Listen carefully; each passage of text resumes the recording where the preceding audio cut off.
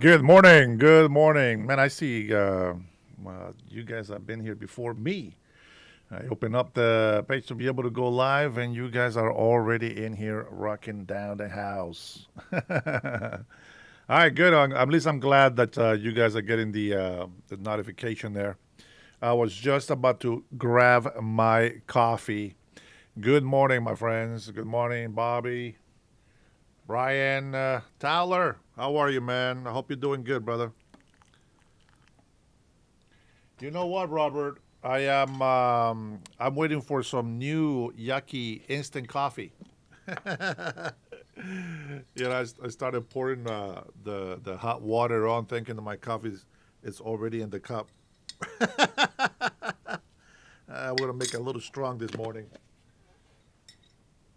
I think I got some sleep last night. Don't quote me. I'm not sure. Okay, today we're going black. We are going black, no creamer, just straight out. My friends, good morning. Salute. Whoo! I think my coffee might be a little leftist. Oh boy. Who subscribes? I only see subscribers in here. All right, good morning, guys. I wanted to say good morning before I started playing this. This was about an hour ago, I believe, or something like that. It is the hearing against police violence. I think is that how you say it?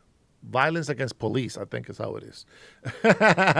So we're going to listen to this hearing and see what's going on, see what's going on with the police. And I am more curious to see if this is my man. How are you, bro? I am more curious to see if this is going to touch a little bit on the ICE agents as well. I don't know if you guys already watched it, but we're going to watch it together. Good morning, Kennedy. I see you. Patriot immigrant that actually understands what the hell is going on. Isn't it sad? Isn't it sad to see that the Democratic Party, you know, hey Paul, Renee, good morning, my friend. Good to see you. Isn't it sad that we have two major parties in here in the United States of America, and it's sad to see that at the Democrat Party, it's it seems that the priority is defending criminals, defending foreigners. I mean, what happened to this party? Like I don't recognize it. I don't recognize it. I'm trying to find something, that maybe I'm wrong. Maybe I'm judging them wrong. Maybe we are wrong, right? We are wrong, and I just can't see it. I can't see it. Yes, thank you. By the way, congratulations, Tennessee. You know what? I'm gonna go ahead and switch gears here with you real quick. This thing that just happened in Tennessee. I'm not saying it's so hard to be able to say something nice about yourself without sounding conceited. But I can tell you this: this thing that happened in Tennessee, I get it. Democrats actually they got a little bit closer to us than they did last time. But these Democrats they keep saying the blue wave and the blue wave, and I'm sitting here in Washington State, and I don't know if you guys can give me some advice on this because I'm just a regular Joe, right? I'm not just a regular guy. Um, I know what I see happening wrong in my state.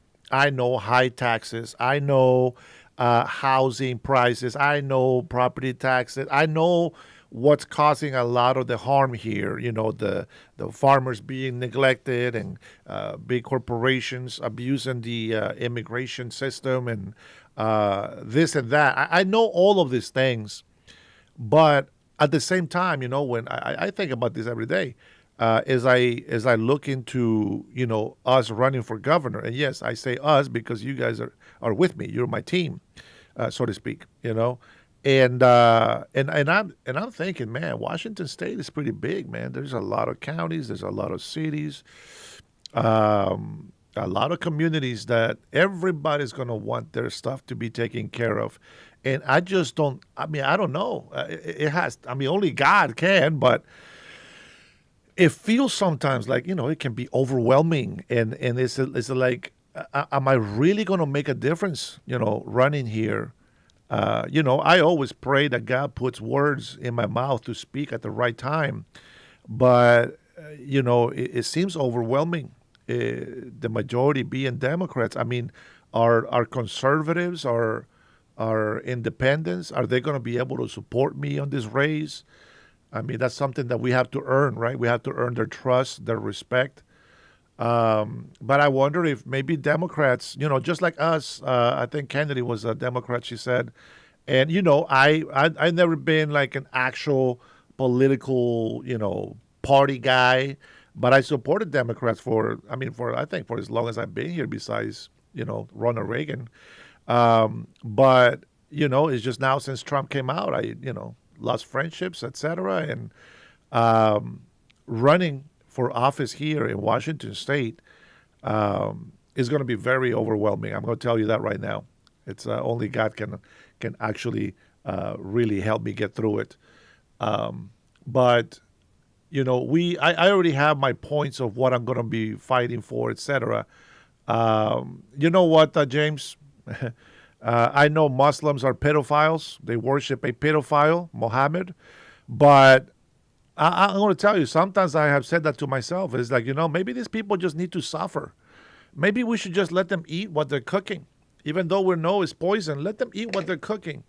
But the reason why I can't just let that go just like that is because my children's future is at stake. So I can't gamble with with the future of our children. You know what I'm saying? I can't gamble against with their lives. So I gotta push forward. But I'm gonna tell you honestly, it's a little bit overwhelming when you start thinking of how big everything is. And I mean, I got my tactics on what I think that will help here in Washington. But I'm gonna tell you this, guys. If you guys believe in prayer, I'll just say just pray for me. We have a tough one ahead of us. If things don't work out by May, putting my name in the ballot, we're just going to find a different route. But helping the communities, that is something that's always going to be our goal with this new channel. So hopefully you guys are on board with that. So please pray for me. Pray that, that things go according to God's plan, and that we become victorious. Going back to the point with Tennessee, the fact that, we feel very confident that Tennessee won, I feel that the same thing can happen here in Washington State. Right now, they're about to go through some crazy stuff. Just so you guys know, the Amazon Corporation, gone. They didn't go to Seattle. They lost over 20,000 employees, I think it was. I don't quote me the numbers, but it was thousands of employments. Microsoft is now chanting that they're going to leave Washington State because of the new Senator Mondani 2.0, Katie Wilson, here in Washington.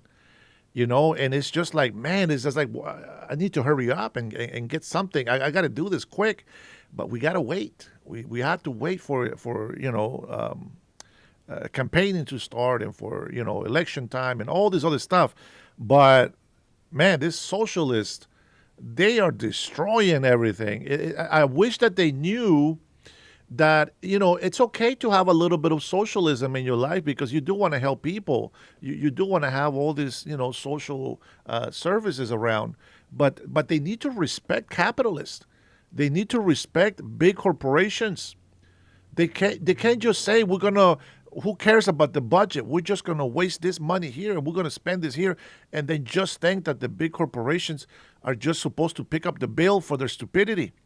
That's something that I'm gonna fight big time against all these people. And I think Bob Ferguson might, I don't know, maybe his whole career has been all leftist, but it feels like he just crumbled to everybody else because there's a bunch of DEI in here. They don't know how to manage budget. They don't know how business works. They say stupid stuff like this. They said, okay, we're taking a lot of taxes from Microsoft. And they said, what's another $1 billion in taxes? They won't even miss it. And this is how they think. Well, they're making billions in revenue. Who cares about their dreams of expanding and making buildings that cost hundreds of millions of dollars to build, and then the new employees that they have to prepare for, and then the insurances and the benefits, and they don't think about how expensive those things are. It is crazy. It is crazy. After 9/11, I wouldn't be so proud to say that you elected a Muslim mayor in New York. I hope that you're playing or you're being sarcastic. I will never forget 9/11. I will never forget that Muslim countries are the most hateful, always in war. They don't want peace. They don't love peace. They worship death. We worship life. And that's exactly what I think. Okay, James, I think James is one of the libtards supporting Newsom for 2028. Maybe you're just being a strategist. Maybe you're being a strategist by pointing out all the morons that we're getting in office. But anyways, all right, let's go ahead and get to this hearing, and then we're going to listen to our first and second lady. And depending on how we feel after these two things that I'm going to show in here, we'll go ahead and dive into some discussions about other things that are bothering me today. So, all right, let's get to it. It was 1 week ago that 2 of our National Guard were shot while on duty right here in D.C. Sadly, Specialist Sarah Beckstrom passed away. She was only 20 years old. I ask that my colleagues join me in a moment of silence.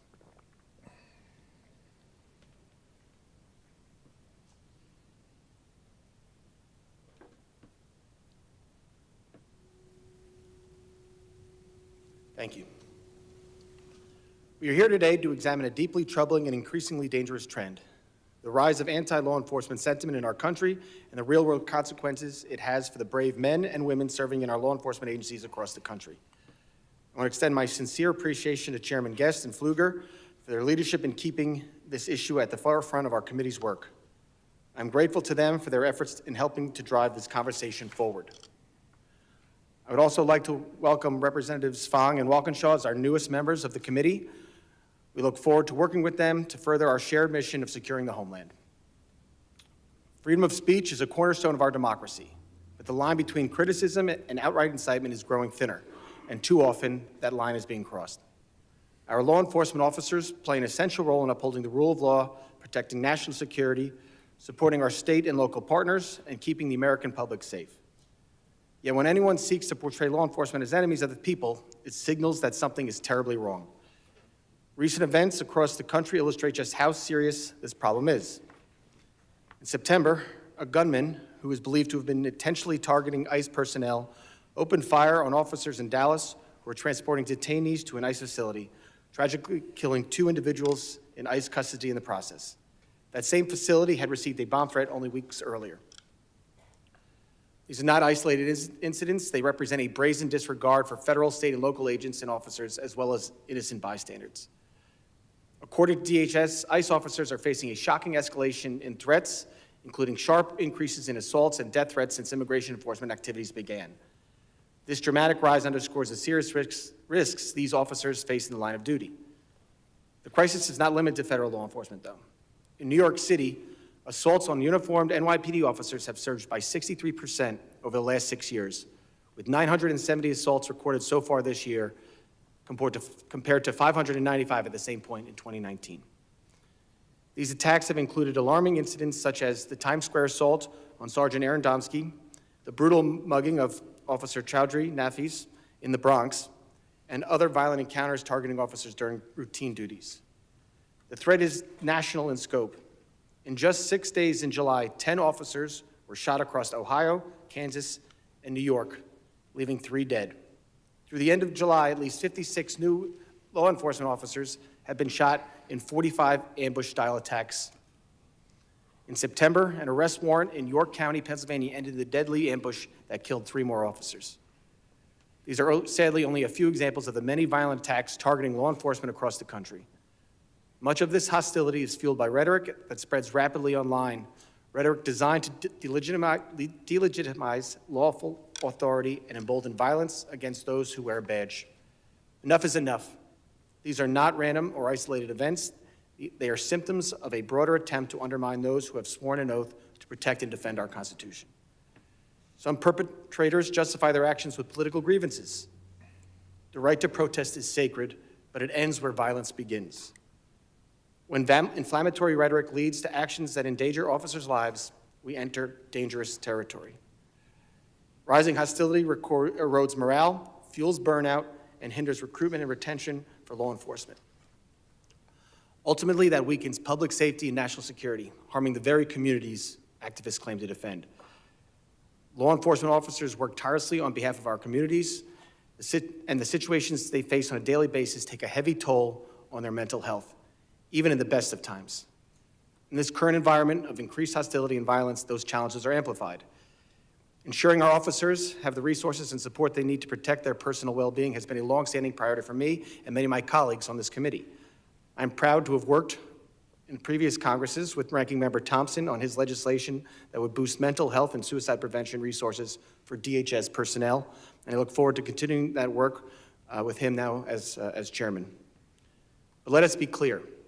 Law enforcement personnel are public servants, not public figures. When taking the oath, they did not seek celebrity.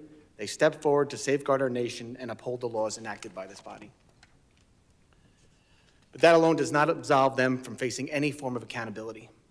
Public trust and public safety go hand in hand, and I look forward to hearing from our witnesses today about how they believe agencies can strike an appropriate balance between officer safety and law enforcement accountability. Our witnesses today have seen the consequences of this rising harassment and violence firsthand. I hope their testimony reminds my colleagues and the American people that those who wear the badge are human beings whose dedication to safeguarding our country should never make them targets. This includes the local police who protect our communities around the country, as well as U.S. Capitol Police officers and D.C. Metro Police who keep us safe here every day as we work to represent our constituents.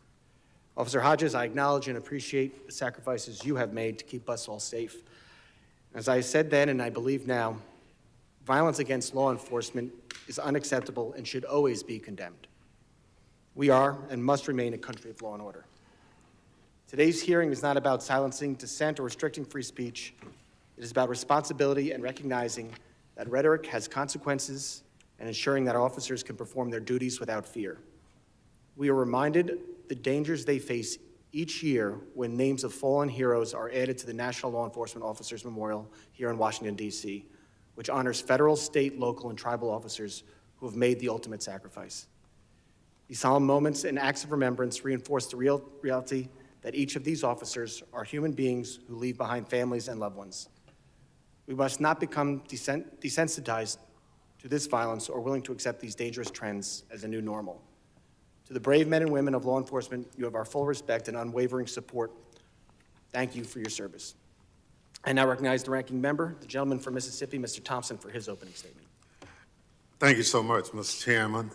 Good morning, and I welcome also our witnesses to this hearing. I also want to welcome our newest Democratic member to the committee, Representative James Walkinshaw of Virginia's 11th District. Mr. Walkinshaw is serving on the committee's Cybersecurity and Border Security subcommittees, and we look forward to his contributions to the committee's work. With that said, Mr. Chairman, I want to begin by offering my condolences in the wake of the tragic shooting of Specialist Sarah Beckstrom and Staff Sergeant Andrew Wolf in the nation's capital last week. Our thoughts and the thoughts of all Americans continue to be with the families as they mourn Sarah's loss and pray for Andrew's recovery. Gun violence is a scourge of our country, and violence against troops and law enforcement officers is reprehensible. All Americans must condemn this violence, and the perpetrator must be held accountable. With that in mind, I appreciate Chairman Garbarino's holding today's hearing. Not only is this his first full committee hearing as chairman, but it's also the committee's first hearing in 4.5 months after the former chairman left Congress. Republicans shut down the government, and the Speaker sent the House home. It's past time for the committees to get back to work. It's my understanding that next week we will have Secretary Kristi Noem before us at our annual Worldwide Threat hearing, and that too is also long overdue. Never in the history of the committee has the Secretary of Homeland Security hidden from congressional oversight like she has, aided by a Republican majority that refuses to hold the Trump administration accountable. Secretary Noem has a lot to answer for, particularly about how she's using masked officers to terrorize communities, including American citizens, children, pregnant women, and seniors, putting law enforcement officers and the public at risk. We look forward to her appearance next week. As for today's hearing, I'm pleased that Republicans want to address violence against police officers, but quite frankly, I just can't get over their hypocrisy. Republicans have spent the last 5 years defending the armed mob that attacked police officers at the Capitol on January 6, 2021. They demanded pardons for the perpetrators and cheered when President Trump issued them. Republicans don't care that pardoning people who threaten and attack officers would encourage others to do the same. They did it anyway. Many Republicans voted to put this plaque, staff were displaying the poster, in the Capitol honoring the service and sacrifice of law enforcement on January 6th, but have since been silent on their leadership, still refusing to hang the plaque for fear of angering President Trump. Republicans care more about being in President Trump's good graces than they do about honoring officers who put their lives on the line to protect the Capitol on January 6th. Today, we're grateful to have one of those heroes, Officer Daniel Hodge, with us. His testimony to this committee and his prior testimony before the committee on January 6th attack, which I was honored to chair, is as insightful as it is powerful. Officer Hodges responded to the Capitol on January 6th, where he and his fellow officers were beaten, tased, and crushed by an armed mob that wanted to block the peaceful transfer of presidential power. I asked the clerk to play a video showing just a few moments of Officer Hodges and his fellow officers under attack at the Capitol on January 6th. Please be advised that the video contains strong language.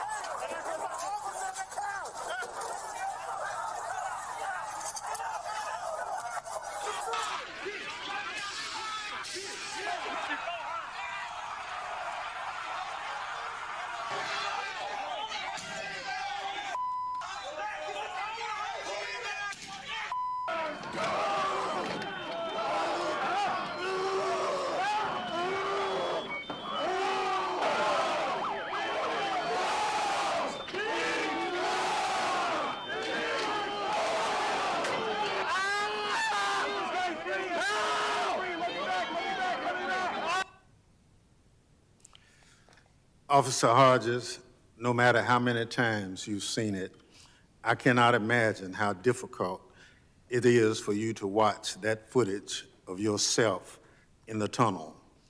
There are no words to adequately describe that awful day, and no way fully express our appreciation for what you and your fellow officers did to protect all of us who were gathered in the Capitol that day. I know the threats of violence against you and other officers did not end on January 6th. but continue to this day. I thank you for being here and commend your bravery in continuing to speak out. Unfortunately, when it comes to condemning threats and violence from the far right, the silence from our colleagues on the other side is deafening. Until Republicans are willing to acknowledge the problem on their side of the political spectrum and do something about it, their statements about protecting police officers are hypocritical. And unless they are willing to call out how the Trump administration's illegal enforcement tactics are endangering law enforcement and the public right now, their statements about protecting police officers are meaningless. I urge Republicans to join us in condemning attacks against police, regardless of ideological motivation, and begin holding the Trump administration accountable for its actions. I thank the witnesses again for joining us today. I yield back, Mr. Chairman. Gentleman yields back. Other members of the committee are reminded that opening statements may be submitted for the record. I'm pleased to have a highly distinguished panel of witnesses before us today. I ask that our witnesses please rise and raise their right hand. Do you solemnly swear that the testimony you'll give before the Committee on Homeland Security of the United States House of Representatives will be the truth, the whole truth, and nothing but the truth, so help you God? Let the record reflect that the witnesses have answered in the affirmative. Thank you all, and please be seated. I would now like to formally introduce our witnesses. Michael Hughes is the Executive Director of the Federal Law Enforcement Officers Association, where he leads strategic initiatives and oversees the organization's operations in support of its more than 33,000 members. Based in Washington, D.C., he joined the Federal Law Enforcement Officers Association in March of 2025, following a distinguished 34-year career in law enforcement. Jonathan Thompson is the Executive Director and CEO of the National Sheriff's Association, the nation's preeminent nonprofit entity representing the interests of 3,080 sheriffs in the United States and their deputies. Previously, he was a principal with Refero Communications, helping organizations plan and implement their communication strategies on a wide variety of public affairs, public relations, and government outreach endeavors. Patrick Yose is the National President for the Fraternal Order of Police. Over his career, Patrick has served on commissions and charitable and community service boards. He's a strong law enforcement advocate, holding leadership positions on his state, local, and national FOP boards. Nearly 36 years as an active law enforcement officer, Patrick retired in 2020 from the St. Charles Sheriff's Office, the sole law enforcement agency for the St. Charles Parish, Louisiana, a suburb 18 miles west of New Orleans. Daniel Hodges is an officer of the Metropolitan Police Department of the District of Columbia, where he served since 2014. Before joining MPD, he served in the Virginia National Guard. Within MPD, he is assigned to patrol duties and is a member of the department's Civil Disturbance Unit 42, which handles large demonstrations, crowd control, and emergency riot response. I thank all the witnesses for being here today. I now recognize Mr. Hughes for 5 minutes to summarize his opening statement. Mr. Chairman, Ranking Member Thompson, and members of the committee, thank you for the opportunity to appear before you on behalf of the Federal Law Enforcement Officers Association, representing more than 33,000 federal criminal investigators, police officers, and law enforcement professionals nationwide. I spent more than 34 years in federal law enforcement as an investigator, supervisor, senior executive, and political appointee. I led the U.S. Marshal's Office here in Washington, D.C., and concluded my government service as Director of Interpol Washington, coordinating our nation's global law enforcement efforts with Interpol and international partners. Today, I'm honored to serve as FLEO's Executive Director, advocating for the men and women who protect our country every day. Throughout my career, one thing has remained constant. Federal officers remain unwavering in their oath to the Constitution and their duty to enforce the laws Congress enacts, regardless of the political environment. What has changed is the environment in which they serve. It has grown increasingly hostile, with rising violence, threats, and online harassment directed at officers and increasingly at their families. Risk has always been part of federal law enforcement, and the National Law Enforcement Officers Memorial stands as a solemn reminder of the ultimate sacrifices officers make when carrying out a sworn duty to protect and serve others. But what we are seeing today is unprecedented in scope and intensity. The heightened polarization surrounding federal law enforcement's role in immigration enforcement and efforts to reduce violent crime in major cities has placed officers in greater jeopardy than at any point in my career. In 2024, the FBI reported more than 85,000 assaults on law enforcement, the highest number in a decade. Ambush attacks continue to climb. ICE officers alone have seen assaults increase more than 1,100% this year. These are staggering numbers that reflect the very real dangers officers face simply for carrying out the laws that Congress has enacted. The tragic ambush attack last week, only blocks from the White House, that killed West Virginia National Guard Specialist Sarah Beckstrom and critically injured Staff Sergeant Andrew Wolf makes this painfully clear. They had been sworn in less than 24 hours earlier in support of joint efforts to reduce violent crime. We mourn Specialist Beckstrom and pray for Sergeant Wolf's recovery. And the danger isn't limited to violence in the field. Doxing, digital harassment, and threats aimed at family members have become disturbingly common. In one instance, individuals followed an ICE agent home, live-streamed it, and posted his address online. These are not hypothetical threats. They have real, lasting consequences. Constructive criticism of law enforcement is healthy, and accountability is essential.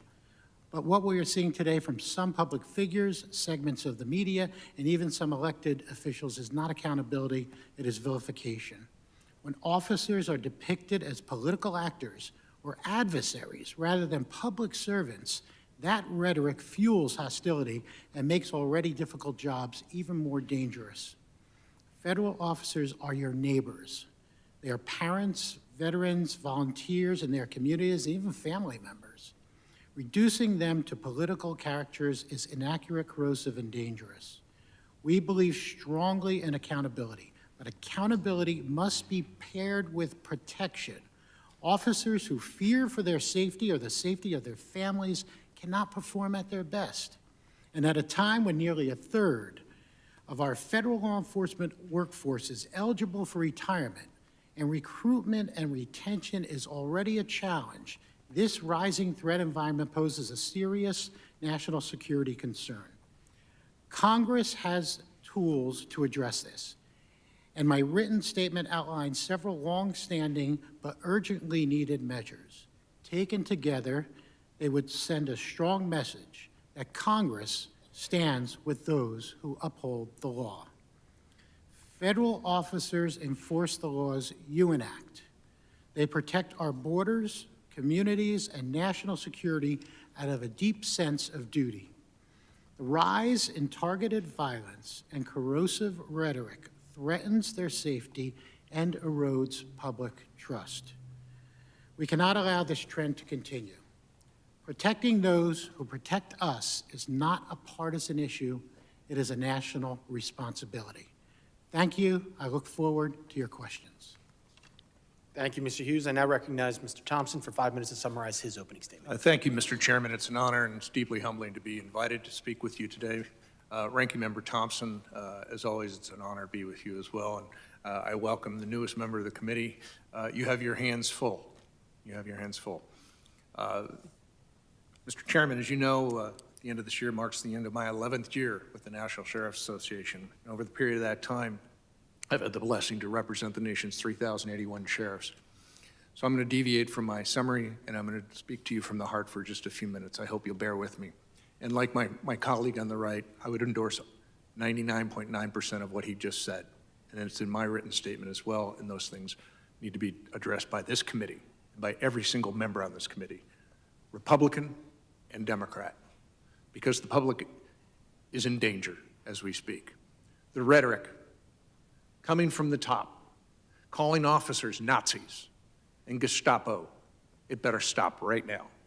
You are inflaming dangerous circumstances. You're attacking the people that wake up every single day to do one thing. They put on their uniforms. They put on their star, and they are paid to do a job that is to enforce the laws of this country, the laws that have been passed by those that have been elected by the people of this country. Those are the laws that we in this nation built over decades and centuries to respect the civility of our behavior. They're doing so because of one reason.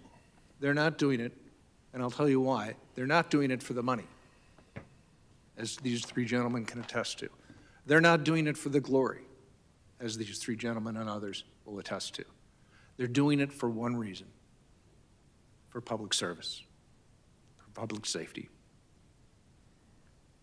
In my 11 years, I've had the distasteful job to sign more than 2,300 condolence letters to officers, to deputies, to the agencies that they represent. These are humans. These are family members. These are people that deserve our standing ovation every single day. They are no different than our military, except in one way.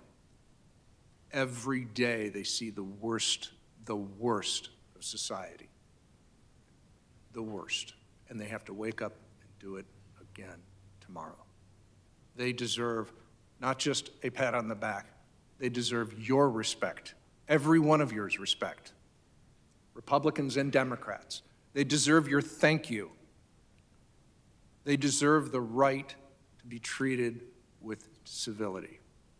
And when you, in this body, choose not to do so, you disrespect them, you disrespect yourself, you disrespect the citizens in your district, the people that elected you.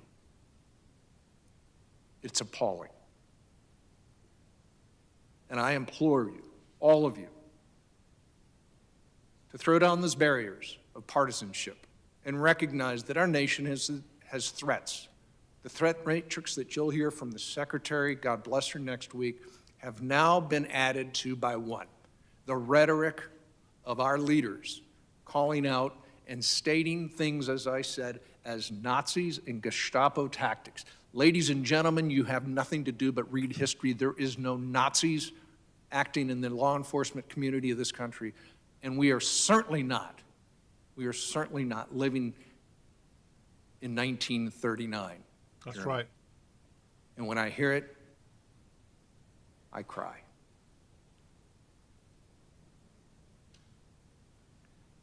There is no greater honor for me to sit here before all of you and have an honest discussion about what good and what wrong may occur in law enforcement. They are not perfect. And when there's a problem, they need to be held accountable. The leaders of our respective groups recognize and even acknowledge that. The will of the people changes in this country, and tactics to keep them safe change as well. I want to conclude with just a couple of comments. Dehumanizing rhetoric breeds violence. There is research on this. Professor Pape at the University of Chicago will release a study next week that shows exactly what I'm talking about. It doesn't motivate your base. It doesn't make more donors give you money. It creates lone wolves. It creates people like what we saw last week, whose name I won't even mention, who held a handgun to the head of that specialist. Shame, shame on using that rhetoric. Thank you, Mr. Chairman. Thank you, Mr. Thompson. I would now recognize Mr. Yost for 5 minutes to summarize his opening statement. Chairman Garbarino, Ranking Member Thompson, and members of this committee, thank you for the opportunity to speak with you today on behalf of the 382,000 local, state, and federal members of the Fraternal Order of Police, our nation's oldest and largest law enforcement organization. I'm elated that you're having this hearing today, for it's long overdue. I want to thank each of you for the opportunity to talk about the Fraternal Order of Police's #1 legislative priority. Our nation is facing an epidemic of targeted violence against law enforcement officers, an epidemic supported by real data that cannot be ignored. The Fraternal Order of Police collects, verifies, and publishes the most comprehensive data in the nation on officers shot and killed, and officers ambushed because no one else was doing it. No federal agency or national database was tracking these incidents with a sense of urgency that this crisis demands.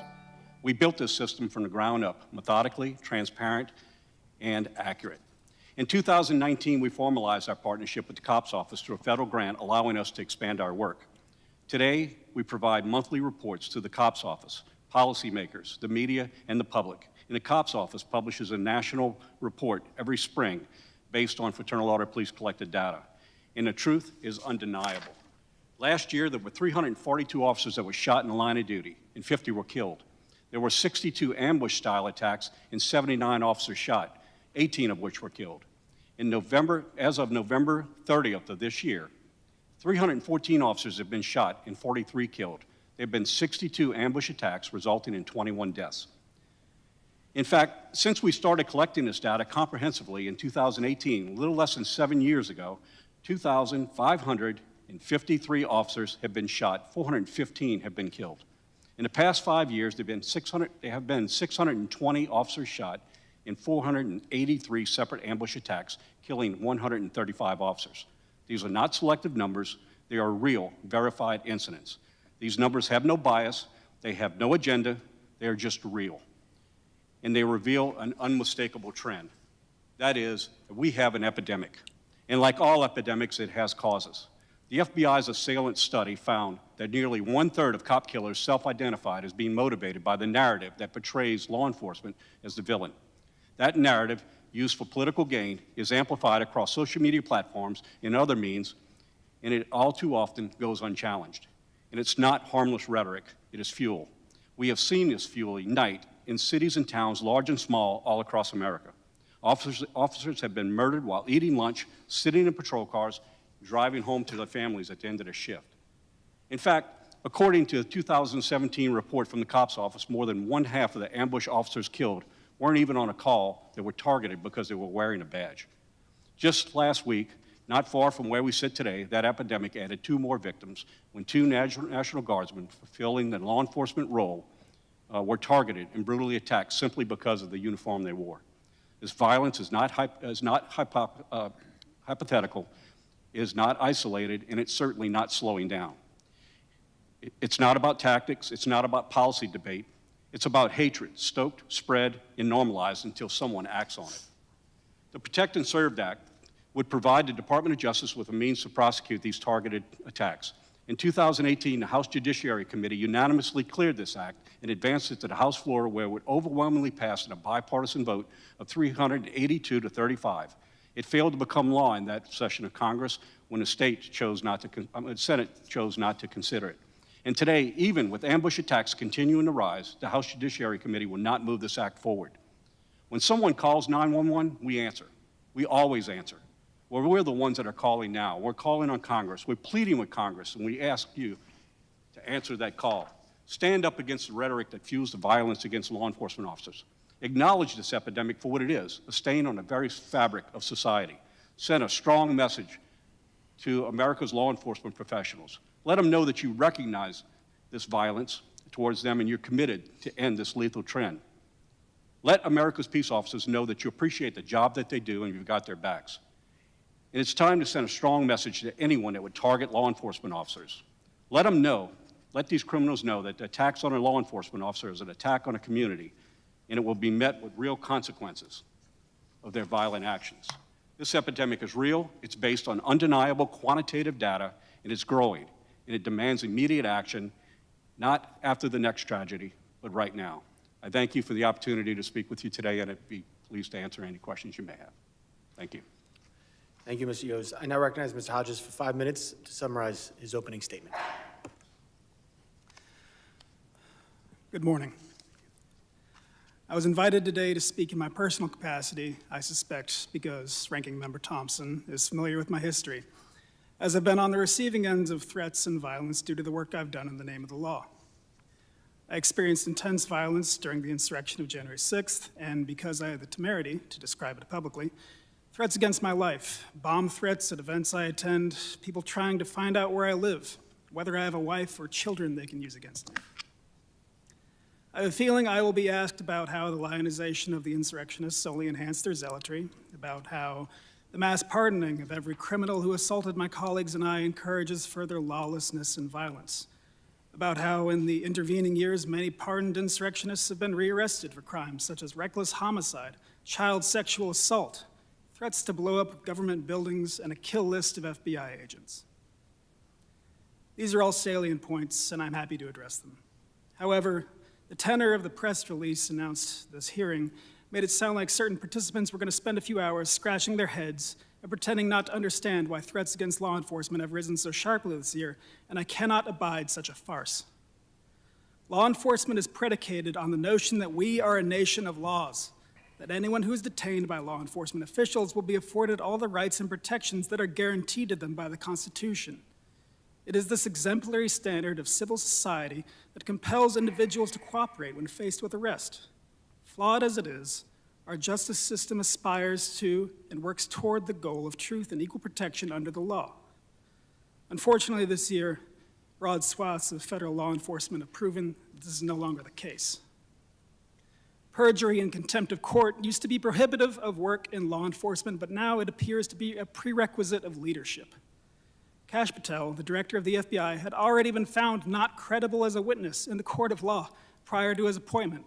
And Greg Bavino, the so-called commander-at-large at Border Control, was found to have lied while under oath in order to justify his use of force against Americans. Even the Secretary of Homeland Security, Kristi Noem, intentionally defied a judge's order to halt the trafficking of prisoners to foreign countries and then bragged about it on national television. I should add here that one of the hallmarks of secret police forces throughout history is operating outside the law, using violence and intimidation to achieve their objectives. Every day I wake up and I'm confronted with more heinous acts by some federal law enforcement, pointing their lethal weapons at protesters and journalists, needlessly assaulting citizens on their own property, threatening to shoot and arrest EMTs for doing their job, holding children hostage to coerce their parents out of their house. One shot a woman who committed no crime several times and bragged about it, saying he fired 5 rounds and she had 7 holes. Many of these absolute embarrassments to the badge keep their face obscured to try and evade any possibility of accountability, and their leadership condones it. If the inhabitants of our country can no longer believe in the rule of law, then they can no longer believe in law enforcement. If they believe they will be denied their basic rights, what motivation do they have to cooperate with investigations, to support law enforcement as an institution? The fact of the matter is that right now, in the United States of America, there is a semi-secret police force abducting people based on the color of their skin and sending many of them via state-sponsored human trafficking to extraterritorial concentration camps. There are still plenty of good officers. I work with them, federal and local. But before we go around the room clutching our pearls, wondering how people could possibly compare law enforcement in this country to the Gestapo, maybe we should take a moment and ask ourselves if there isn't some recent behavior on the government's part that could encourage such a juxtaposition. Thank you.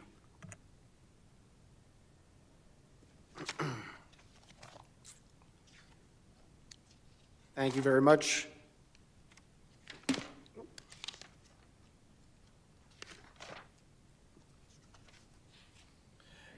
Members will be recognized by order of seniority for their 5 minutes of questions. An additional round of questioning may be called after all members have been recognized. I now recognize myself for 5 minutes for opening questions. Mr. Yos, while recent heinous acts have brought increased attention to the rise in threats against law enforcement, I'm well aware that this is a danger agents and officers have faced for a long time. In your testimony, you mentioned how your organization has looked at recent attacks as a persistent, growing issue over the last 2 decades. Can you elaborate on the historical patterns of attacks against law enforcement your organization has been monitoring? So we started collecting this data because we recognized a trend in this country. And surprisingly, while we track a lot of data in this country, we were not tracking the amount of law enforcement officers or violence towards law enforcement officers. All we knew was certain aspects of that. So we started tracking this data because we knew it was going to show us a pattern. And I want to be clear, you know, I know there's a lot of a political charged discussion here, and I expected that, but I'm going to ask you to just recognize, I'm telling you that 2,553 officers have been shot in the last 7 years. That spans 2 administrations. So if we want to try and focus on the fact that politics is doing this, I think we're missing the point, and we're doing a disservice to the people who suit up and show up every single day in communities across this country and do their job. What we're seeing is a number of factors, and that is the dehumanization of law enforcement officers. And this goes over, like I said, 7 years. As a matter of fact, I would argue that if you look at the past 4 years, the numbers were actually higher than a high spike.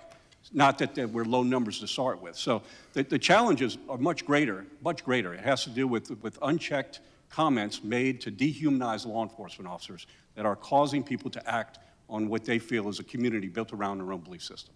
I can't agree with you more. I think these political attacks amongst political opponents are putting actual targets on the law enforcement men and women's backs instead of their opponents. And I think we need to recognize that's been happening for the last, as you said, 7 years. I will tell you that my members are both Democrat and Republican, and we're all having the same problem. As these targeted threats against officers and their families continue to escalate, what measures do you believe law enforcement agencies should prioritize to keep personnel safe on and off duty? Well, so it's a pretty big question. It could take a while to answer. I'm going to start off in the context of what we have here. I think the first thing we need to do is we need to turn on a rhetoric. We all need to recognize that we all play a part in this. This is on both sides. We need to recognize that there's a real crisis here, and it really is upsetting that this is the first hearing we haven't on this in quite some time. But they have quantitative data to show there's a real problem. I'll make a comparison. You know, Congress's responsibility is a lot of things. One of them is to make sure that Americans working in their jobs can do so under safe environments. And I'll give you an example. If there were a cave-in at a coal mine, we would have hearings on the safety of that coal mine, and so you should. What about the 2,533 officers that are shot over 7 years? What more quantitative data do we need? So the first thing we need to do is we all need to turn down a rhetoric, and we need to focus that there is, in fact, a real problem, and stop trying to paint it as one person's problem as opposed to the others, because it is all of our responsibilities to find a solution to it. Turn down a rhetoric. Turn down a rhetoric. Stop dehumanizing law enforcement and recognize that words have consequences. And for people who believe that, they act on those. That would be number one. The second would be pass the Protect and Serve Act. Give the federal government the opportunity, the Department of Justice, to step in under certain circumstances in order to be able to protect the interests of law enforcement officers and their communities with the increase in violence we're seeing. Thank you. Mr. Hughes, ICE enforcement officers and other federal law enforcement partners are working to ensure our nation's laws are being followed. Fortunately, rising anti-police sentiment has compromised officer and agent safety. Can you talk about the impact on federal law enforcement when such strong opposition is encouraged and directed towards officers who are simply enforcing the law? Thank you, Mr. Chairman. And just want to say thank you for all your efforts in enhancing the protection of law enforcement officers, state, local, federal. Particularly grateful for all your work and leadership in 9/11 health issues and aiding the responders through the World Trade Center health program, which I was there as well. So appreciate all the efforts from you and all the members of the committee. Law enforcement, the anti-law enforcement sentiment that is being displayed is very real. It's very impactful. It's impactful on recruitment, retention. It's impactful upon how people do, law enforcement officers do their work. And it's a matter of we need to be working together. Everyone up here, all the witnesses, has made the comment about both sides working together. I think this is a common issue that we could all be working together on in decreasing the rhetoric on what is happening and protect our officers. Look at ways to protect the officers. It is widespread. We need to make sure we are working together and looking at ways that we could enhance through enhancing laws or coming up with new bills, which is being done. But again, coming together and working together to have this done. Thank you very much. And we're going to do our best because I think there's going to be a lot of participation today. And I know we ran over a little on the 5 minutes there, but we're going to do our best to stick to 5 minutes for everybody so everybody has time to speak today. I now recognize the ranking member for 5 minutes of questions. Thank you, Mr. Chairman. I don't think any of us here denigrate any law enforcement officer. You put your life on the line every day. But in every occupation, there are standards that you have to adhere to. And you follow them, fine. If you don't, the system addresses whatever that fault is. But I think part of what a lot of us are concerned about is, for instance, Officer Hodge, you recently wrote about the dangers of sending federal law enforcement into American communities wearing masks to hide their identity, wearing no insignia, badges, or name tapes, and driving unmarked cars. You pointed out that the public and other law enforcement officers have no way of knowing that these mystery agents are legally sworn law enforcement officers. Can you please elaborate on why this practice is so dangerous to the public as well as to federal law enforcement officers? Certainly. I think it's obvious that if masked, armed individuals hop out of a nondescript vehicle and attempt to force someone against their will into the vehicle, that looks to anyone like a kidnapping. And as a law enforcement who sees that, I would treat it as a kidnapping until they were able to prove that they had the lawful authority to conduct that detention. It doesn't take much imagination to see how that could get very bad very quickly. And aside from that, it just erodes, or more than erodes, it destroys trust in between the community and law enforcement, which is paramount. We need the community on our side in order to successfully conduct our mission, in order to make headway in so many investigations, because we're not everywhere. We rely on the community to help us, and they rely on us to protect them. So these terrible, terrible practices of incognito officers just doing whatever they feel like. When the president went on the television and said, police officers can do whatever they want now. It's that kind of rhetoric that really just destroys what the institution of law enforcement is supposed to stand for.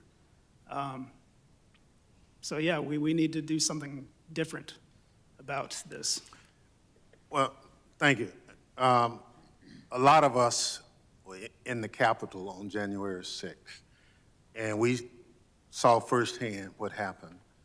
Most of us did not fathom the United States Capitol being overrun by anybody.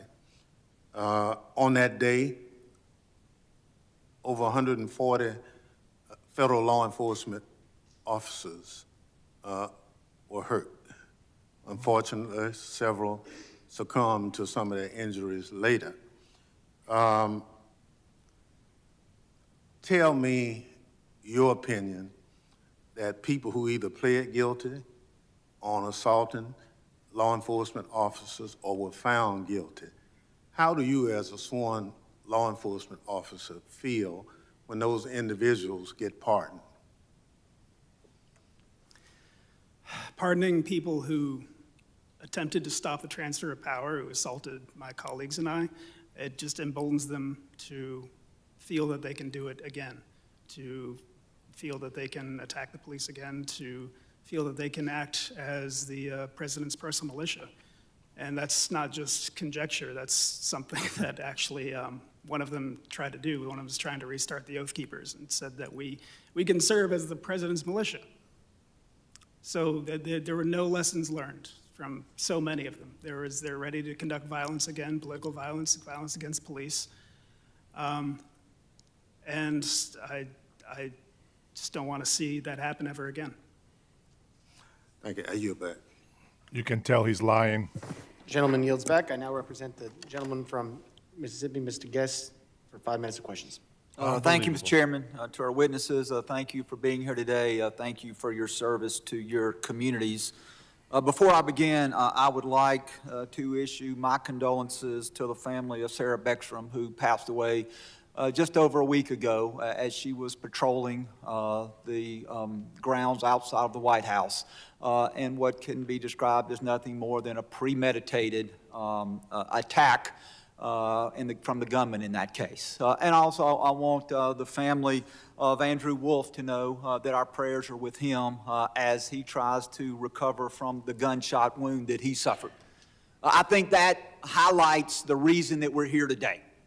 The attack that we saw after this hearing had been announced, but before these witnesses were convened today, of the animosity that we see toward law enforcement. And look, we can point to other incidents. It's not just the attack that we saw in Washington, D.C. Just looking back over the 6 months, we saw on July 4th the attack at the Prairie View ICE detention facility, in which we had an officer who was killed, an officer who was struck in the neck, and we had 9 individuals who have been indicted for their attack on that facility. We know that less than a week later, there was an attack on a U.S. Border Patrol facility in McAllen, Texas. We know that on September 24th, there was an attack at a Dallas facility, an ICE detention center, in which we had 3 detainees who were shot, 2 of which died. And so we have a track record, we have a history of looking and seeing that what we are talking about is extremely important. We have individual acts that can back up the reason for this hearing. Now, Mr. Hughes, Mr. Thompson, and Mr. Yost, each of you in your opening statement and your written statement, you talk about the rhetoric that is being used. I will summarize very quickly, just take out bits and pieces of your testimony. Mr. Hughes, you say that the rise in targeted violence and the corrosive rhetoric directed at public servants have created an atmosphere that jeopardizes officer safety and erode public trust. Mr. Thompson, you say violence against law enforcement is rising sharply in record high assaults and officer shooting. This trend is fueled by growing anti-law enforcement rhetoric.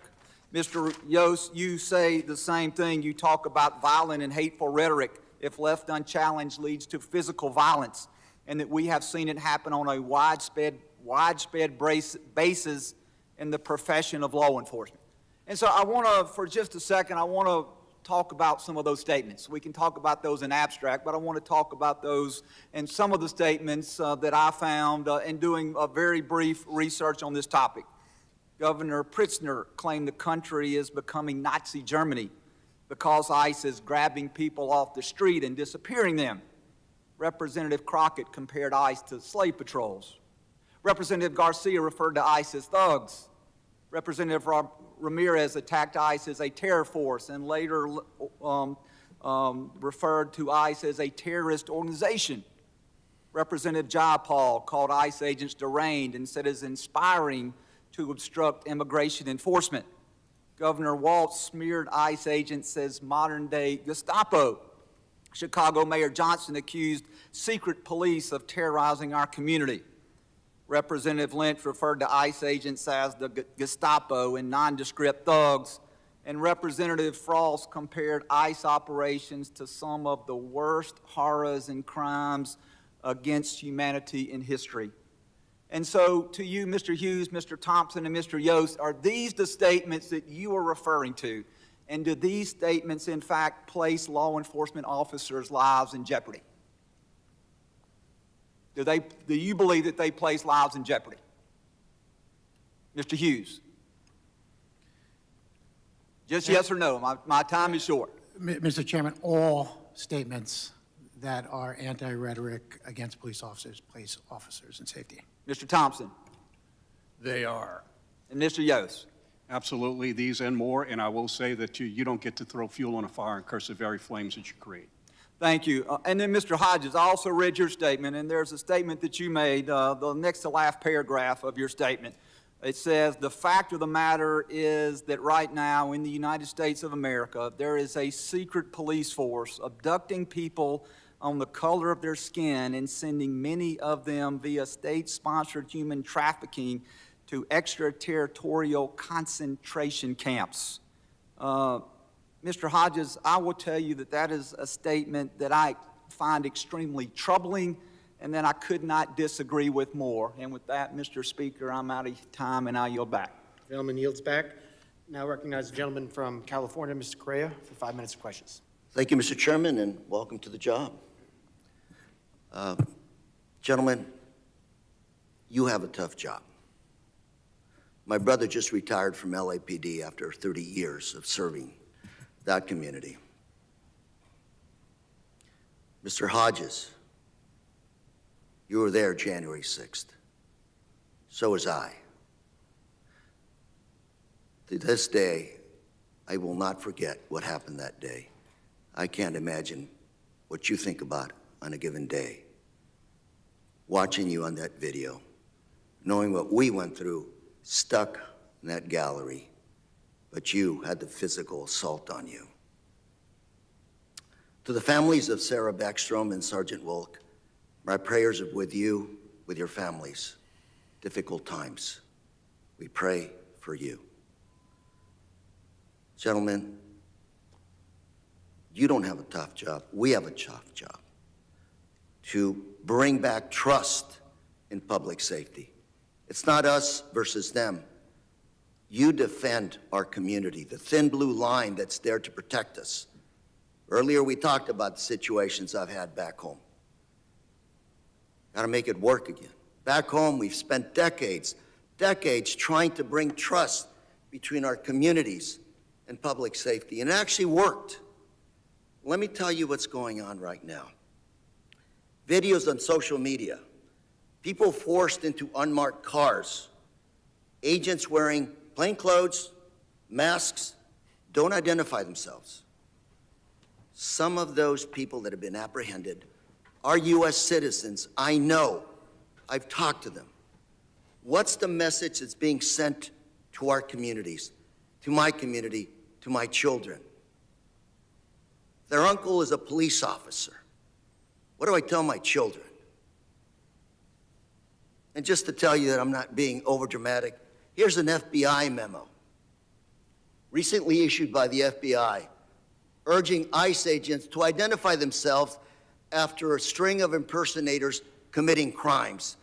This memo cites 5 cases where criminals impersonating masked agents, kidnapping, robbing, sexual assaults. Let me make something very, very, very clear. When we say patriots of American people and this nation, it doesn't mean that you're going to cherry pick what you watch. If you don't get to hear both sides of the story, you are going to be picking just one side and you will never know why. I am nobody's sheep. I don't like being controlled. I like to make my own opinion. Now, some of you libtards out there want to be on CNN, MSNBC. That's fine. I watch all that too. I watch Fox. If you want to play left or play right, then you're a moron. If you want to be American, you have to listen to both sides of the story. Even if you think that this is useless, hey, listen, then you don't have to watch. But don't come back to my channel telling me, you don't know what you're talking about. Where's the facts? Where's this? Where's that? Listen, pay attention. See the difference between me and you guys. I spend all day listening to everybody. I do my research. That's why when people want to challenge my opinion, they can't change my mind. This is why I think the way I think. Whether you think that J6 was right or wasn't is irrelevant. We know that there is facts, that there was FBI agents inside the crowd. We know that there was leftist, fake MAGA people in that crowd. We know that there is a reason why the FBI was sent 274 FBI agents on regular clothing. And that's just to disguise the other ones that were inside the crowd already. We're not stupid. I've seen the video footage of all of our people being put in there by the police, being let in there. I've seen people come out with pepper spray from there and be like, oh, hey, guys, keep going in there. Why? Why do they stay in there? Why don't they keep fighting? You know why? Because they were just there to instigate and make everybody else look bad. There was a lot of people walking in there with flags and just taking pictures with statues inside with the other pictures that were hanging on the wall. Police officers waving people in. They got rid of all these videos from the social media, from YouTube. I don't forget January 6th because I was watching all these videos. I even watched people chasing these FBI agents. And you can see the FBI inside their chest wearing their combat boots, denying that they were FBI agents. Yeah, why are you running from? What are you running from?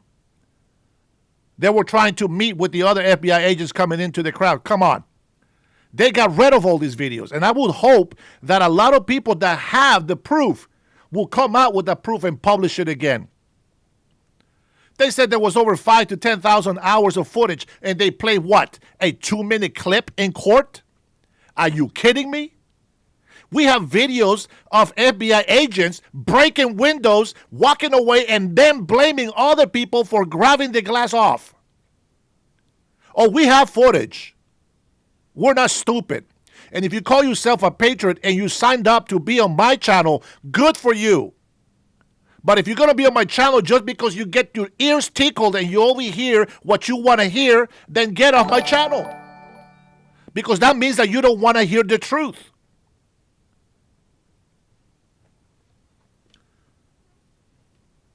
Kelly, thank you for the happy holidays super chat. God bless you. I appreciate you. Cutting edge.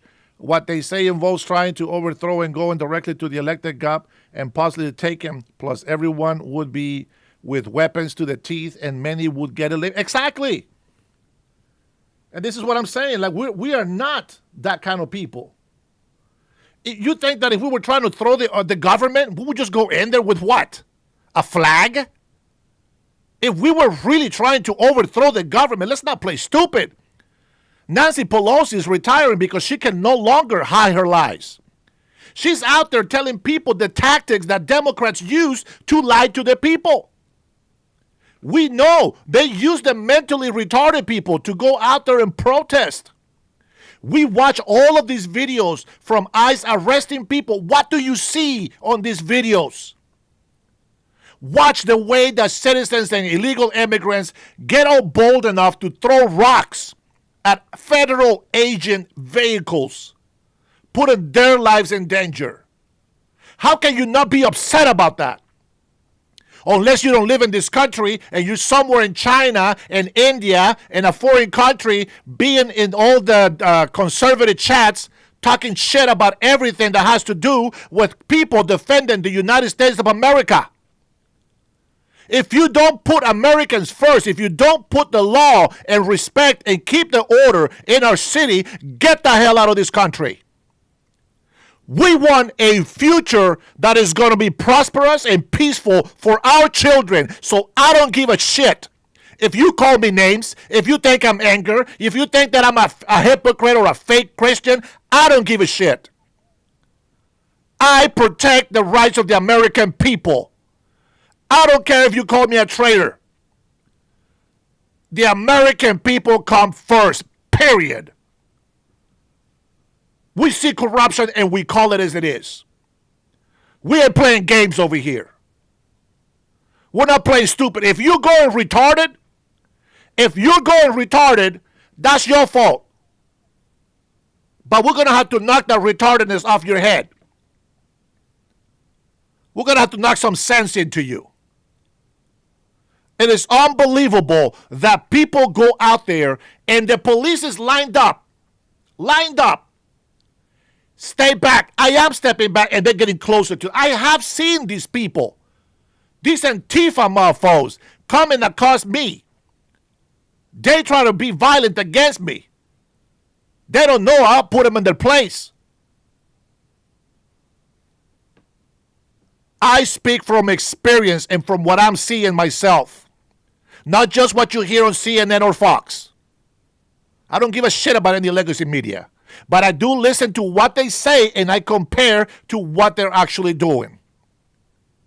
The fact that I sat here with a lot of patriots yesterday and we saw the whole transparency, the meeting and even the speech about the money, and hearing CNN how they come out and they start talking all this mess about President Trump, Pete Hegseth, etc. We are sitting there listening to this live. And then what does CNN report? They make it sound like a coup. I'm watching this. I am watching it myself with them. How can they have a different view than what every single one of us has seen? How is that possible? How is it possible that we know that President Donald Trump has stopped 8 wars and these morons are still in here? What wars? What did he stop? What did he do? Name one thing President Trump has done. Shut the border down. He's still building the wall. It would have been done if it wasn't because of stupid Democrats. It would have been done if it wasn't for all these illegal immigrants over here that are disturbing the information that goes out to the public. It would have been done if it wasn't for Karens like Melody that comes into this channel sometimes. For all you libtards, this is why we call you libtards. You got no brains. I wish you would get some brains to be able to come and say, hey, listen, I want to hear what this guy say. I don't like it. I don't like it, but I need to hear what they say. I want to know why the left thinks the way they think and why the right thinks the right things. And I want to know who the hell is fighting for America. And that, my friend, is why we have this show. This is why I said, if you're not a patriot, if you're not an American that wants to fight for the Americans' rights, you don't have to be on my channel. I want this channel to be full of American patriots, hardcore patriots, that you don't think with your emotions, but you use common sense. Why is this the greatest country in the world? Built under Christianity, whether you believe it or not, is irrelevant. Look at the Muslim countries. What do they look like? They look like shitholes. 100%. You listen to these Muslims, death to America in New York, and yet, we just put a Muslim in as a mayor. How the hell can you celebrate that? You think I'm upset? Of course I'm upset. My beautiful United States of America is being destroyed from within, and we have libtards, dumbass veterans that have forgotten what it's like to fight for American freedom. They have been emotionally compromised and are out there fighting for people that don't give a damn about this country. It's not about being religious or being politically correct. It's about what's right for our nation. And I sit here quietly trying to comment with you guys, and you sit there and continue to insult instead of listening to why we think the way we think. How the hell is it possible that this is the country that helps the world? This is the country that everybody is envious and jealous of. How is it possible? We are so wealthy, every single American should be taken care of, but you morons are out there still supporting illegal immigrants. Do you not see that our children are not getting the education they're supposed to because we got too many damn kids from here from foreign countries? They don't even teach civics in school anymore. They don't teach them to be proud to be Americans. They try to teach them to be hated. Where did this come from? What is this bullshit racism against white people? What the hell is wrong with you? Look at the countries where there's no white people. How great are they? I don't care what you think. White people have done more than anybody else for this freaking country. And no, this country was not built on the back of illegal immigrants. Settlers build. Migrants work for money. They are the labor. You will never change my mind on that. Settlers built this country. Don't get it twisted. Your ass comes here illegally and you say, oh, we pay taxes. Not all of you.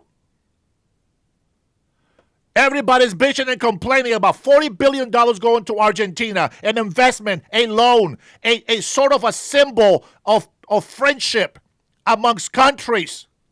It's going to benefit us, but you don't say shit about Mexico getting $46 billion every single year from their illegal Mexicans and the other Mexicans that live in this country. You don't say shit about 42 million illegal immigrants getting health care benefits. And you blame Trump for the prices of healthcare when it's Obama's healthcare. Democrats build that shit. Let's not get it twisted. How is it possible that we say that Somalis are garbage? Why? Because they say they're the fabric of this country. Really? Over $1 billion in fraud? You keep putting these libtards in office like Ilhan Omar, which how many times she has sworn allegiance to Somalia? That's my president, she says. And you morons in the United States of America support her. You say President Donald Trump is racist because he wants to deport all Somalis. Well, I say that they are the ones that are criminals. How the hell is he racist? He's got blacks, Hispanics, he's got all kinds of people, especially females. All you women out there talking about sexist this and all that. Well, hey, now women are in power. You don't even support a woman going over there to actually work with ICE, keep our border secure with Holman. You got an Indian man in the FBI. You don't support that. You got all kinds of people in the government, and you don't support that. What's up? Where are you, patriots? Don't tell me what a patriot is if you don't know what a patriot means. You guys don't know what the word patriotic means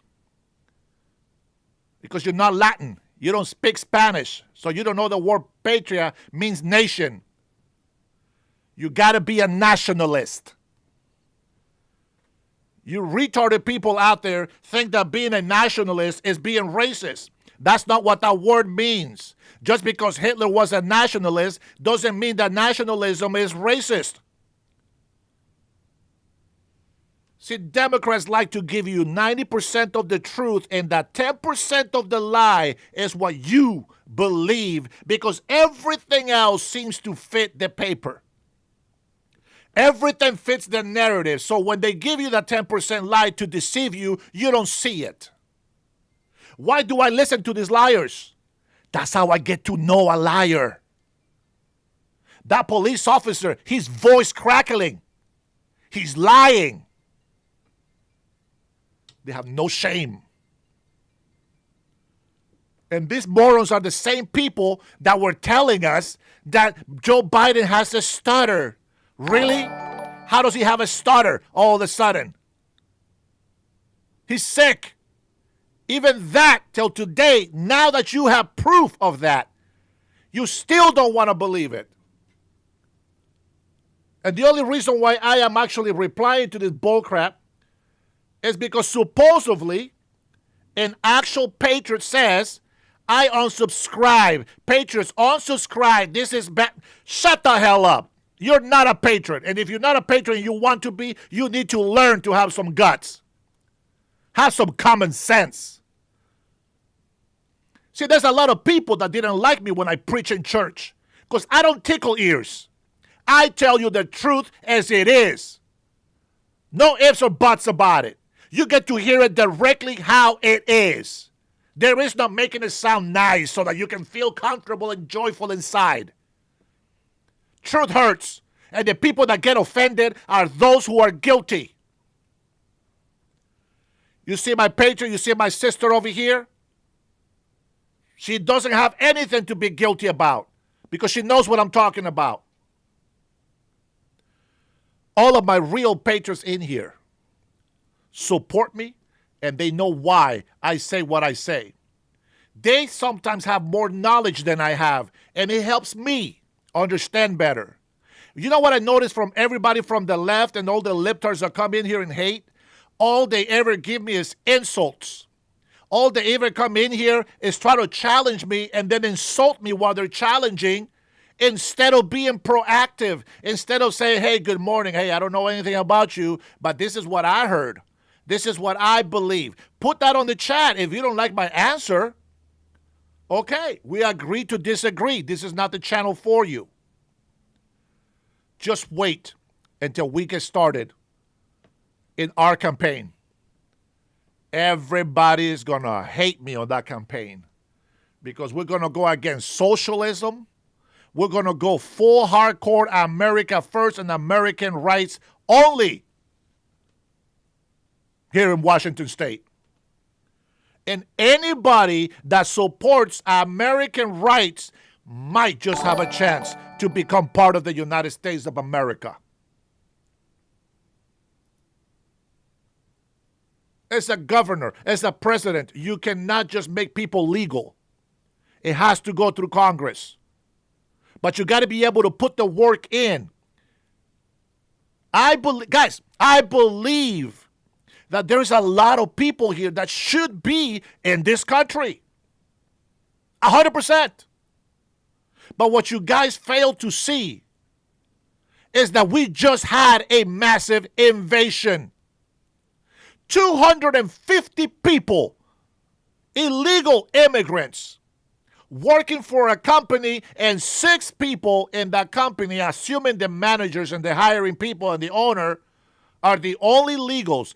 250 people. You're going to tell me there's no plumber Americans? You're going to tell me there's no plumber with a green card? You're going to tell me there's not enough working people to get these jobs before an illegal immigrant? You know what Americans say in the areas where this happens? They don't even look at us anymore. They just straight go out looking for illegal people to hire. It's not that the illegal immigrants are stealing your jobs. No. Companies, they don't even consider you for a job.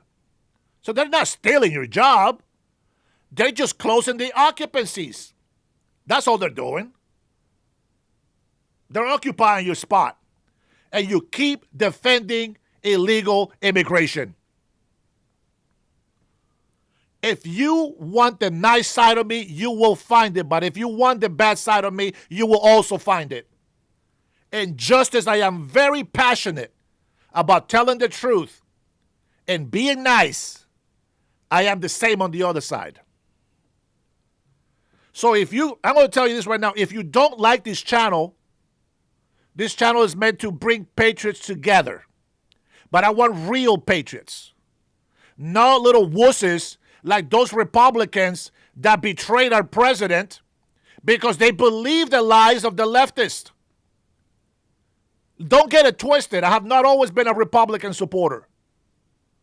But I have always been taught by my mother, who brought me here, legally, by the way, that we are to respect this country.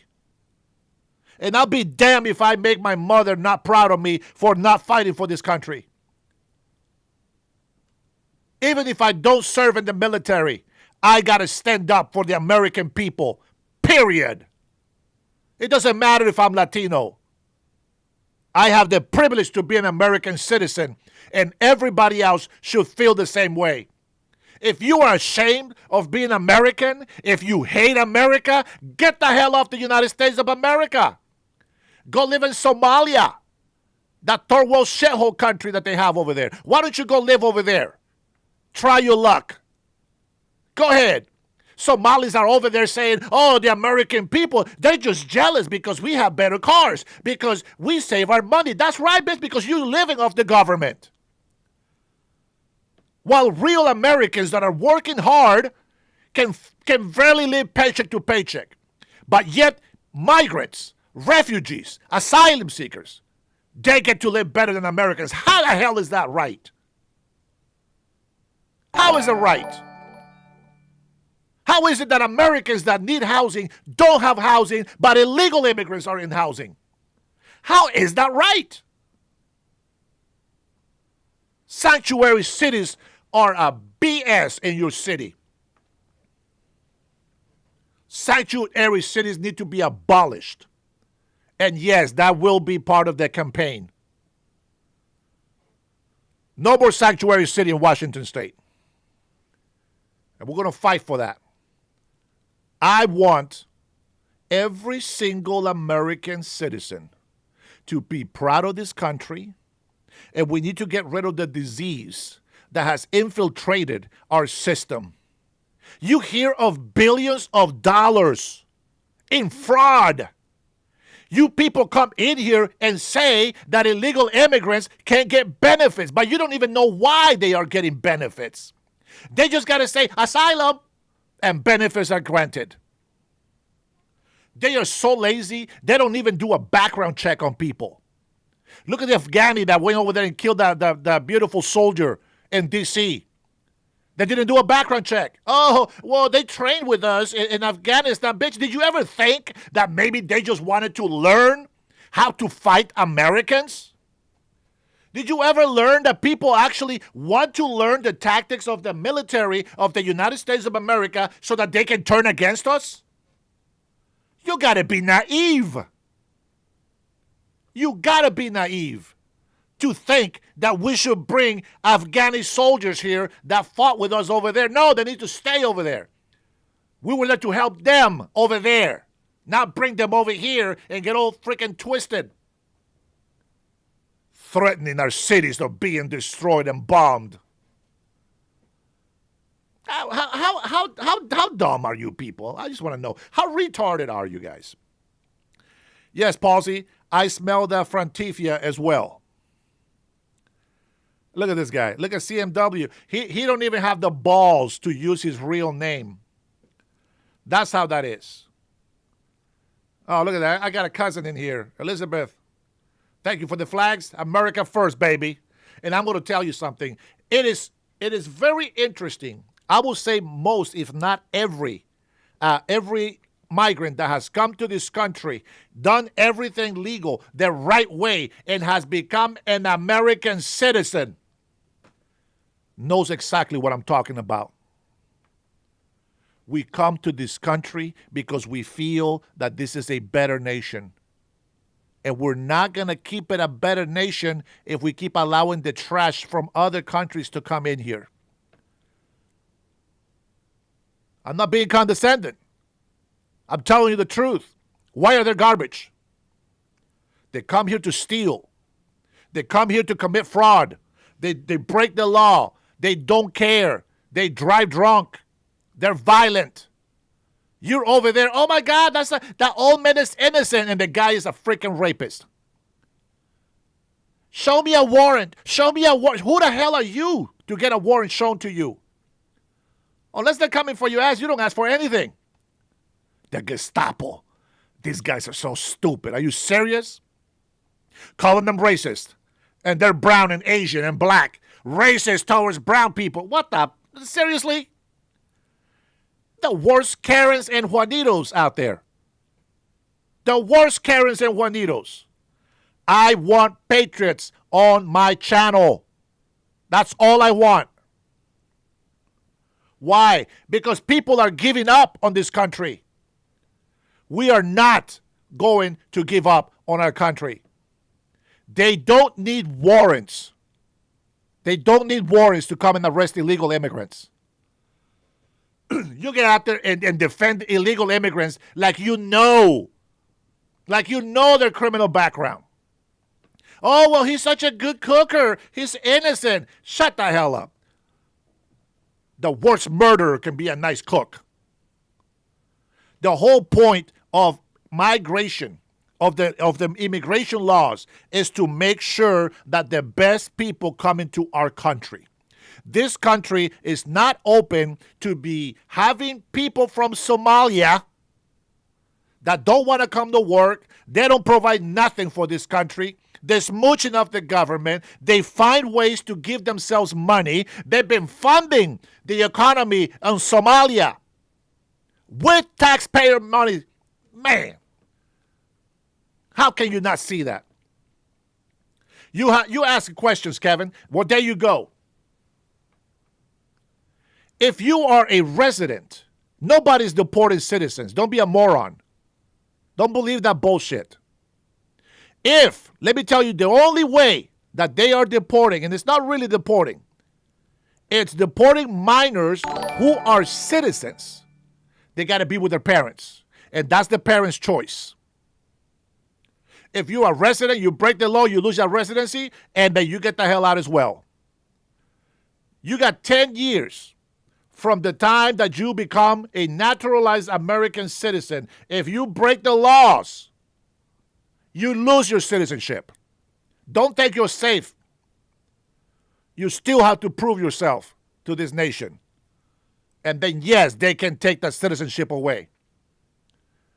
It's not fair that I legally pay for the ticket and they can cut the line and take more than I supposedly deserve by right.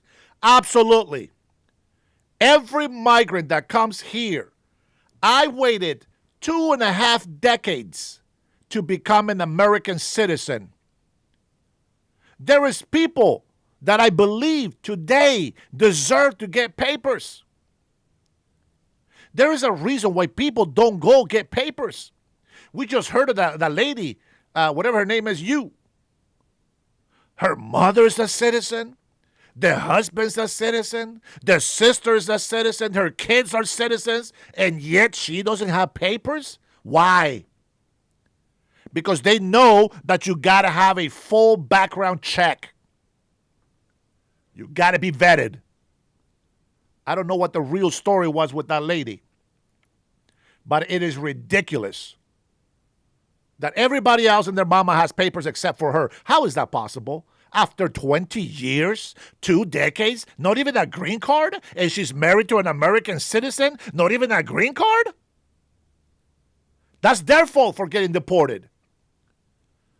You have Grandpa Julio. He is 67 years old. The guy is wanted for rape. Multiple rapes. And there's people out there, oh, he's innocent. How do you know? You don't know jack shit. Oh, he's my neighbor. Really? Well, your neighbor can kill anybody. They need to be vetted. And if they are here illegally and they haven't, after 30 years, if they have not fixed their papers, they gotta go. Bye-bye. Best advice, self-deport. You get a free plane ride back to your country and $1,000 once you get there. And you have a chance to come back. But guess what? They're not going to come back because they have to have a full criminal background check and they know they're felons. They know that they're going to be caught.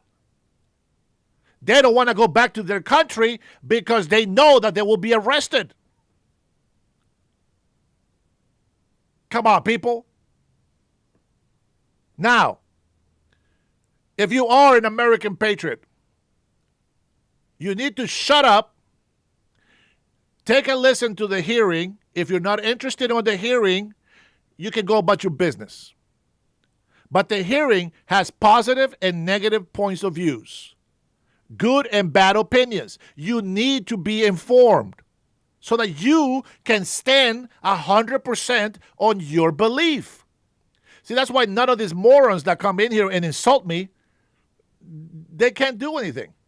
They're fake. They're liars. Even if they don't like my answers, it doesn't matter. I know why I say what I say. Have I been wrong? No. But can I be wrong? Yeah. Sure, nobody's perfect. I'll make mistakes with dates, names. And people are going to go off on oh, you don't know about this. Well, I don't know everything. But what I do know, I speak with 100% confidence. I like how Americans that are born in this country come over here and tell me about migration laws, immigration laws. They don't know jack shit about making an oath to the United States of America.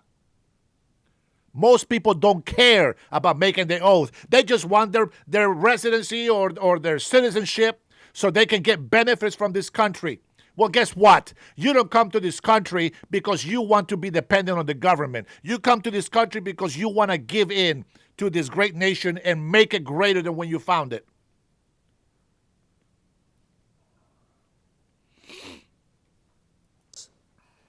This is not the way you instill trust in our society. Back home in Santa Ana recently,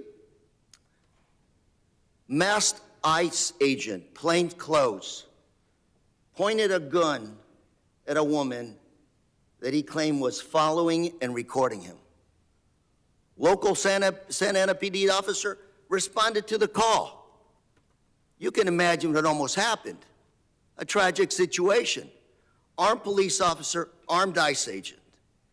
That close to a gunfight. I don't know how this situation is helping us instill trust between our communities and police officers. I don't have a lot of time, so I'm going to turn to resources. We all talk about making sure you have the resources to protect their communities and make sure you're safe. I have a memo here from my sheriff, Don Barnes, who has been here as a witness, the Republican side. One of the biggest issues he talks about, resources. Fiscal year 2026 budget, resources that you've asked for. $1 billion in cuts to 40 Department of Justice grant programs. $545 billion in cuts to the FBI. $500 billion cuts to cybersecurity and infrastructure. Another $200 million DEA cuts.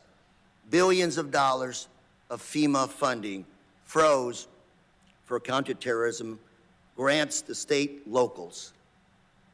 Sheriff Barnes tells me the changing environment, the changing threat environment to public safety, and I say to our constituents, demands that we have the resources and we coordinate. Here we're talking us versus them. But when we start cutting resources back from the local public safety officers, trying to coordinate with the feds, I can't imagine how this is good public policy when it comes to protecting our public safety. Mr. Thompson, my last 7 seconds, go ahead. Mr. Carrera, thank you. And I echo those concerns. That's it. About That's 7 resources. seconds. We're facing a crisis of recruitment and retention. You can ask any of the gentlemen on my left or my right. It's in every agency across this country. But let's look at what's driving that. It's the rhetoric. No two ways about it. Our research, we just did a national survey on this. The research is clear. We all have to stop using that type of language. I was asked to come today. And Mr. Thompson, I'm going to have to just keep on time. I'm going to go to the next one, but hopefully you can. Mr. Chairman, I just want to submit 2 articles for the record here, the one from the FBI saying no more masked agents to ICE, and the other one from Orange County Sheriff Don Barnes. That objection. We'll talk later, sir. Gentleman yields back. I now recognize the gentleman from Oklahoma, Mr. Keene, for 5 minutes of questions. Thank you, Mr. Chairman. To you and your staff, I think this is a really important topic. And, when you're utilizing the stats that talk about the thousands of ambush-style attacks over the last many years targeting law enforcement, it's such a dangerous environment. And it's our culture. For those, people are going to be offended when I say this, but hopefully they'll understand how far the pendulum is swinging. There was a time, not so long ago, where if you had a child that got paddled in high school because they were had disruptive behavior, disrespectful to an authority, the father would say to that person when they got home, I'm giving you some more in terms of a paddling. If the coach gave you a little, then you're going to get a paddling when you get home. And they didn't take the child's defense because they were teaching the young adult the respect of authority. We have a culture now that coddles young adults. That's why teachers are struggling, because you can't teach and educate when you're having to deal with behavior in the classroom. So we have to have a cultural reform on this, where parents go back to a place where some, for trying to raise their children and operate in more grace, the pendulum has swung way too far, and the respect of authority has been lost at the younger generations, and it is paying dividends in what is being experienced in law enforcement. So we've got a cultural problem. And you're talking about the online threats. And I want to hear more, if anyone wants to talk about, how do we balance the online threats for those who would learn how to target a law enforcement officer, trying to intimidate. This is how we move to third world country status. When you no longer have the rule of law, you will have poverty. And that is where we're headed as a country. We are headed towards an impoverished state. I love the statement from a few years ago. You hear that? Hard times produce strong men produce good times produce weak men, and weak men produce hard times. Apply it to women as well, right? Mic drop. Is when you go through a struggle, it builds character in you. And we're about to go through a struggle in this country because we're not producing good character traits. Yep. From the young adults all the way up to the way that plays out 20 and 30 years from now. What do we do in balancing the First Amendment for those that are doxing, sending out personal information, not only for the law enforcement officers, but are also doing this for their children, trying to intimidate and move us to third world country status? Let's go. Where is the balance? How do we get a hold of that? And I'll just open that up to anybody who wants to talk about. Where do we find constitutionally sound ways to address that? Because you're saying the stats and the data True. say the encouragement online is why these thousands of assault attempts, officers sitting in vehicles, is occurring. So I'll open it up to anybody. I'll go very briefly. I think Madison's turning in his grave. I think there's an awful lot of twisting of the First Amendment and what free speech means. I think we all need to take a big giant step backwards and reevaluate how that applies. Specifically, the internet has so much value, but it's a dangerous place. It's, you know, we have to recognize that perhaps these are media companies. I know that's probably sacrilege among some on the right, but they have an obligation, and a lot of it is coming straight from social media. Pure and simple. I'll add to just an extension of that is when you look at, I mean, we all know the difference between right and wrong. We were raised on it. We know the rule of law. We know what we're supposed to do. We know what's acceptable, what's not. I think the problem we see, and social media has played a big part of that, is it's given excuses of why you cannot follow the rule of law. We have blurred the lines of what's the difference between right and wrong, and we validated the ability to be able to believe your belief system and feel that your actions are appropriate. That right there is why you have to watch, even if you don't like these people. The things that these two gentlemen just said are wisdom, common sense. It is the American way. Wow, amazing. So you're right, in lies our challenge. There has to be some accountability somewhere along the way, because what we're doing is damage. And when we're not checking this, we're adding fuel to this fire. And there's no question we're seeing the results of it. Yep. Mr. Hughes? Thank you, Congressman. I would also add, working in the international environment, you can see how other countries do this. When you go too far one way or the other, you see consequences, good or bad,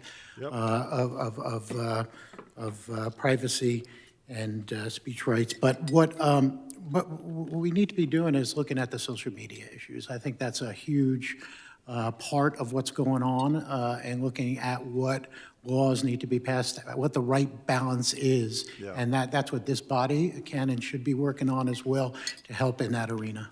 Last question, Mr. Chairman, I'll make quickly. If there is legislation that you're aware of that's floating around out there, please let some of us know that does the balance, because I didn't see that in any of the testimony this morning. Without a yield.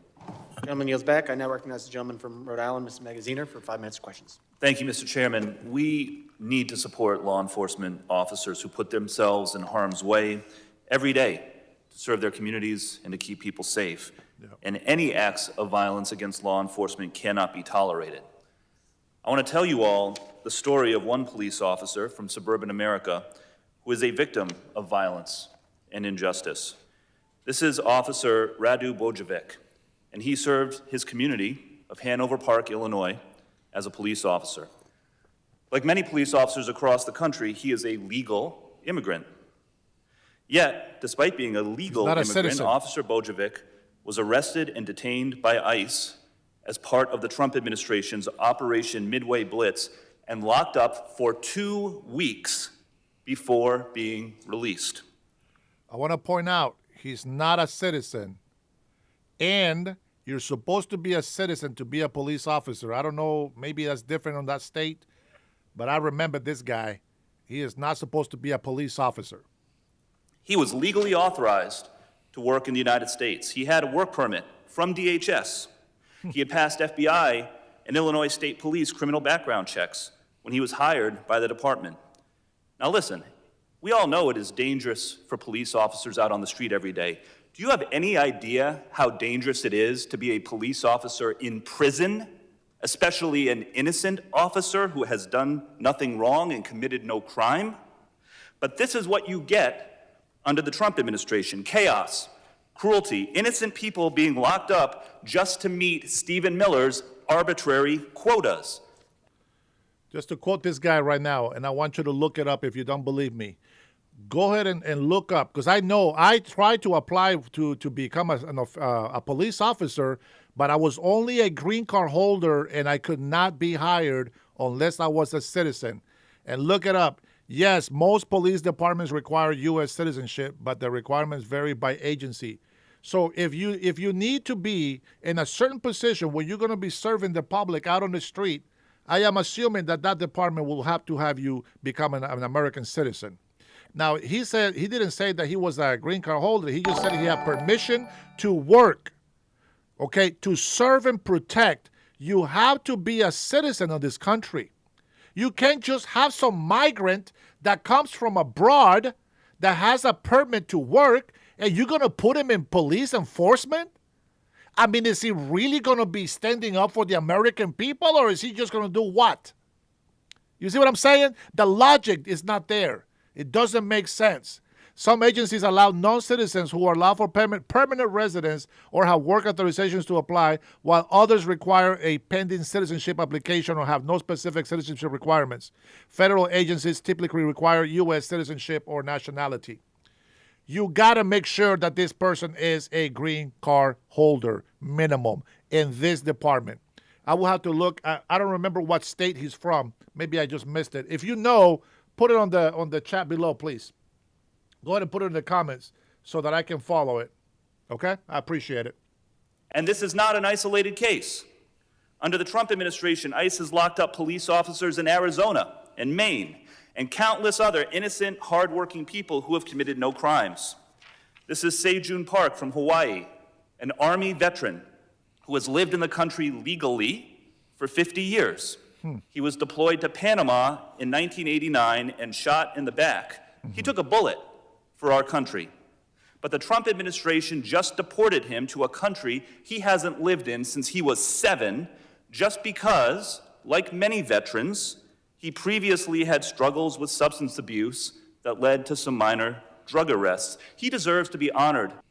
Let me guess. He didn't disclose that on his application? Man, come on, people. Oh, look, that's where Tyrone is from, Hawaii. For his service, not deported. Donna Hughes Brown, a grandmother from Missouri who has lived in the U.S. legally for 48 years, has been in prison since July. She is still there, imprisoned by the Trump administration. She faces deportation. The only crime she committed. Hey, listen, that's your side. See, that's your side. The other side says otherwise. So what about it? Writing 2 bad checks totaling less than $80 10 years ago. Her husband. Oh, fraud. Yeah, well, unfortunately, committing fraud, regardless if you think it's innocent, is still a felony. And if you don't disclose that, you can also be deported. I'm surprised that she's still in jail. Maybe they're going to allow her to stay here, or she got her due process, is guilty of fraud, which is a felony. Maybe she's doing some jail time, and then she might get deported. You see how that works? I'm glad that he's at least saying some of the truth. Husband is a combat veteran. They deported a 4-year-old U.S. citizen boy with late-stage cancer, a U.S. citizen who has the right, like all U.S. citizens, to have due process. With illegal immigrant parents. You remember that, right? Oh, I'm glad I know about these ones.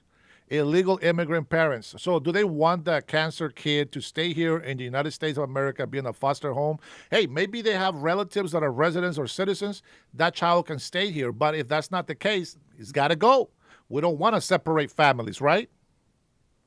Yes. And his mother did not consent to have him deported, but his rights were ignored by the Trump administration. Listen to me. None of these people were in the country illegally. None of them committed any serious crimes. By the administration's own data. I have to keep pausing this. You have to understand, even if you have a green card, if you commit felonies, fraud, they can take away that privilege from you. Do you understand? If you commit perjury, if you lie when you're making an application for legal status, it doesn't matter if it takes 70 years. If they find out that you lied, you're gone. gone. 70% of the people they have detained have no criminal convictions. The Trump administration should be going after violent criminals, not veterans, not kids with cancer, and not police officers like Officer Bojovic. Wah, wah, wah. And while we are on the subject of condemning violence against law enforcement, I want to thank you, Officer Hodges, for your bravery in defending for our the subs. Capitol against the extremists on January 6th. It is shameful that the Republican leadership of this House still refuses to hang this plaque honoring you and your federal officers for their sacrifice. So I say Because to my they lied and Republican they killed colleagues in the innocent room Americans. right now, if you really support law enforcement, talk to Speaker Johnson today. Text him right now. Tell him to hang the plaque. If Hell no, don't hang that plaque. These mofos killed an innocent woman. They don't get to hang no damn plaque. Officer Hodges could find the courage to risk his life for all of you on January 6th, you can find the courage to stand up to your extreme base and show him and the other officers who served on January 6th the respect that they deserve. And with that, No one is above the law. All of these things that he just told, there is a reason for those. There is a bunch of veterans that were protesting because some veterans got deported. Let me tell you something. If you neglect to get your papers in order, if you lied in applications, even if you went to serve, let's be honest. A lot of people serve in the military for two reasons. They go and they want their money. They want their free education. And then there's the other that enlist because they love this country. And that is the kind of different veteran patriots that we have today. And I see that. One gets honored, the other one doesn't. They just get a thank you for your service. run the video. Here we go. Run the clip. Multiple capital injuries. Multiple capital injuries. J6. If I give this up, they're going to have to run next year. At least this capital we can defend. That's pretty quiet in the background. We gotta hold what we have.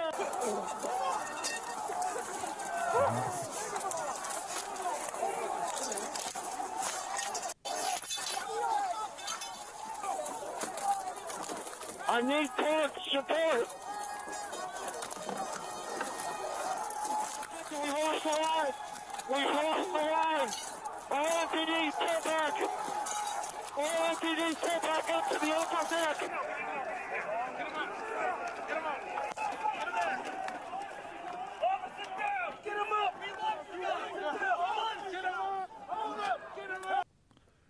Listen. You listen in the background. Listen to the setup. Listen to the background. There is people in there saying, we love you guys. We love you guys. Now, whether there's a few people in there causing havoc, that is not Trump's fault. There were insiders in that group. And I want these FBI agents, man, to be brought up to justice. I want to find the guys that were recording these FBI agents running away from the crowd trying to hide that they were FBI agents. We love you guys. Can you guys hear that?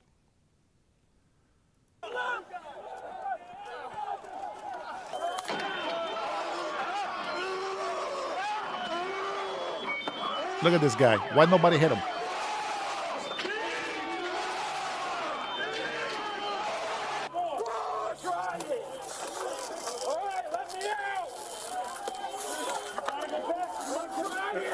Gentleman's time has expired. And I recognize the gentleman from Texas, Mr. Pfluger, for 5 minutes of questions. Thank you, Mr. Chairman, and thank you for holding this very important hearing. I want you all to know, and please pass this along to all the people that you represent in law enforcement, that we support you, that we believe in you, that we need you, that this is not just something that is lip service, but it's actual. It's an actual heartfelt statement, and I think we've proven that, at least on this side of the aisle, time and again, with legislation that backs that up. The soon-to-be mayor of the city with the largest police department in America, New York City, the socialist mayor-elect Zohran Mamdani has appointed Alex Vital, a vocal police abolition advocate, to his so-called Community Safety Transition Committee. Vital's book, The End of Policing, argues that traditional policing and law enforcement institutions are fundamentally Wait, you're talking about the guy that was actually found out later that he was actually a Democrat, not a Republican? Yeah, we know about that one. irredeemable and should be dismantled rather than be reformed. Yet another example how the radical left seeks to undermine our institutions in the name of a dystopian ideological experiment. To Mr. Thompson, in jurisdictions that are led by elected officials with anti-police agendas, where local governments have undermined policing capacity and allowed crime and violence against officers to rise, do you believe that the Trump administration is taking the right approach by deploying federal law enforcement resources to stabilize these areas? I do. I believe it's long overdue. I think it's not perfect by any. Thank you, Cutting Edge. I appreciate the fact. And yes, we have shown photos, we have shown video clips on this show before about January 6th. We're not doing that today, but we will. I'll probably do more research, see if we can come up with more video clips and to show. But I'm going to tell you right now, if you're just now joining it, you probably didn't hear the spiel. But let me tell you something. When we know that there was FBI agents undercover in the crowd and that they actually sent 274 FBI agents, it is so freaking logical. Why would you not send them on FBI uniforms? You know why? Because if I was trying to hide something that I'm doing secretly, I will do anything to make sure that I confuse everybody in there so they don't know who was there first and who was there later. Besides, FBI agents are not there to stop riots. That is not who you call. It's bullshit. January 6th was a coup. It was a setup. Now, was there maybe Republicans or MAGA that, of course, acted on? I'm assuming. Of course, we're humans. Some people follow.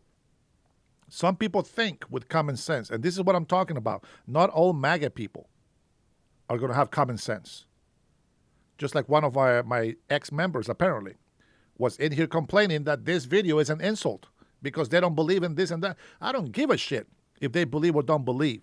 I need to hear it from them.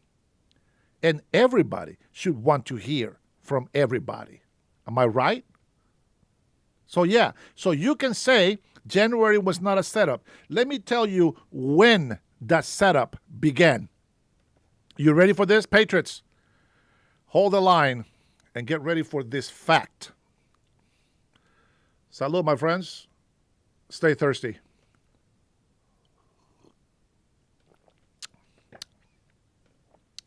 There was a legacy news media outlet that purposely edited President Donald Trump's speech.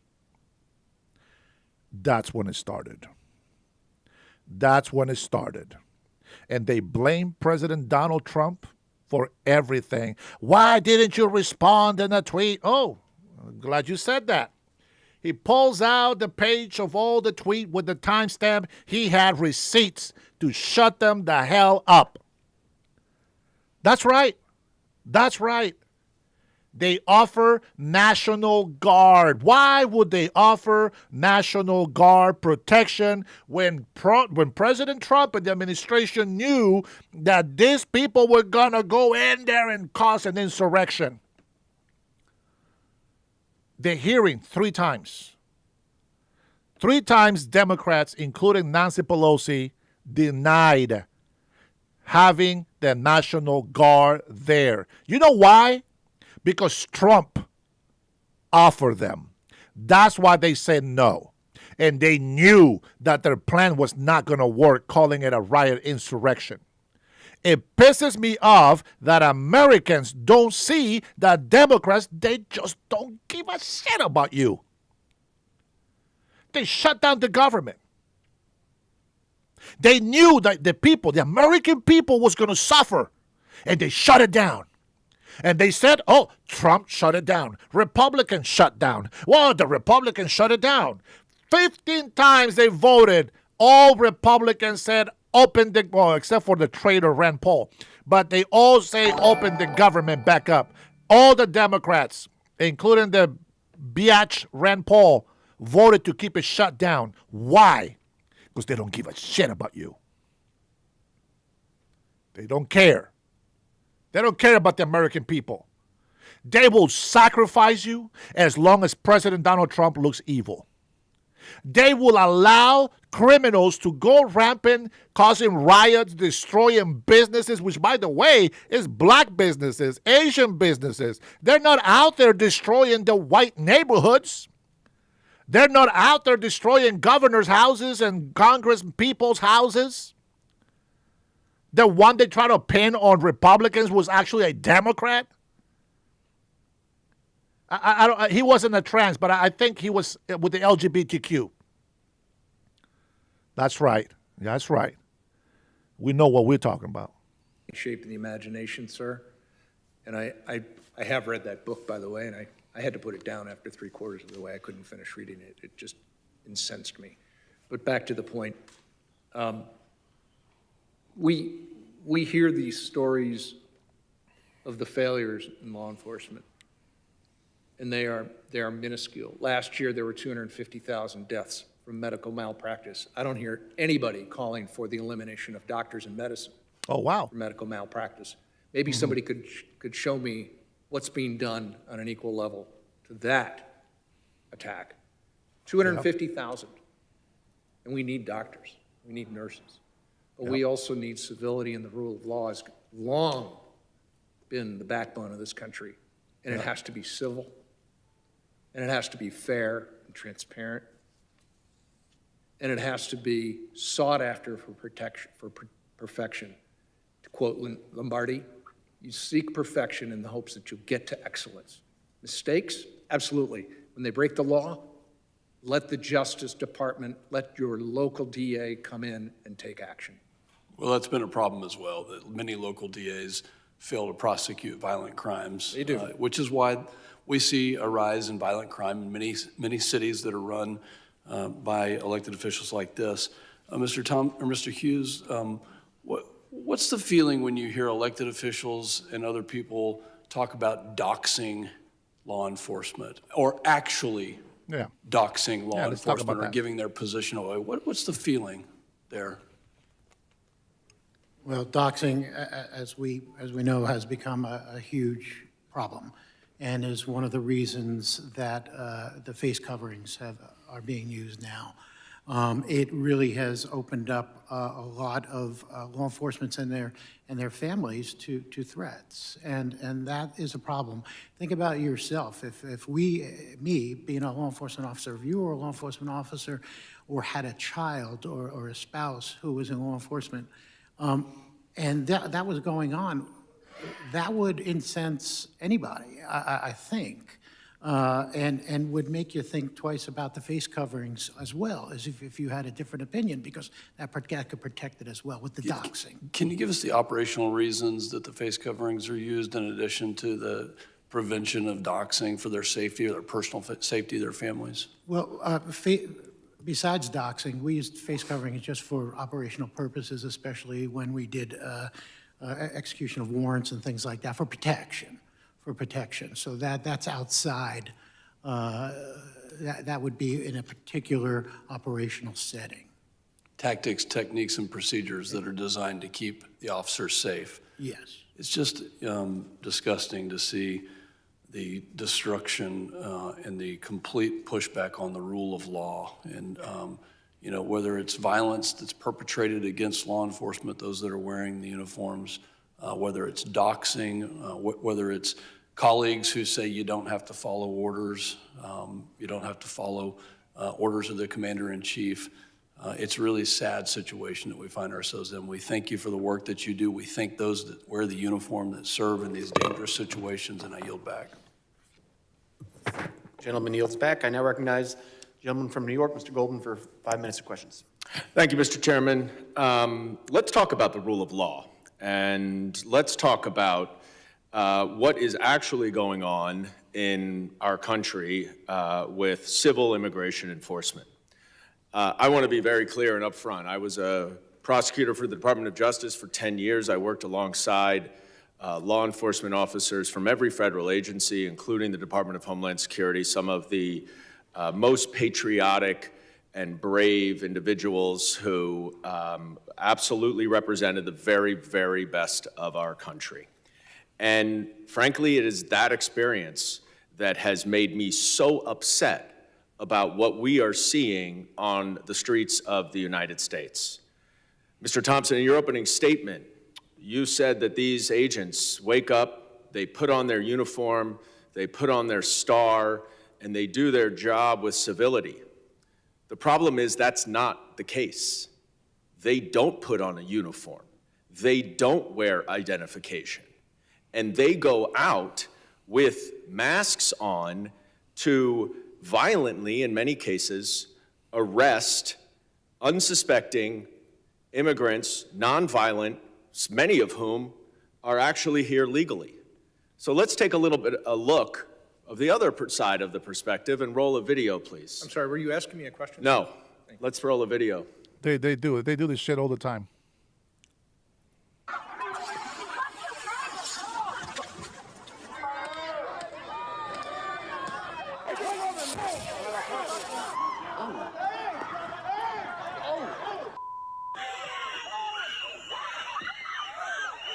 Striking anyone in their sights, including members of the media, repeatedly.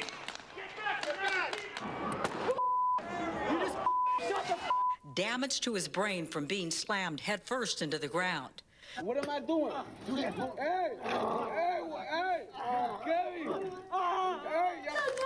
Resisting arrest. That one's questionable. But she has been assaulting a federal agent. Now, that last clip was from 26 Federal Plaza in Manhattan, in my district. You know what's crazy is we watch. I'm glad that we do. We watch all these ICE raids and arrests, and we see these people. If it doesn't infuriate you, how they become so against our federal agents, Americans, even other illegal immigrants, becoming obstruction to justice, putting vehicles in front of them. Some of them are getting rammed by other vehicles. People are getting hit, the stuff thrown at them. When they go and chase them, that's because they did something. And we watch all these videos. So this dumbass is always doing this kind of trickery when he's doing hearings. I watch him all the time. This guy is a freaking professional liar. I know these guys probably lie to themselves so much they believe what they say. But don't worry. I have a video with ICE arrest coming for you after this. Individual, the officer, was immediately suspended when the Department of Homeland Security said that conduct is unacceptable and not representative of ICE. 3 days later, he was reinstated. I referred that case to the United States Attorney's Office because if we are talking about prosecuting assaults, that's one that seems like it might be prosecuted. We've gotten no word. And the reason why this is dangerous is that force is obviously unnecessary. There are no people, no women, no old men, no pellet guns necessary in what we saw on those videos. There are circumstances, and let's be very clear. Now, we watched that video, I think, here, when that reporter got hit in the leg. They told her ass to get off the street. I don't care if you're a reporter. You're supposed to be off the street. You'll get your ass shot in the ass. Where protesters or others are acting violently, breaking the law, they should be charged. But that does not mean that it gives ICE a license to use excessive force whenever they want. And the problem with these masked, unidentified plainclothes officers is not just something that you hear from this side of the aisle. It is not something at all you hear from that side of the aisle.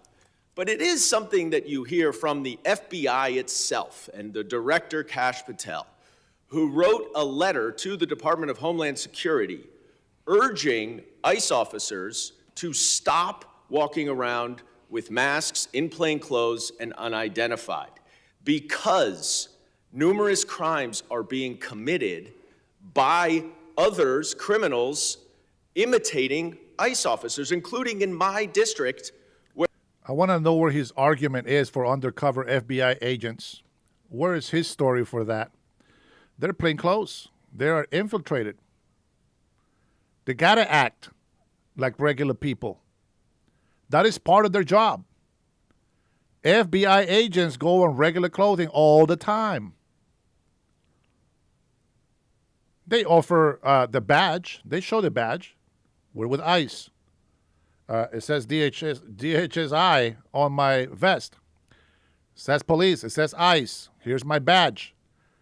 We see people, where's your badge? They show the badge and they're still asking for the badge. And I know that you guys are on my channel here. You know when we did that presentation, and I even pointing it out. Look, this guy is still saying, show me your badge. The guy showed him the badge twice. And he was still recording saying, show us your badge. They don't care. They don't listen. Don't worry. I'll show you some videos. If you haven't watched The Crime Chef, that is exactly who I'm going to share after this. Where a man approached a woman, said he was an immigration officer, and then directed her to a nearby stairwell where he punched her, tried to rape her, and stole her phone before she was able to get away. That is why I've introduced the No Secret Police Act. Our law enforcement agents should not be masked. And we hear about this number, 1,000% of threats now that have been raised. The data shows there's a 25% increase of charged assaults against law enforcement officers. That is too much. That is not okay.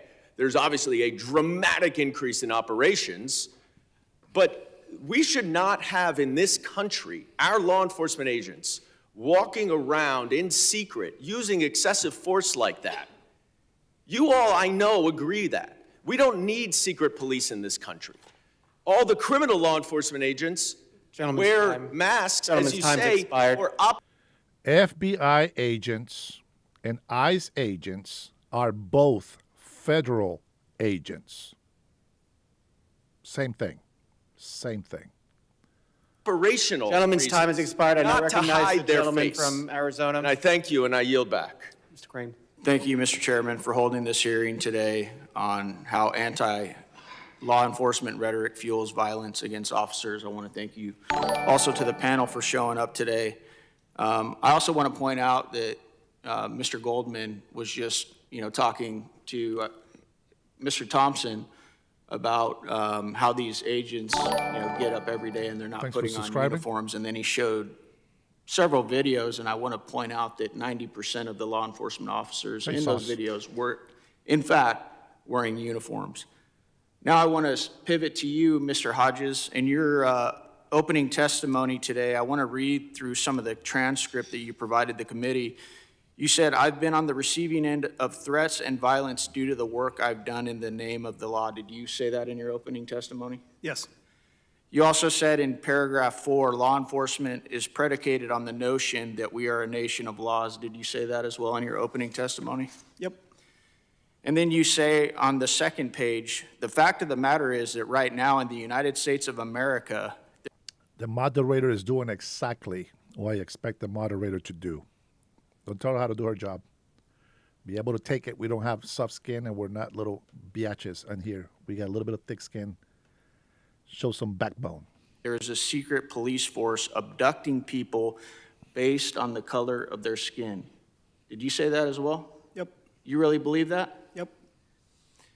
So you don't think that our law enforcement officers are going out and trying to arrest people who are here illegally that are also have been convicted of crimes? You don't think that that's what they're doing? I think they do that sometimes, sure. Yeah, that's what they're doing. And it's funny because you say in your testimony that I've been on the receiving end of threats and violence due to the work I've done in the name of the law, yet you're sitting here and you're saying that these law enforcement officers, you're fueling the same rhetoric, and now people are going to come after them for that. Do Yep. you agree with that, Mr. Thompson? 100%. Mr. Hughes? What about you, Mr. Yos? Absolutely. Yep.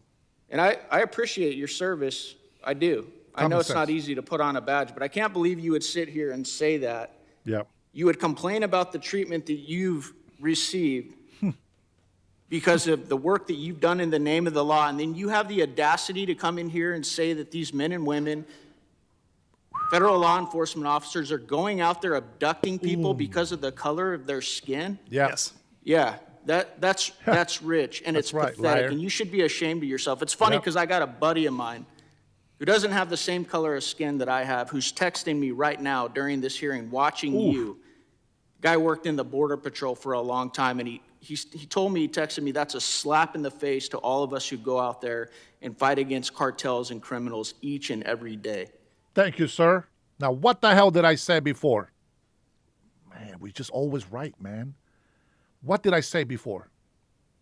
I'm watching this the first time with you guys. I haven't seen this. What did I say before? Exactly what this man just said. Unbelievable. Unbelievable.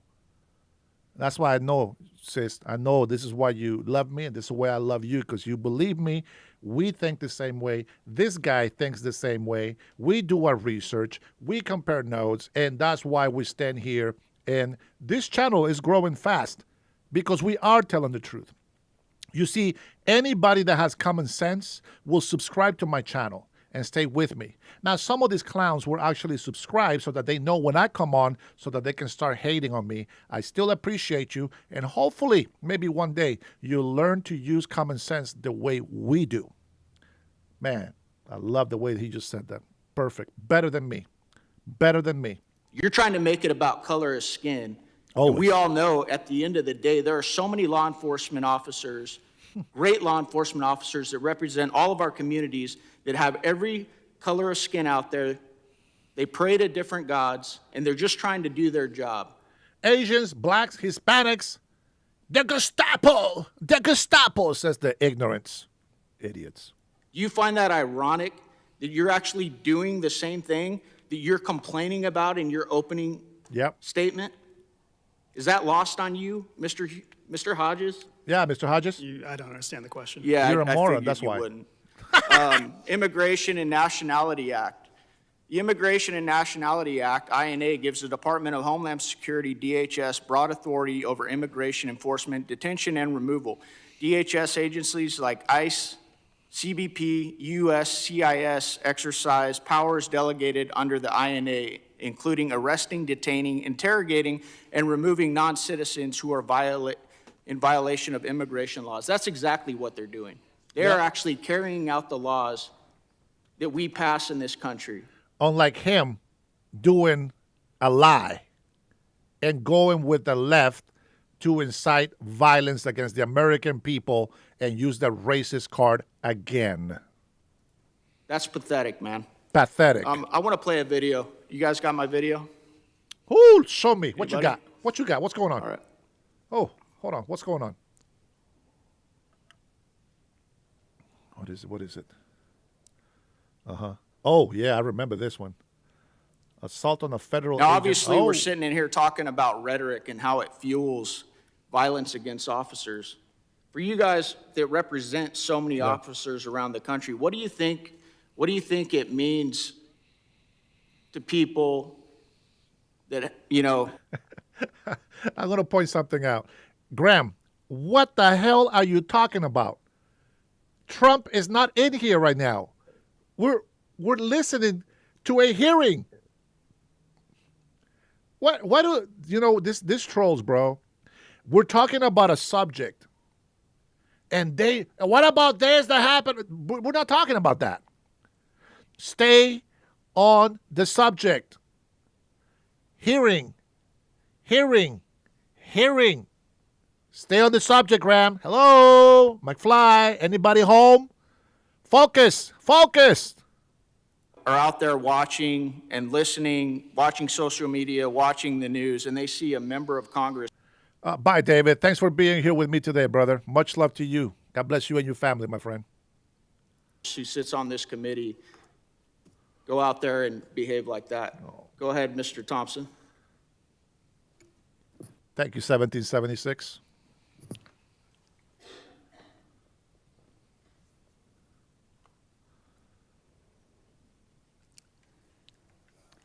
I'm appalled. I feel you. I'm disappointed. Yeah. I believe it's beneath the dignity of this body, this committee, and membership to it.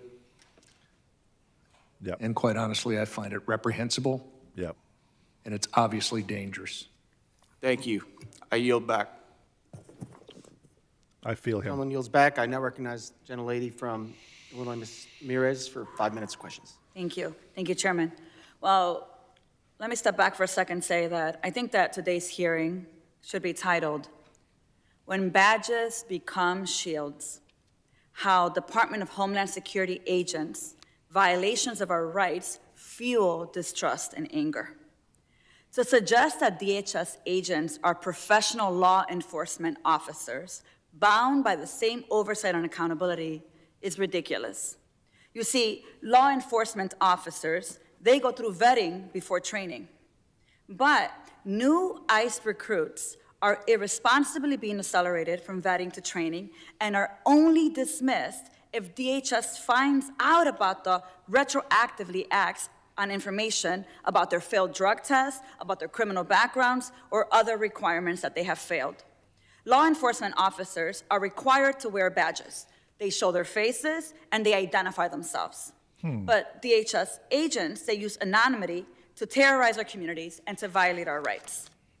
The Dennis Herrera show agents. I just want to point that out in case you missed it. Are mechanisms for law enforcement officers to be held accountable by the public, investigated, and Which, by the way, I do agree. They should be properly trained. They should be properly vetted, not just grabbing random people here and there. No, that's true. That is true. And if we see that, we got to call it. We got to call a spade a spade. That's just how it works. I agree with that. Right there, I agree with that. 100%. Vetted, background check. Come on. Come on. It's a federal agent position. I don't care if people don't respect it or not. That is accurate. It should be. And if it's not being followed, it should be followed. Accountability is huge. discipline. And those mechanisms are in place for the safety of the officers and I will say, though, I cannot do that job. I will tell you right now. I cannot do that job because the way these people come in their faces, you swat. So respect to them anyway. the American people. But DHS agents, they reject accountability, they disregard court orders, and they violate consent decrees. Bottom line, DHS agents lie. They act with impunity, they reject checks and balances, and they ignore Congress and the courts. The American people's anger and tolerance of DHS violations of our rights, that's what's the result of DHS unlawful, unaccountable, unconstitutional actions, which put the American people and our liberties at risk every day. Let me be very clear. The Department of Homeland Security, you can quote me on that, is the single biggest threat to public safety right now. You see, DHS agents are using chemical weapons, as you've seen already on footage, on protesters and bystanders. After warning, warning, warning, and warning. Oh, don't worry. We'll watch our own videos. Don't worry. Standards by at least 49 times across 18 incidents in Chicago and the suburbs since October 1st.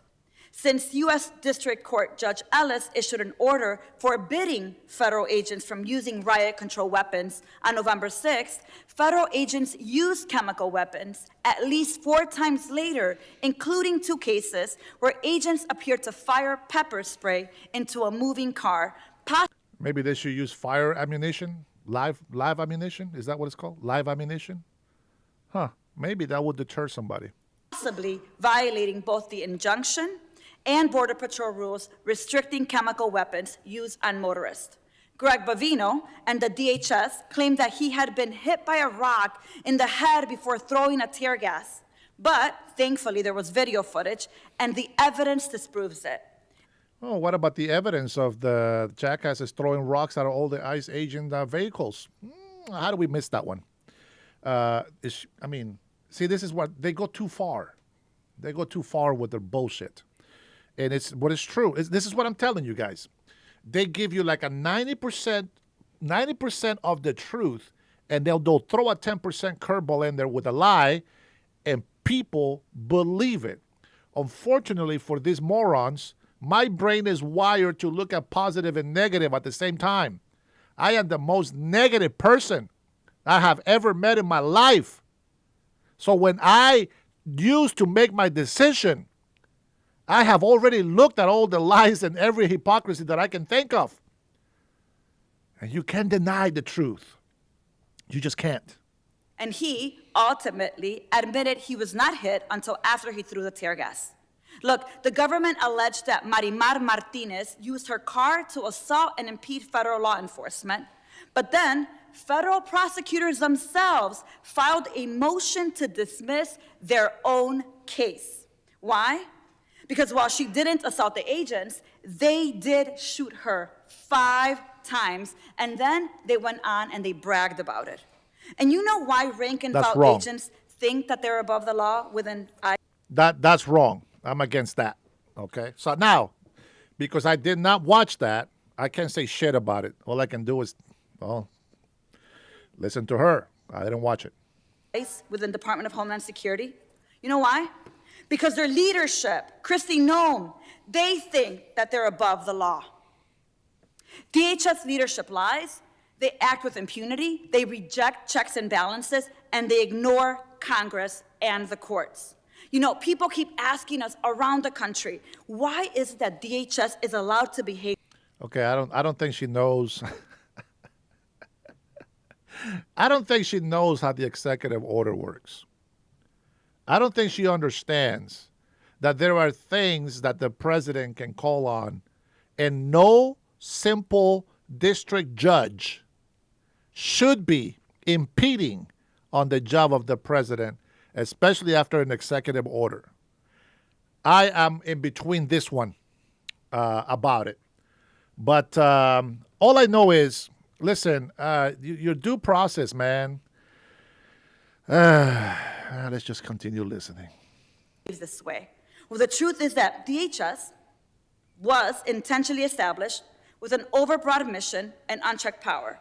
And Republicans, many of them in this room right now, expanded that unaccountable power with a blank check and unlimited. And by the way, I just want to point out, she is the one that supports illegal immigrants in this country. So talking about Constitution, yeah, okay. Personnel. Wait, okay, I just one question.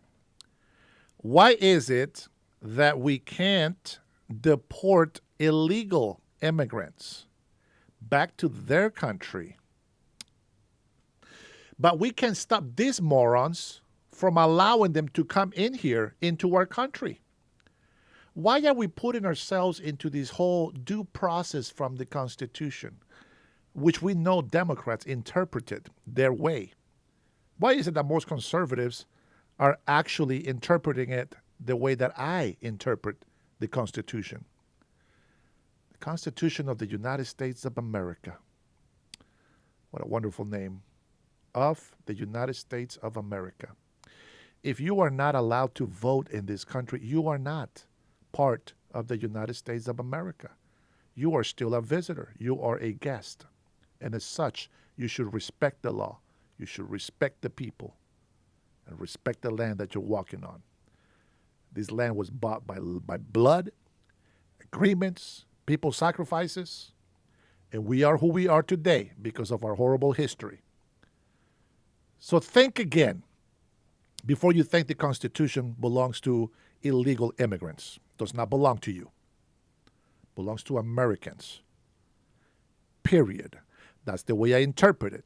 When I read the Constitution of the United States of America, and it says any person or any persons, I am assuming that is Americans because it is the Constitution of the American people. The Constitution is not for illegal Juanitos, for Karens.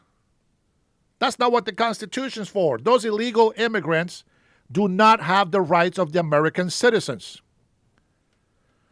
Therefore, the Constitution is not written to protect them. The Constitution is for Americans' protection. And these morons keep saying that because it says any person and persons. It is the Constitution of the American people. That's who the person and persons are. Ay, ay, ay, ay. Canta y no llores. To terrorize people, to violate their rights, because Why do I feel the need to put a sombrero on her and that she's going to start singing some mariachi song? It just feels like it, doesn't it? Mi México lindo. fear is the point. But nothing that DHS is doing is making us any safer. 100% And Mexican Americans right there. are done.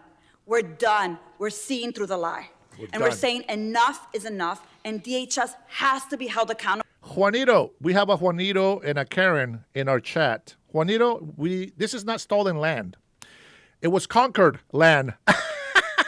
Just like Mexico, conquered. Mexicans agreed with the Americans that this is the United States of America. Why are you trying to change that? Mexicans agreed. You were not born for this agreement, so you don't get to say shit.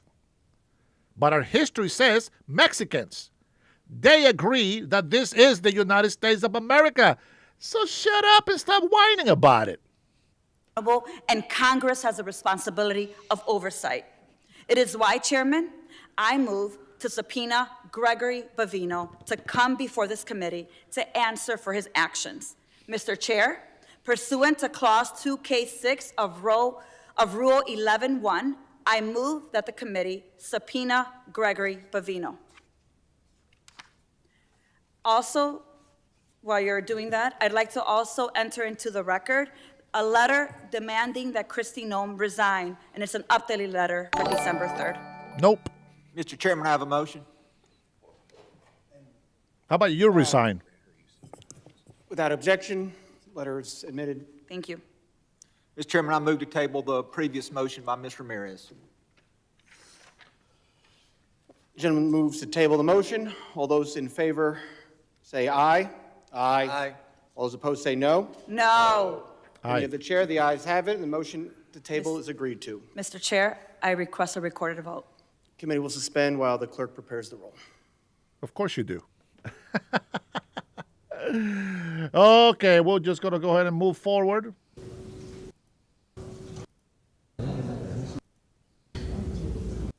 Strong votes aye. Mr. Burkeen. Mr. Burkeen votes aye. Mr. Crane. Mr. Crane votes aye. Mr. Ogles. Mr. Ogles votes aye. Aye. Mrs. Biggs. Mrs. Biggs votes aye. Mr. That's Evans. right, Matty B. It's okay. Mr. Evans votes aye. Hang Mr. in there. McKenzie. Aye. Mr. McKenzie votes aye. Mr. Knott. Mr. Knott votes aye. Mr. Fong. Mr. Fong votes aye. Ranking Member Thompson. Nay. Ranking Member Thompson votes nay. You can always turn the Mr. volume Swallow. down, my friend. Mr. Correa. No. Mr. Correa votes no. Mr. Canadar. Mr. Magaziner. No. Mr. Magaziner votes no. Mr. Goldman. No. Mr. Goldman votes no. Mrs. Ramirez. No. Mrs. Ramirez votes no. Mr. Kennedy. No. Mr. Kennedy votes no. Mrs. McIver. No. Mrs. McIver votes no. Miss Johnson. No. Miss Johnson votes no. Mr. Hernandez. No. Mr. Hernandez. Hernandez votes no. Miss Poe. No. Miss Poe votes no. Mr. Walkinshaw. No. Mr. Walkinshaw votes no. Mr. Carter. Mr. Green of Texas. Green of Texas votes no. Of course. Mr. Green of Texas votes no. The activist. He shouldn't even be here. Are there any members who have not been recorded that wish to vote? Clerk, how am I recorded? The chairman has not yet been recorded. Chairman votes aye. Chairman Aye. Garbarino votes aye. Report to tally. Mr. Chairman, on that vote, there were 14 ayes and 12 noes. Bye-bye. Motion is Denied. agreed to, Oh, agreed to. and motion to table is agreed to. Sorry, Mr. Chairman, I have a unanimous Mrs. consent request, Mexican lady. if now is a good time. Gentlemen, UC request? Yes. I'd like to introduce a December 2nd article from the Los Angeles Times entitled, "A Tax on ICE Up 1,000%. Trump Administration Claim Not Backed Up by Court Records." And I have one more as well. It's an NPR article. White House claims more than 1,000% rise in assaults on ICE agents. Data says otherwise. Without objection. Sure. Gentleman from Tennessee, Mr. Ogles, is now recognized for 5 minutes of questions. Well, thank you, Mr. Chairman, and to the witnesses. This is about the rhetoric against law enforcement, the violence against law enforcement. This isn't about ICE. This isn't about deportations or the secretary doing her job, securing the border. What are you talking about? People 76, no, Texas was its own country, and Santana wanted to take it over, and the people within Texas did not want Santana to take it. Yep, that's right. Yep, that's accurate. Border and deporting those who are here illegally. Mr. Yos, looking at your testimony, it was 2023 that we hit a record number of shootings, 378 against law enforcement. Is that correct? Yes, sir. 46 killed and 118 ambush attacks. And that was before President Trump was in office. Yes, sir. This issue has far more to do with politics. Absolutely. This spans over 7 years of quantitative data, and that's only since we've been recording. It's been before that. This has been growing and something that we need to address. And then one of my colleagues on the other side had the audacity to claim that Homeland Security was the biggest threat to our country and to our safety. That pisses me off. I did. That is reckless. That is dangerous. Our border was wide open. The Biden administration was allowing us to be invaded by murderers, rapists, drug traffickers, child traffickers, and if an ICE agent needs to wear a mask to protect his or her family, then so be it. What say you, leftist? Thanks to your Bidenomics and your Sleepy Joe administration, all of that happened. And now we got to clean it up and look like the criminals. Right. Everyone who's here illegally, in my book, should be deported. Boom. 100%. Mask or no mask. That's right. They're here in violation of the law. But my colleagues on the other side, with their dangerous and feckless comments, fail to acknowledge the fact that our country is more secure today than it was previously. In fact, if you look at the trend lines for shootings against officers, they're down compared to 2023, and praise the Lord, and hopefully it will remain. Mr. Hughes, you wrote the federal agents are now relocating their families, altering daily routines, and reducing their public presence because of targeted harassment. That is extraordinary. Agents having to uproot their families, literally having to change routines because of rhetoric, because of dangerous comments. Look, it's a tough job. I come from a family of cops. My granddad retired from Nashville PD before it was actually Metro. My uncle was a cop. My cousin was a cop. I had the privilege of serving the sheriff's department for 2 years before I went into politics. It's a tough job. Every day you put your life on the line. My very first call was an Army Ranger with PTSD who had a knife. Fortunately, I was able to put a countertop between myself until, quite frankly, more experienced officers were able to arrive and talk him down, and he put down the knife, and we got him help. Every day, you put yourself in harm's way. They do. And so what we should be doing is thanking our men and women in blue, our first responders, for doing a tough job.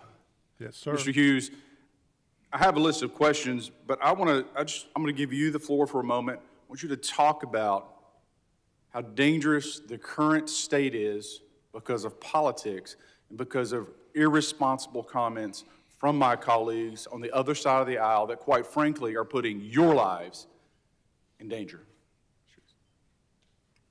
Thank you, Congressman. Thank you for your service as a police officer. And those who are police officers, we understand. And what do we say at when we're thanked for things? Usually, I'm just doing my job. And those of us who aren't police officers, we know somebody or have family members, and we want them to be protected, our family to be protected, our mothers, fathers, spouses, children.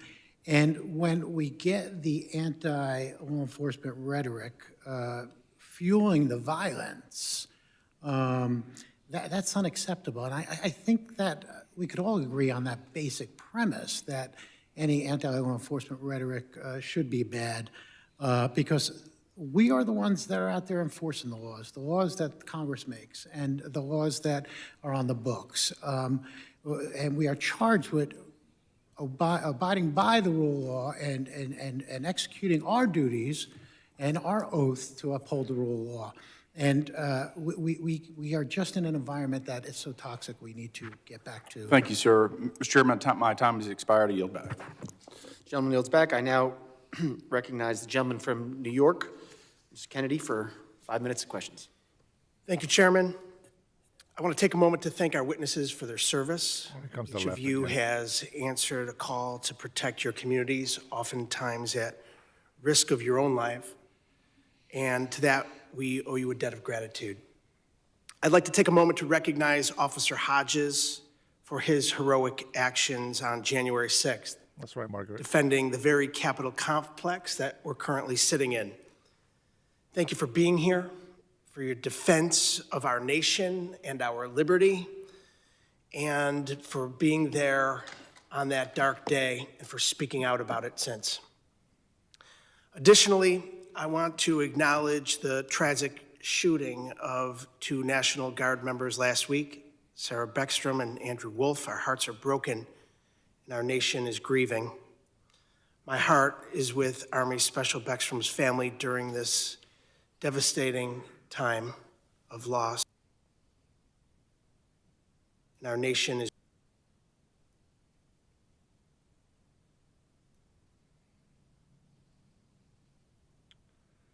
He doesn't care about the officers that got shot in D.C. members last week, Sarah Beckstrom and Andrew Wolf. Our hearts are broken and our nation is grieving. My heart is with Army Special Beckstrom's family during this devastating time of loss, and I'm praying for Staff Sergeant Wolf as he recovers from this senseless act. Every day, law enforcement officers willingly and heroically place their lives and their families' futures at risk. They keep our communities safe, promote the regular flow of people and goods, and protect the public from the dangers of everything from gun violence to acts of terrorism, working best when they're closely intertwined and connected with the communities and people they serve. Let me be very clear. Any violence, including attacks against our state, local, and federal law enforcement officers, cannot and will not be tolerated. In my district, a mass shooting on May 14th, 2022 by a white supremacist, racist terrorist killed 10 New Yorkers, including Lieutenant Aaron Salter Jr., a retired 30-year veteran of the Buffalo Police Department who made the ultimate sacrifice defending our community. My community is just one of many that have lost dedicated public servants in the line of duty. Across administrations, we've seen an uptick in both the number of officers who've experienced assault while on the job, as well as those brave souls who've tragically been killed. However, what's changed with this administration is the escalation by President Trump himself, creating dangerous, even lethal situations for both law enforcement officers and the people they protect. Democrats have warned time and time again of the dangers of this violent rhetoric, coming from a president who picks and chooses when to support officers based on whether or not it suits him. If it's to terrorize communities and detain American citizens, this president throws his full weight behind law enforcement. But if it's to prevent the toppling of the world's greatest democracy and the safety of our citizens, this president stands behind insurrectionists and even pardons convicted drug lords and other convicted criminals, rather than standing behind the brave law enforcement officers protecting our communities in the peaceful transfer of power. Furthermore, President Trump is defunding the police, systematically undermining public safety as we know. Kev Dog, I could have swore that you apologized to me for being an asshole. What is the excuse now? Are you still having problems? Don't apologize to me ever again, bro. If you don't mean it, don't apologize. Don't be a hypocrite. And while he's making inflammatory statements insinuating the need to execute members of Congress, he's canceling counterterrorism grant programs designed to support state and local police, unleashing unnecessary and violent ICE raids in peaceful communities and residential neighborhoods, degrading and neglecting critical homeland security missions, proposing to slash budgets for the FBI, ATF, and DEA, and has done nothing to combat the scourge of guns on our streets that injure officers every single day. Taken as a whole, Trump's inflammatory rhetoric, his own unwillingness to follow the law, and his failed policies undermine officer safety and threaten the very communities they protect and serve. Officer Hodges, you defended the Capitol on January 6th and suffered severe injuries at the hands of an individual who's now free thanks to President Trump's pardon. What kind of message is the president sending to individuals looking to carry out violence against law enforcement personnel? Pardoning people who assaulted myself and my colleagues, who attacked the Capitol, tells them that they can do it again, that they can do it with impunity, that they will face no repercussions for their actions. And unfortunately, that message is received loud and clear. What a jackass. My time is up. I yield back. Gentleman's time's expired. I now recognize the gentleman from Texas, Mr. Gonzalez, for 5 minutes of questions. Great. Thank you, Chairman. Thank you, everybody, for being here today. You know, this committee used to be a committee that would talk about policy, and now I feel like all we do is talk about politics. There's enough politics in this town. I'm going to use my time to talk about some policy. In the city of San Antonio, just recently, ICE, the ICE facility there had a package delivered with white substance, right, as an intimidation factor to try to bully ICE to not do their job. I think it's absolutely sickening, and it's ultimately dangerous. My question to you, Mr. Hughes, what can we do to continue to support ICE agents, whether it's, in particularly ICE agents? Is there anything we can do as lawmakers to show that we support the rule of law? Thank you, Congressman. Look, the polarization you referred to is just unprecedented. And we're in really a hard time right now where we really need to bring it back and really look for answers together.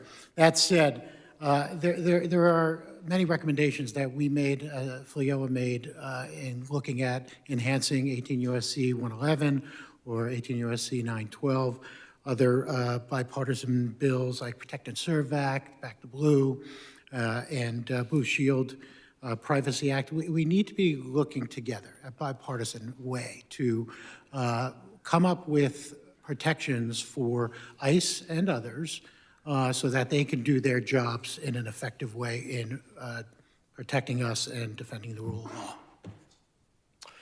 Wonderful. Thank you for that. And I agree with you. We need to tone down the rhetoric and we need to bring more solutions to help things. If you have policy discussions, let's have those policy discussions, but let's not blame the men and women that are executing the policy that we're making here in Congress. My next question is for Mr. Thompson. Sheriffs. I love my sheriffs. They run things in my district, right? Sheriffs like Ronnie Dotson and Thad Cleveland out in West Texas, Randy Brown, tallest sheriff you ever meet in your life, just doing amazing stuff. I've done a lot of ride-alongs with these sheriffs. I mean, they're on the front lines. I view them as frontline leaders. My question for you is on these task forces. I'm a big fan of task forces. I think the anti-gang and anti-terrorism task force often led by DHS or FBI. I think those work. I've spent a lot of money, or spent a lot of time and energy making sure that those work. In your opinion, what is your thoughts on these anti-gang terrorism or task forces and the role that sheriffs should be playing? Well, thank you for the question, sir. I appreciate it. Two thoughts. One, task forces have been around for decades. They go back to organized crime days of the 30s and even further back in many ways. They are around because they do work. It brings together a team approach, a holistic approach to responding to either perceived crime, actual crime, or the recovery from crime. So they do work, and they have the. I want to make one point. Crime in this country has changed. It's much more sophisticated than it's ever been. The cartels have more money, more time, more interest in doing what they do. That's why, in my estimation, I think the president did do the right thing by designating the cartels as terrorist groups.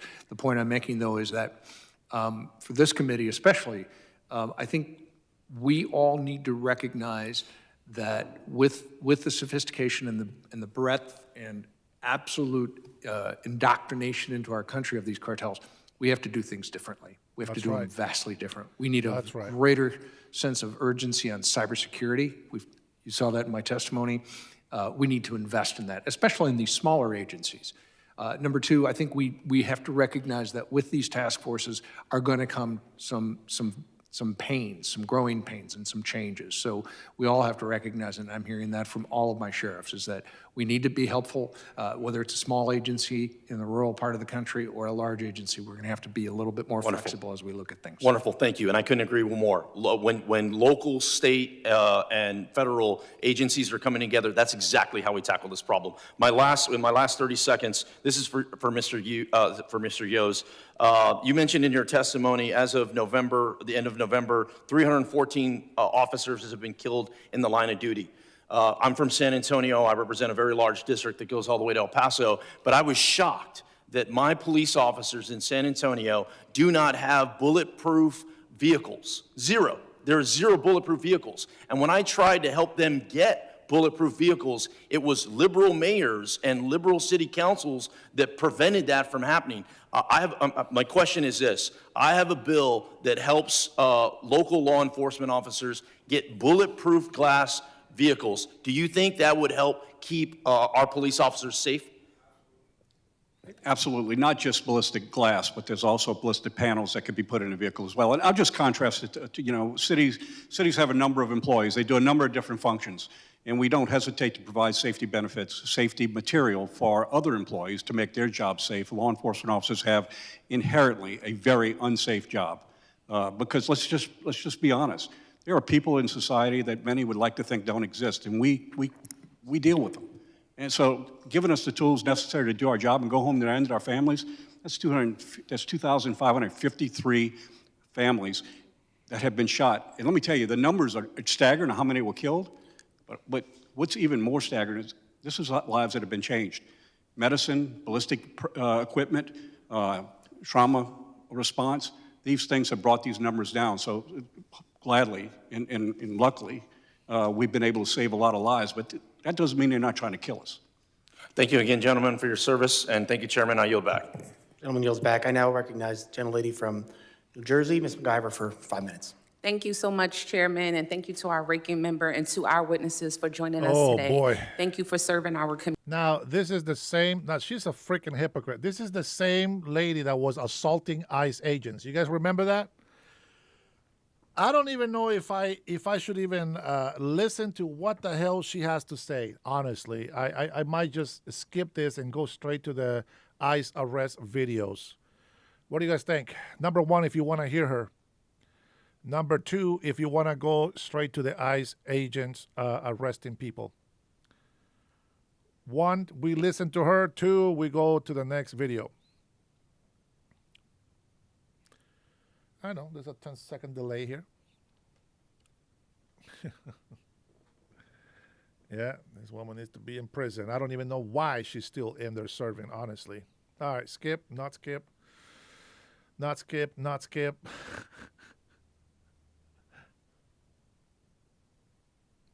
Wait, what did I say? One, she stays. Two, we go to the next level? Okay, yeah, I think that's what I said. I got way too many patrons giving me two. All right, get the hell out of here. You're done. You are done. All right. So we're going to go in with the most recent, okay? Now, wait, no, not the most recent. I want to show you guys, let me see.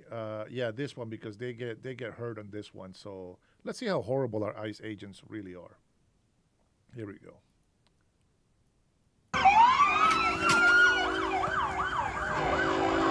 Get off of her! Now, I want you to know that this is New York police, obviously, right? But I want you to look at the videos, because you see all these people back here not getting arrested? Those people are keeping their distance and they're not throwing garbage cans in front of the cars, okay? All right, just to, you know, just to throw it out there.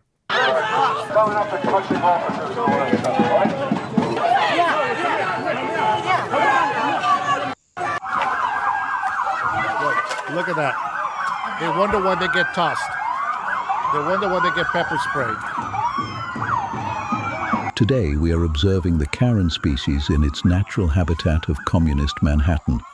The Karen is notorious for starting fights with law enforcement that it can never win.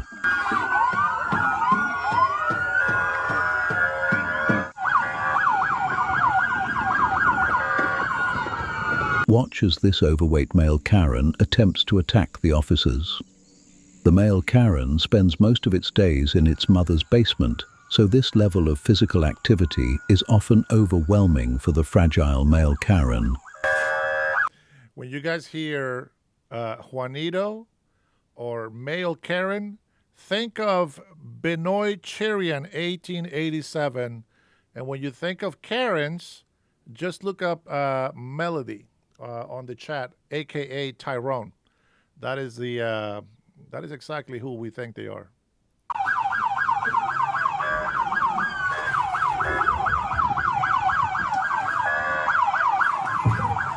You might also notice that all the Karens are wearing masks, even though they demand every ICE agent to remove theirs. This is because the Karen is naturally hypocritical.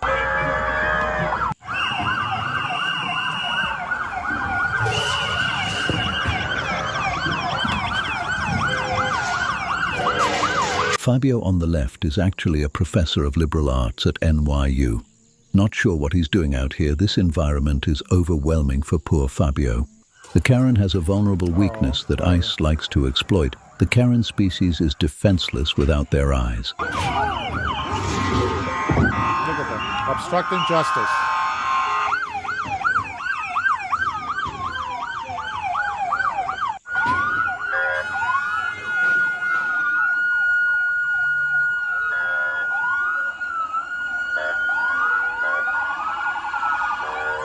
I would say just run this male Karen over, but it's probably not worth the damage to the vehicle.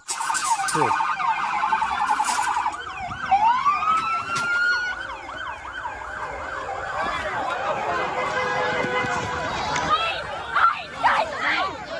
The Karen doesn't believe that its actions have consequences, so the Karen is always shocked once reality smacks it in the face.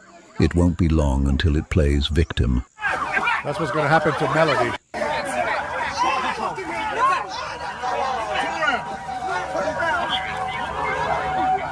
New York.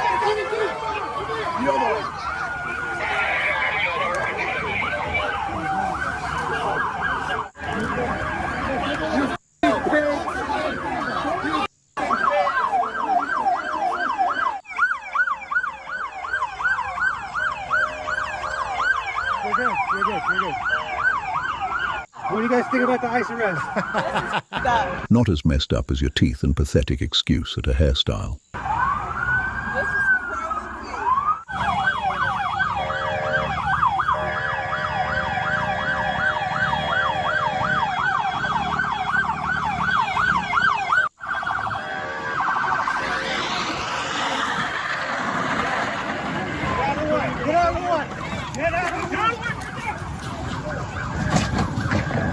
Melody's natural habitat, where she thrives to be who she really is. Can you give me a little? Oh, how dare this guy? He just took his attention. These poor obstructionists, someone play the world's smallest violin. Hey, check this out. Asians, browns, blacks, all kinds of colors. Let's be racist towards them. Let's see what happens. You are terrorists. You're a terrorist. You're a terrorist. You're a terrorist, and you will pay for your crime. What does the Melody, stop being racist, okay? They're serving our country. This is Melody right here yelling at these guys. The rest of your immigrant family think about what you're doing? Hey, Asian man, what does your family think about what you're doing? Leave it to a liberal white Karen to shame a man for being a minority. What does your family think about? Why are you wearing a mask if you're proud of what you're doing? You should be ashamed of yourself. You should be ashamed of yourself. You should be ashamed of yourself. You are what makes America. Melody, leave him alone. Take off your mask if you're proud of what you're doing. Take off your mask if you're proud of what you're doing. Take off your mask. You. Leave him alone. Leave him alone. Leave him. Come on. Get back behind the barrier. Get back. Yeah, Melody, get back. Get back. I said it.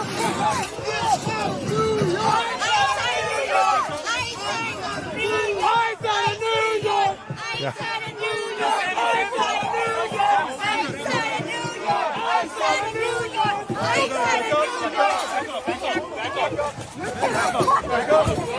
Back up.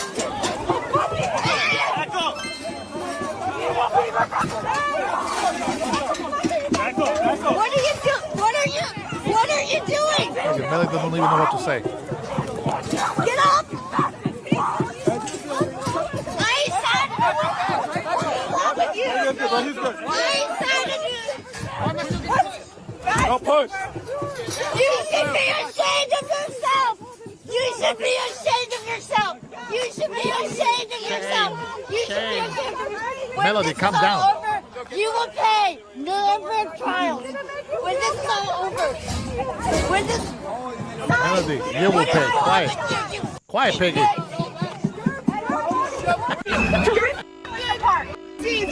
You're deport parents. You're deport children. You're terrorizing our people that are just trying to live and work in New York City. Who is safer when you terrorize families? Who gets safer because of that? I'll tell you exactly who gets safer once we remove all the illegal aliens from the country. Every single law-abiding citizen becomes safer, and our economy improves. And quite frankly, even if it made the economy worse, I still want them all gone. Thank you, crime chef. Don't you want it to be better, to be safer? Do you think the way to do that is to rip families apart? What propaganda worked on you to believe that your neighbor was your enemy? What propaganda? Which one? Grab her. That one. This one. Get her. Get her. Get off of her!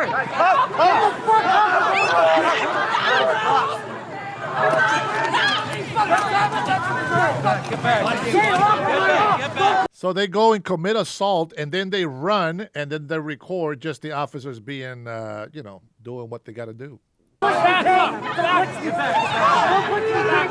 don't interfere with an arrest, guys. Stay back. Stay back, guys. Stay back. Folks, you're going to get arrested. You're going to get arrested if you interfere with an arrest, all right? It's good to know that NYPD isn't tolerating this BS, but I'm sure Mamdani will have a problem with this. Coming up and touching officers and all that stuff, all right? Back to the protest. You're hurting them! Quiet, Melody. Quiet, Peggy.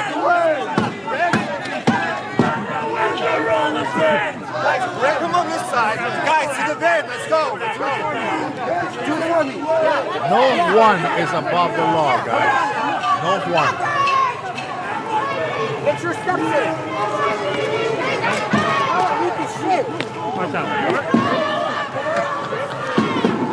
in. Take her away, boys. The Karen is a highly invasive species, but these officers are highly trained at dealing with them. Hi, Melody.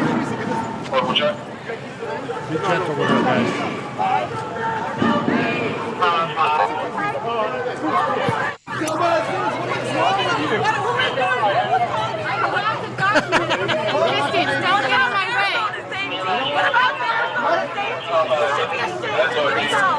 Honestly, I don't even know what grinder is, bro. I don't know what you're talking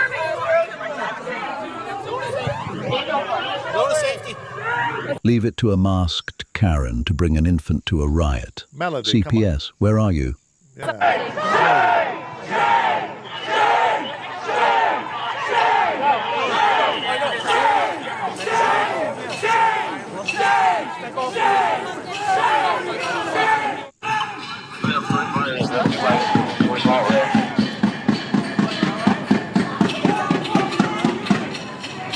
Sandra, are you reading me?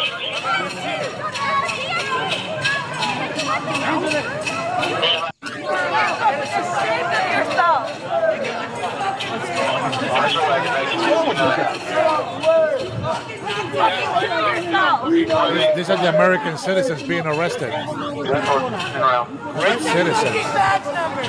Get their fucking badge! What your fucking cops do! There's no reason to touch people. You're doing that for no reason. This is why they got all of our funding.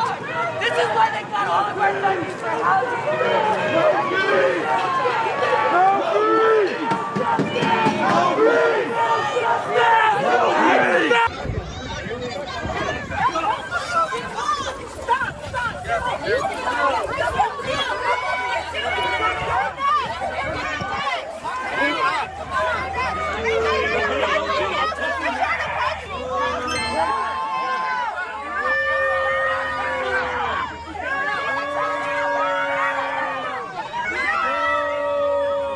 Look at all these law-abiding Screaming citizens. shame isn't going to save this bowl-cut Karen from the law. After all, no one is above the law. Got that right. You get too close, sir. You gotta move back. You gotta move back. You're an embarrassment! You're an embarrassment! You're an embarrassment to your kids, to your lives, to your brothers. Back, watch your back, guys. Melody in the background. You're an embarrassment to your wife, to your kids, to your mother, to your everybody. Shame. Shame. I'd be willing to bet at least 20% of New York City is mentally ill. If you're not in that 20%, then you should probably subscribe to my channel and watch my other Karen content. Part of that 20% is here in my chat.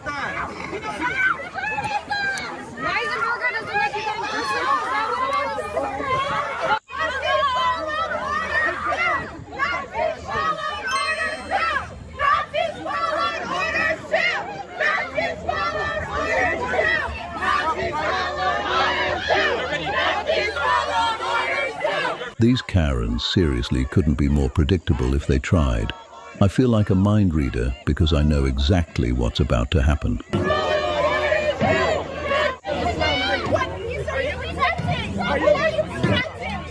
Are you a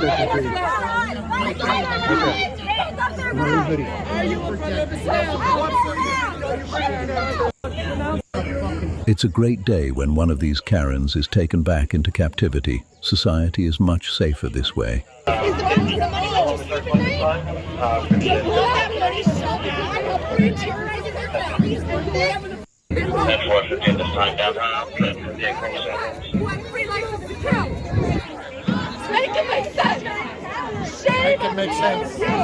A buy one, get one free deal today on these Karens. Great work, officers.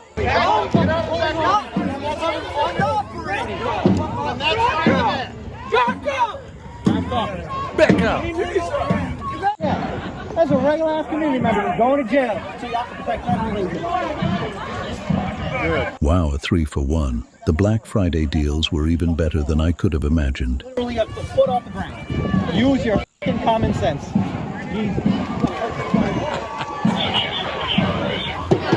Guys, I think we found her. President of the United States.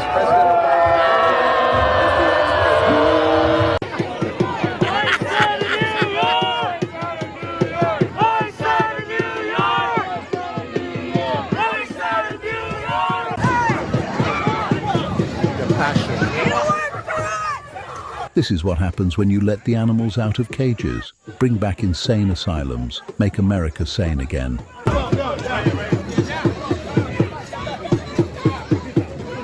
I wonder when they get pepper spray.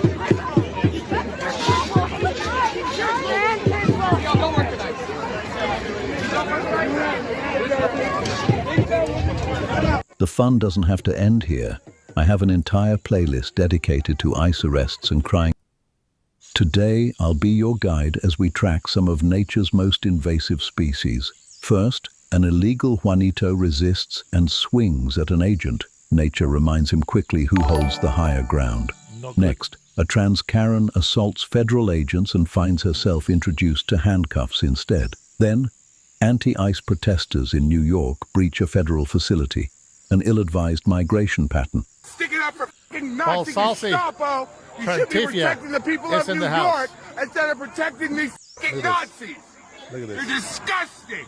And finally, Karen swarm agents mid-operation, shrieking like territorial birds attempting to redirect a bulldozer. And you're trying to arrest him? Are you kidding me? Brace yourself because things are about to get messy. Trantifia in the house.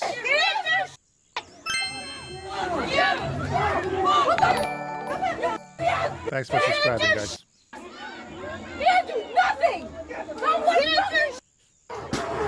The Karens exist in a realm far removed from reality. The illegal didn't do nothing except illegally enter the country, resist arrest, and assault federal agents.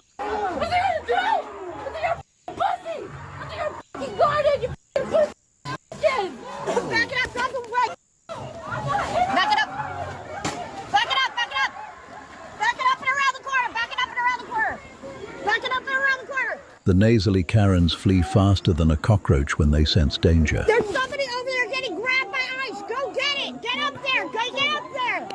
Get up there. They're grabbed by ICE. Oh my God. I haven't got paid my $8,000 for defending President Donald Trump on here. See, for all of you noobs in my channel here and the leftist crackheads that come in here, you have to understand something. I love President Donald Trump, okay? He's fighting for America. And you guys talk so bad about him that I got no other choice than to talk good about him. That's how that works. It's part of the yin-yang sort of thing. Good versus evil. That's you guys. You condemn President Donald Trump, and not just him, but you condemning me and everybody else that believes that this country is our priority and Americans should be first. You should be ashamed of yourself for not doing the same as we do in this channel. What is wrong with you? What is wrong with you? Melody, that voice. Shame! What is wrong with you? Shame! Shame! Shame! What is wrong with you? Now let's pay a visit to the mostly peaceful trans Karen. And he's telling us that no city is safe, that they will be going everywhere throughout the United States. We know that there are thousands of agents across 25 cities. Next up for Border Patrol, they're going to be going to New Orleans. They've got their sights set on this.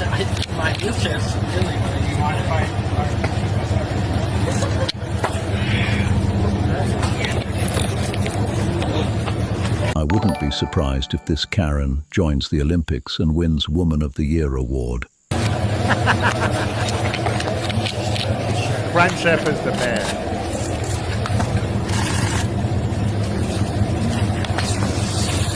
So what we had here today was assault on a federal officer. This individual assaulted federal officers at a gas station about a mile away and then engaged officers in a high-speed pursuit, failed to yield to our lights and siren. She traveled down this cul-de-sac here, came to a stop, and was arrested. That's what we know right now. Thank you. Was it a protester or? We don't know. At this time, we don't know.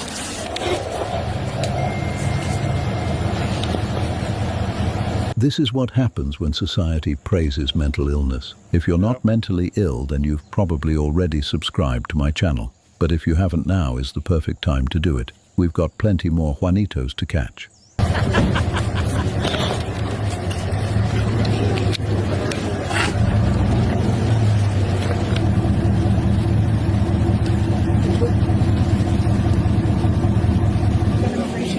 They didn't qualify for asylum. The judge ordered them removed, but they have not left. Now, of those 161,000 individuals, 6,300 are convicted.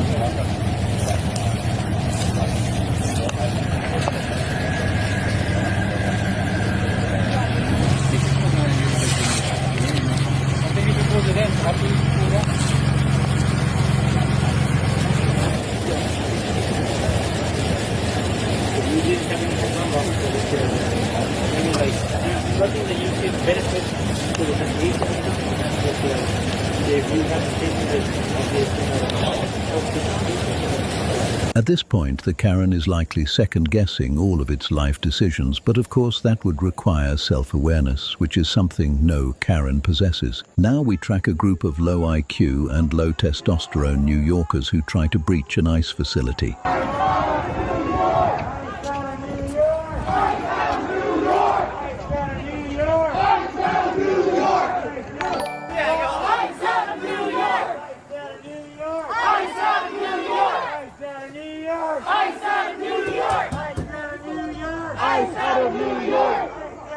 Cavemen used to chant repetitions, and the wild Karen is no different. The biggest difference between a caveman and a Karen is that cavemen have survival instincts and are able to provide value to the cave. The Karen is nothing but a pest.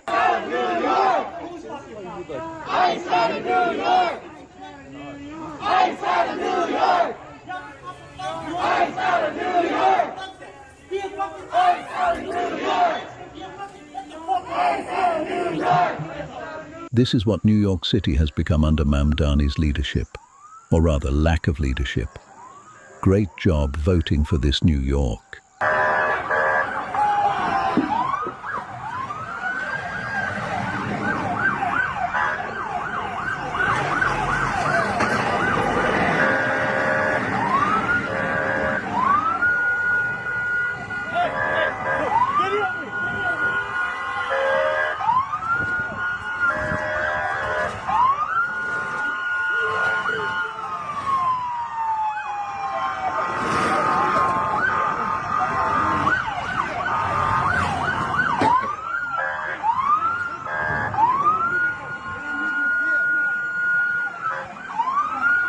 Clear as day, impeding and obstruction. Why are these people not eating pavement?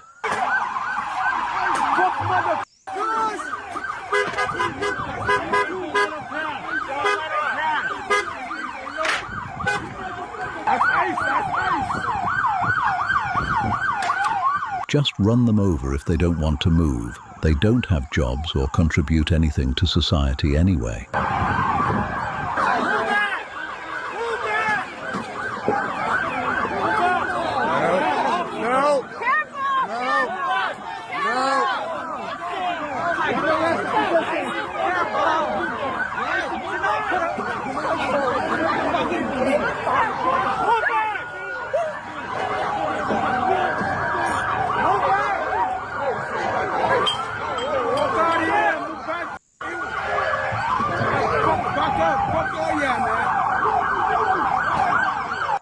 people are scum! You're fucking scum!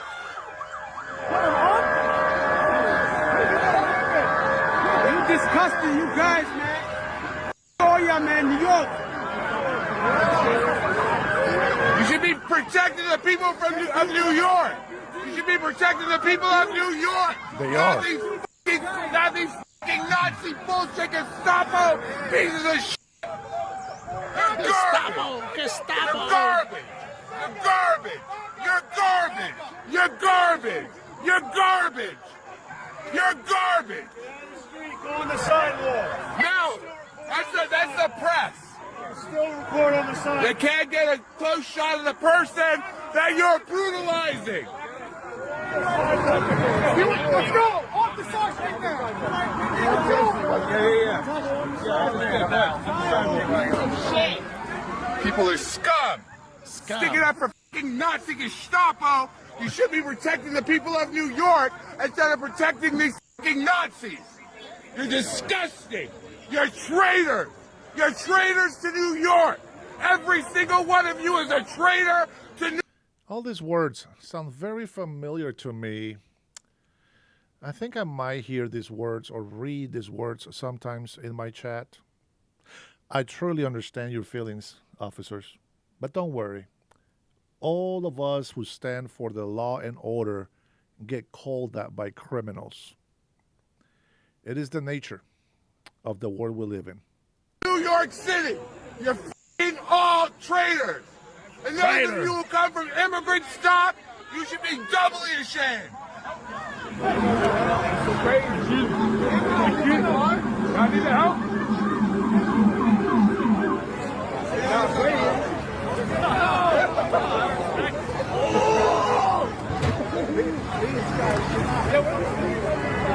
And you're f***ing trying to arrest him? Are you kidding me? Uh-oh, Melody's back. You've got to be kidding me. You have nothing better to do. Really? Karen is the one with nothing better to do as she spends her days harassing hard-working agents. True that. Really? You have nothing to say for yourself? You guys are pieces of shit, you know that? You guys are pieces of shit. Truly. You know that? What did Quiet, you do Piggy. wrong? Quiet. Hello? I think I asked a question. Do you have a warrant? Hello? Hello, do you have a warrant? Hello? Do you have a warrant? I like how close they get to the federal agents. I love that. You have a warrant for his arrest. Hello? They answer you? An absolute masterclass from these federal agents. Just ignore the Karen, and the Karen will eventually find someone else to harass. Aquí están en la Full Lion. Uh-oh. Aquí están. Who are you? Yep, true that. You're what? What are you guys doing in here? Who are you? Who are you? Why? Are you kidnapping? Who are the so-called undocumented illegal invaders? Why are they here? We can play these games all day, Karen. What are you guys doing in here? Yeah, Melody. Go away. What are you guys doing? You can play We this all are day. watching you guys. ISIS here. ISIS here. ISIS here. Everybody come in Full Lion. Aquí están. Aquí están. Aquí están. Cowards. Where? When a broken English-speaking Karen starts screeching, then ICE knows they are in the right spot. I know. Sí, los vamos a encontrar. We're gonna find you. Corran, corran. ICE. ICE is here. ICE is here. ICE is here. ICE is here. ICE is here. ICE is here. ICE is here. Cowards, kidnappers. ICE is here. I detected a slight accent. She might be illegal as well. They're right. They off of 59 and Belfort. Gotta catch 'em all. Good job, ICE, but there's still a lot of work to be done. Esta mierda aquí. Fuck this pig right here. Look at him. Some bitches right here. All of them. I gotta say, he shouldn't be insulting the illegal immigrants like that. Come on. They're your people, bro. Have some respect. People going to work, boy. That's all they do. Look at that bitch. Fucked up. Migración. Migración, Eli, migración. Ahí está, míralo, ve. Aquí, mi amor. Aquí están. Háblale a Alvarito que no venga. Míralo, ve, míralo, ve. Tell Alvarito not to come. Miren, están perdidos. Mami, hay que tapar. Of course, she doesn't speak English. Rápido.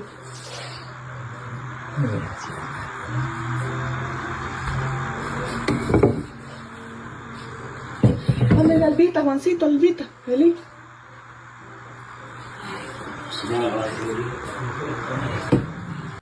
You know what's really good about coming to this country legally and respecting the law? You never have to hide. You never have to hate someone for protecting their country. That's the difference. When you do things legally, your family doesn't have to suffer. You don't have to be traumatized by the experience of being arrested. If you don't want to be arrested, don't be a criminal. I don't care how you feel. Your emotions, your feelings don't mean shit. Because entire civilizations have been destroyed because of emotions and feelings.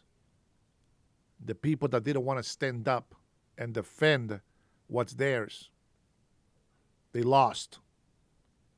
We got to protect what's ours. We got to put Americans first. If you truly love all of these people, you will tell them to stay in their country. Do not come here unless you have a permission to come here.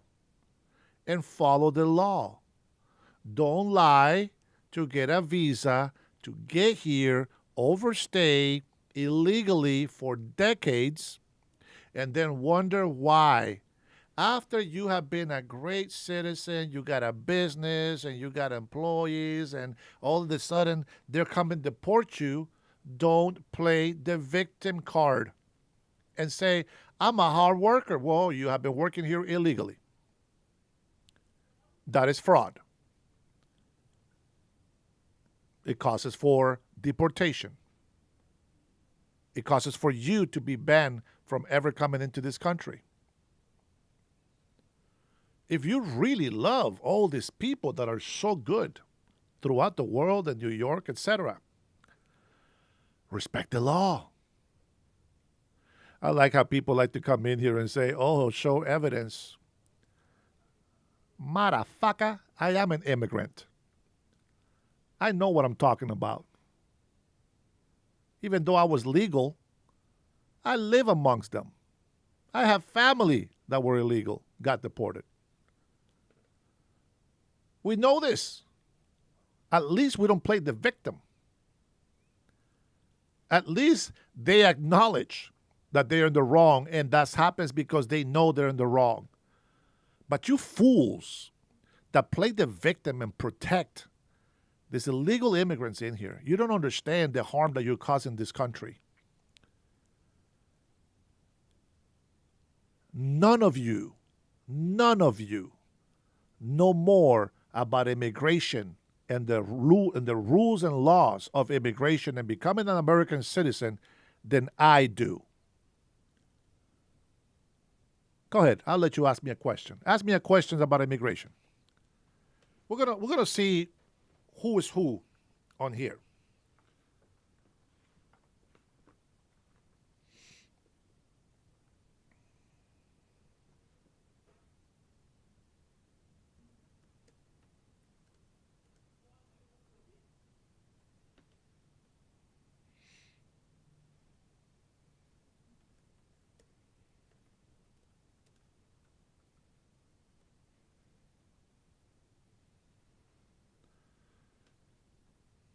Go ahead.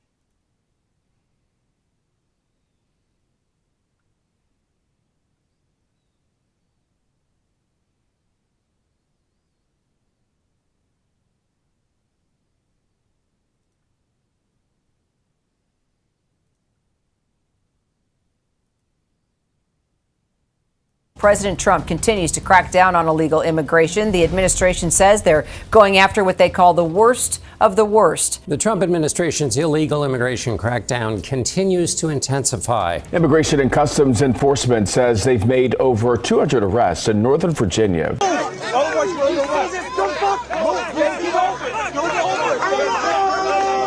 While you were sleeping, there was a war in Virginia.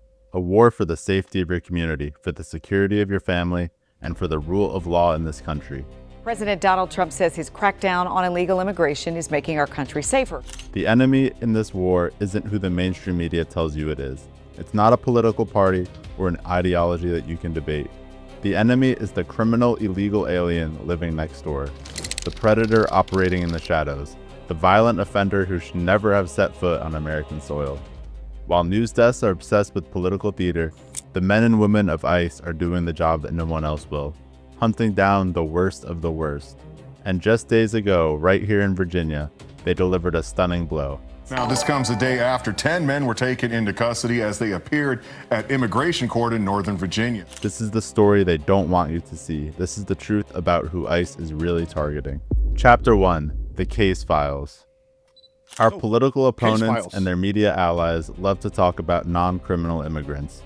They paint a picture of ICE agents kicking down doors to arrest landscapers and dishwashers. It's a lie, a deliberate, dangerous lie designed to gut our immigration enforcement and vilify the brave officers protecting us. So today, we're going to do something radical. We're going to ignore the rhetoric and look at the facts. We're going to open the case files from this Virginia operation and see exactly who was arrested. Let's be perfectly clear about who the worst of the worst really are. Let's start with case file number 1, Wester Antonio Jacobo Morales. Origin, Guatemala. Status, a previously deported criminal illegal alien. Criminal convictions, felony, SA, and extortion. Let that sink in. This individual was already removed from our country. He chose to break our laws a second time by illegally re-entering, and his crime... Go ahead. Keep defending them. Where's your warrant? Show us your warrant. Shout out to Crime Chef. If you come into my channel, man, great job, buddy. Keep doing what you're doing. You're amazing. Crimes, SA, and extortion. This is not a minor offender. This is a violent predator, a monster who represents the gravest threat to any community that he's in. ICE removed him from your streets. Case file number 2, Harvin Francisco Rivera Diaz. Origin, Nicaragua. Status, illegally crossed the southern border in 2022. Criminal convictions, carnal knowledge of a child. This is where the media's silence is deafening. This individual who entered the country under the previous administration's failed policies is a convicted felon for a horrific crime against a child. He is the definition of the worst, and he was living among us until ICE did their job. Federal authorities announced 1,400 immigration arrests across Massachusetts on Thursday. Case number 3, Daniel Sac Pazan. Origin, Guatemala. Status, subject to a final order of removal for over a decade. Criminal history, aggravated assault of a family member with a weapon. Oh my God, where is the due process? I want to know, where is the due process? For more than 10 years, this individual defied a final order from a federal judge. For more than 10 years, he remained in this country. And during that time, his alleged actions included violently attacking a member of his own family with a weapon. This is the consequence of a system that rewards delay and obstruction. Case file number 4, Adolfo Flores Ramirez. Origin, El Salvador. Status, immigration violator, arrested in a Northern Virginia community. Criminal charges, DUI, domestic violence, and assault. This case file shows a pattern of violence and reckless disregard for public safety. A DUI charge alone represents a deadly threat to every driver on the road. Combined with charges for domestic violence and assault, it paints a picture of an individual who is a clear and persistent danger to the public. And finally, case file number 5, Shanavan Emil Fassi. Origin, Jamaica. You think I should have empathy for these criminals? Really? Status, final order of removal since 2013. Criminal convictions, trafficking in illegal substances and weapons charges. Here we have an individual who has also been defying a removal order for years. His trade, pushing illegal substances into our communities and arming himself while doing it. He represents the nexus between the illegal immigration crisis and the scourge of the drug trade and gun violence. Look at this list. SA, crimes against children, violence, drugs. This isn't a random sampling. This is a targeted operation against the most dangerous criminal illegal aliens imaginable. These are not the people the left is talking about. These are the people they are hiding. Every time you hear a politician use the phrase non-criminal immigrant, I want you to remember these faces. I want you to remember these case files. As ICE Assistant Secretary... Hold on, SA. Hey, Smo, you don't even know me. What's annoying about me? Go ahead, tell me. What's annoying about me when you don't know anything about me? I'm not even saying that the videos play. I wasn't even saying anything. How old are you? Are you a retard? Do you have any mental problems? Do you need some help? Are you reaching out for help? Just let me know. Let me know. Okay? I think most of you probably missed out the memo that we just had a massive illegal immigration invasion into our country. Yeah, I think you guys are probably illegal yourselves, and that's why you're in here hating all the way from Mexico. Tricia McLaughlin stated after this operation, and this is a direct quote, "These arrests underscore the reality of open border and sanctuary policies that allowed criminals around the world to come to America and roam free across our country." She is exactly right. This Virginia operation isn't an isolated incident. It's a direct consequence of policy, and for every one of these animals that ICE puts in handcuffs, your community is undeniably safer. Chapter 2, The Obstruction Playbook, How the System Protects Criminal Illegal Aliens. That's right, yo. So we've seen the targets, we've seen the worst of the worst taken off the streets in a decisive operation. That's the good news. But it also leads to an obvious and infuriating question. How were these criminals here in the first place? How does a man with a final deportation order for over a decade like Daniel Sakzan continue to walk free? How does a convicted criminal like Wester Antonio Jacobo Morales, who was already deported once, simply come back? The answer is that ICE isn't just fighting criminals. They are fighting a system, a deliberate, well-funded, and cynical obstruction playbook designed to protect these very individuals at every single turn. This playbook has 3 main components, and understanding them is key to understanding why the problem feels so insurmountable. It's not a lack of effort from ICE, it's a coordinated effort to stop them from doing their job. The first shield, sanctuary policies, deliberate non-cooperation. The first and most direct shield is the network of so-called sanctuary policies. These are rules enacted by left-leaning city and state governments that directly prohibit or severely limit their own law enforcement from cooperating with federal immigration authorities. What does this mean in practice? It means that when a criminal illegal alien is arrested for a local crime, like assault, DUI, or even worse, in a sanctuary jurisdiction, the local jail is often forbidden from simply notifying ICE before releasing that individual back onto the street. They call it protecting immigrant communities, but look at the Virginia case files. Do you think the victims of these crimes, the victims of SA, assault, of violence, feel protected knowing that their local government had a policy of shielding their attacker from federal law enforcement? This isn't a theoretical debate. It's a calculated policy choice that puts the comfort of criminal illegal aliens above the safety of American citizens. It creates a safe harbor for the very worst of the worst, allowing them to blend back into the population and continue preying on the innocent. The second shield, judicial activism, the legal roadblock. If the sanctuary policies are the local shield, then the second shield is the national one, judicial activism. We are witnessing an unprecedented use of the courts to paralyze federal immigration enforcement. A single judge, often sitting in a district court thousands of miles from the border, can issue a nationwide injunction.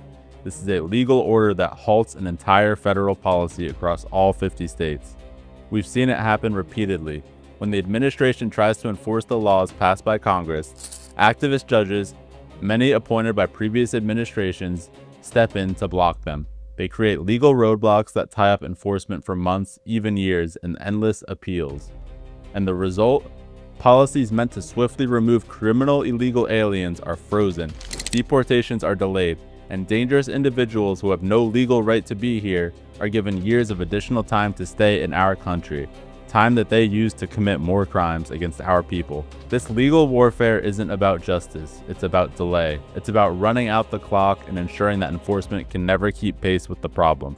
Every injunction is a victory for the open borders lobby and a devastating loss for public safety. The third shield, bureaucratic failure, the catch and release scam. And finally, we have the ultimate safety net for criminally illegal aliens, the bureaucratic quagmire of our own immigration system. This is the catch and release scam in its most insidious form. For years, the policy was to encounter individuals at the border, issue them a notice to appear in immigration court, and then release them into the United States. But here's the catch they never told you about. The court date was often set for 7, 8, or even 10 years in the future. Yep. And why? Because of deliberately engineering the backlog. There are currently over 3.4 million cases pending in our immigration courts.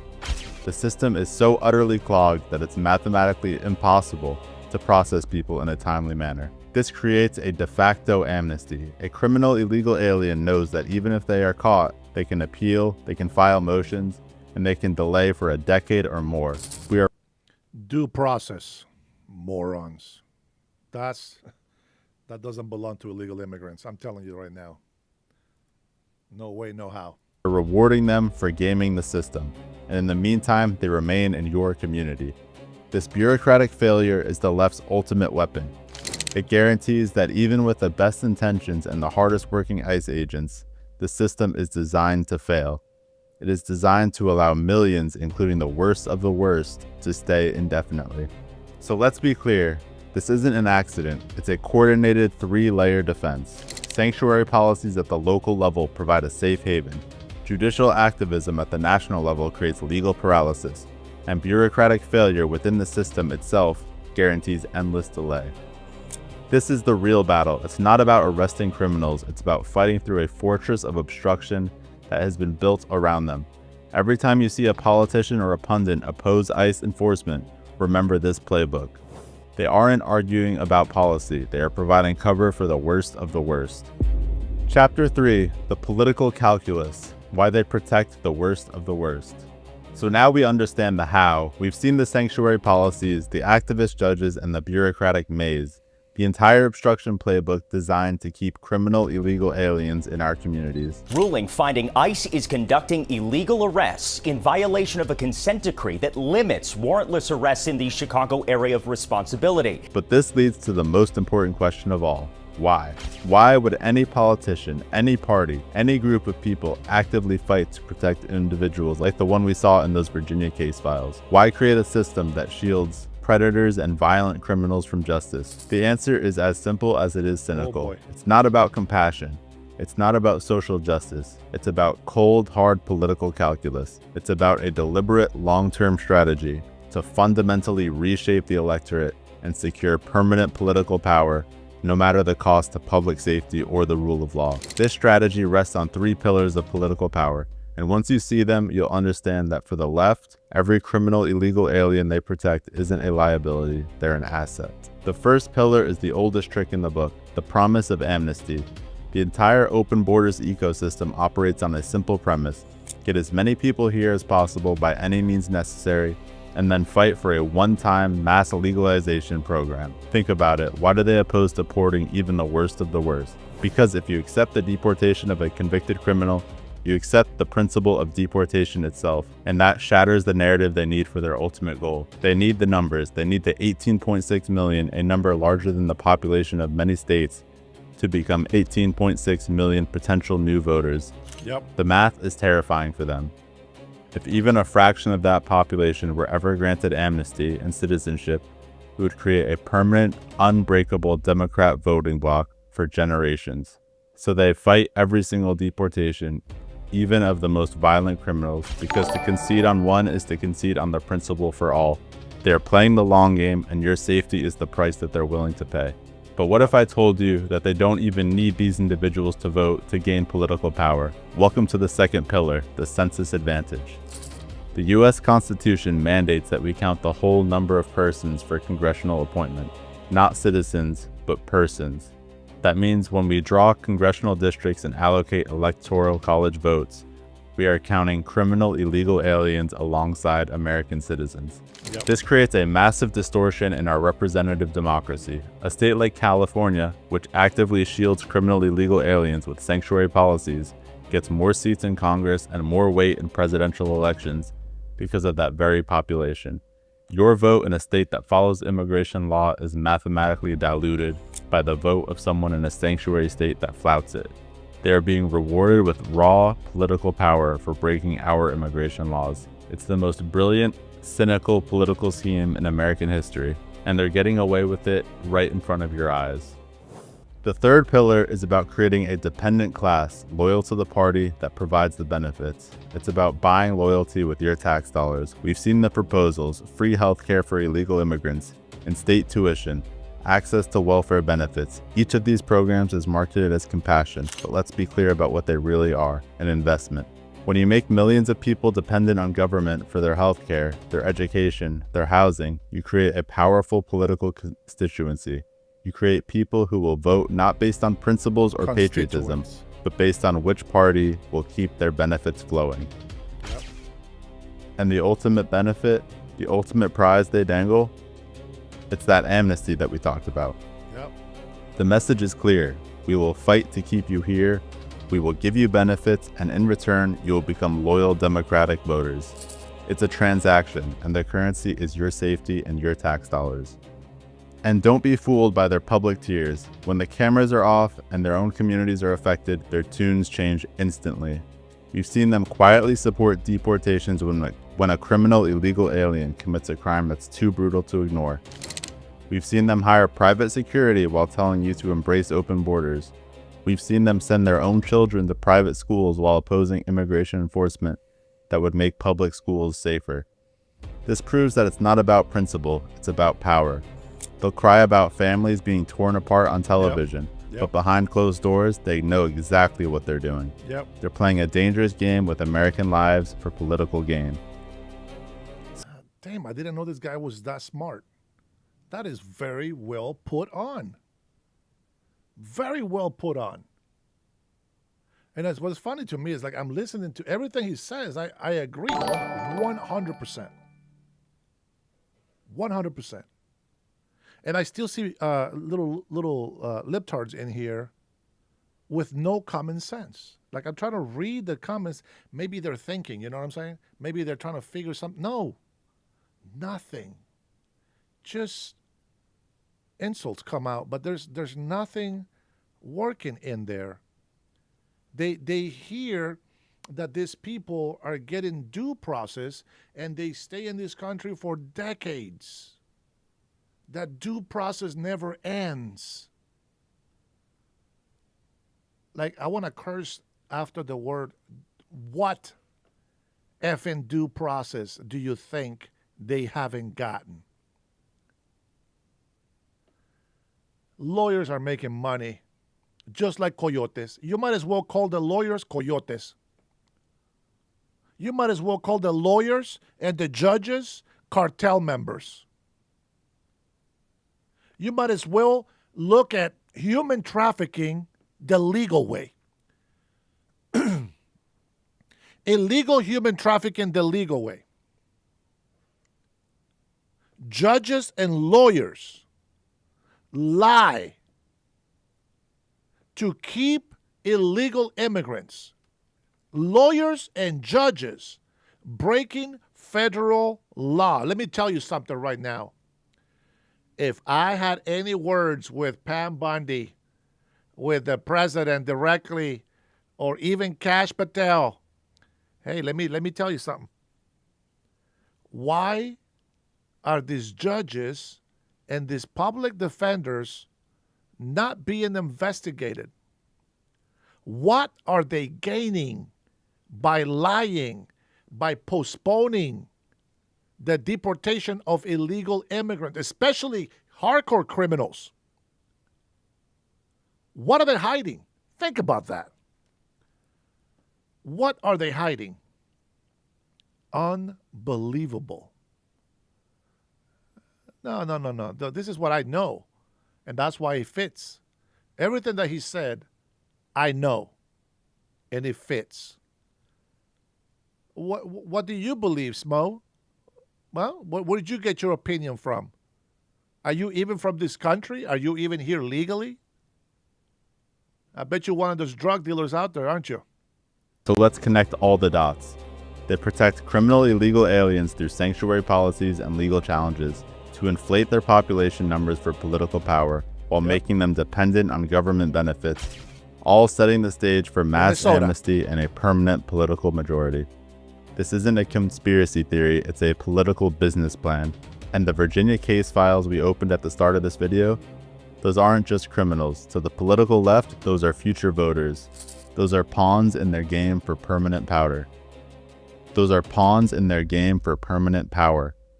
They have made a calculated decision that your safety is an acceptable price to pay for their...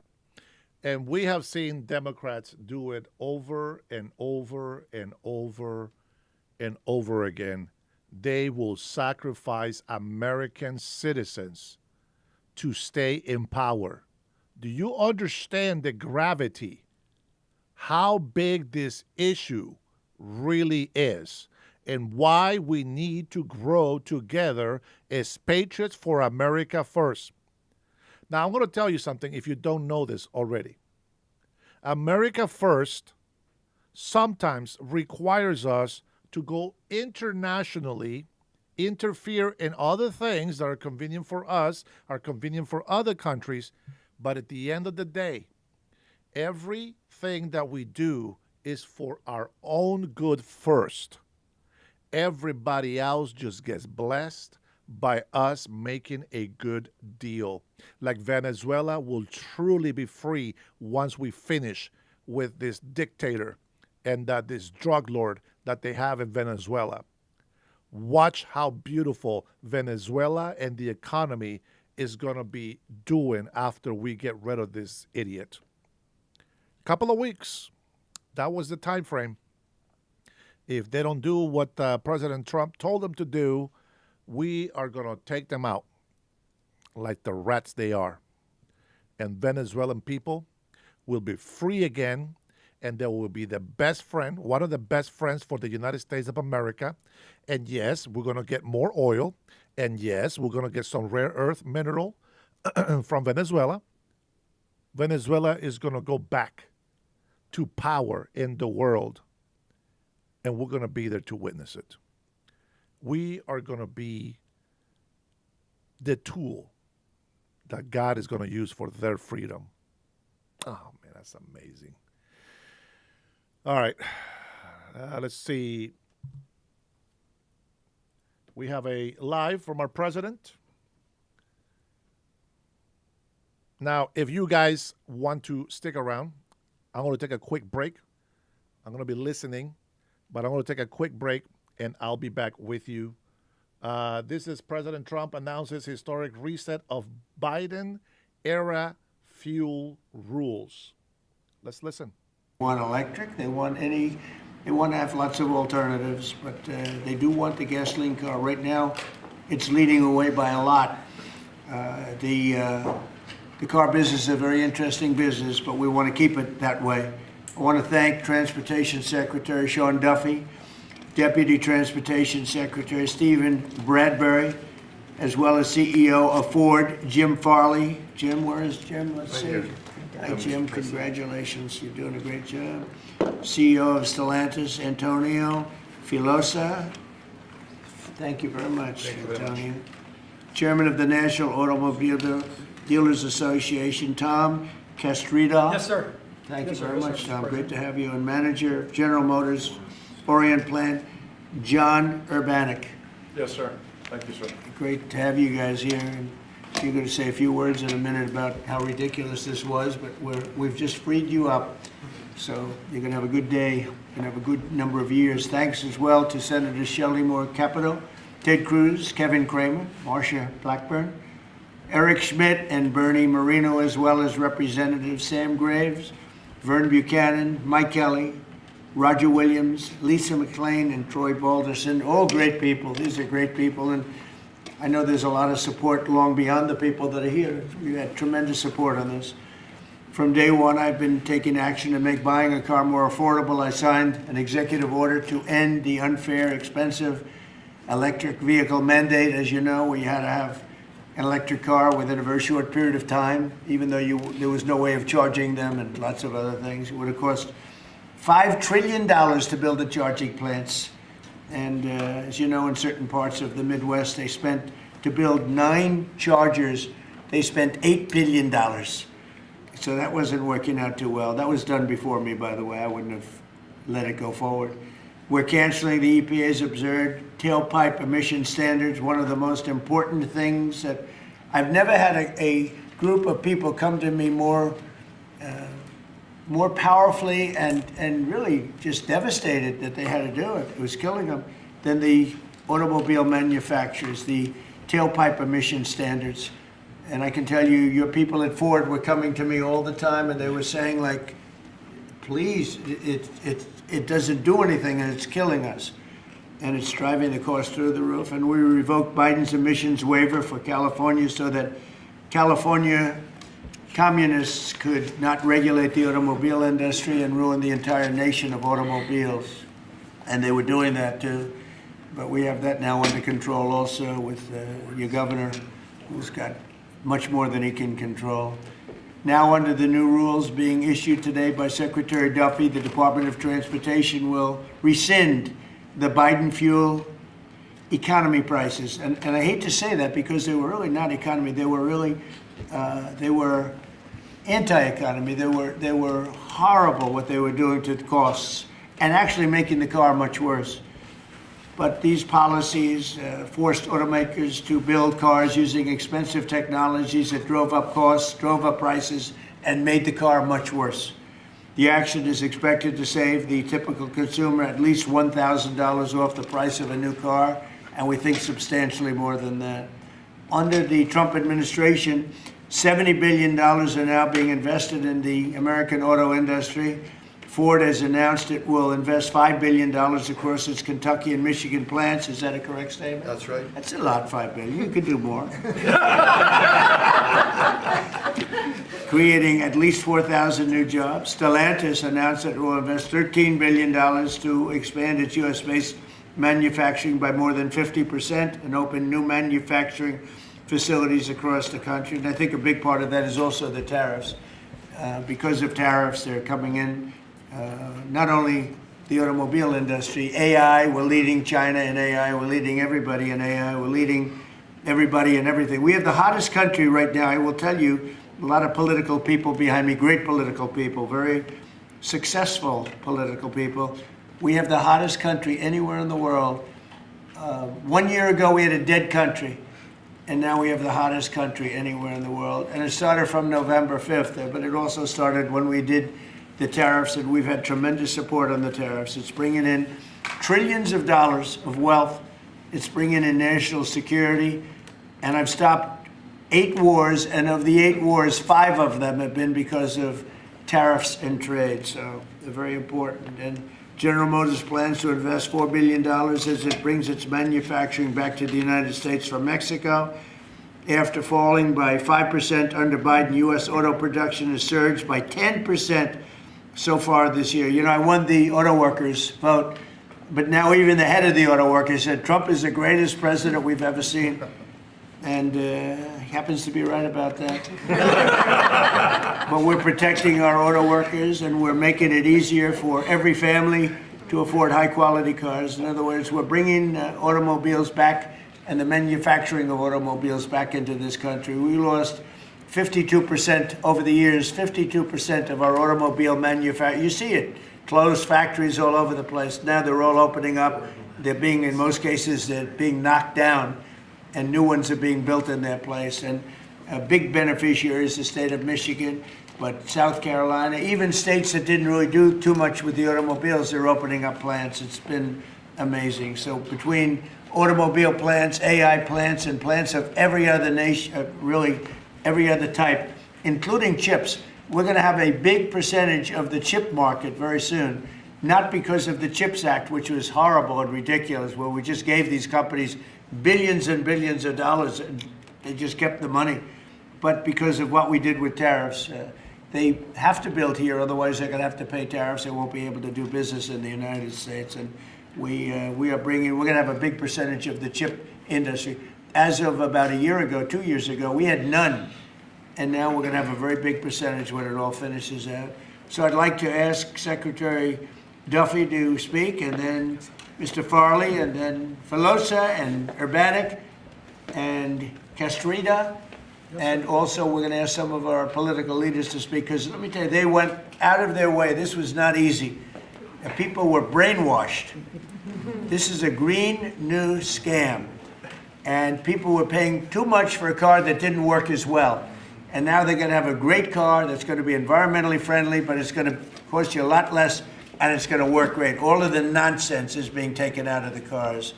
So, Secretary Duffy, could you say a few words? Thank you, Mr. President. So yesterday at the cabinet meeting, the president was talking about affordability, and the way that Democrats talk about affordability is a lie. Today is a perfect example of that. So these CAFE standards used what was contrary to the law. The Congress set a rule that says you have to look at combustion engines.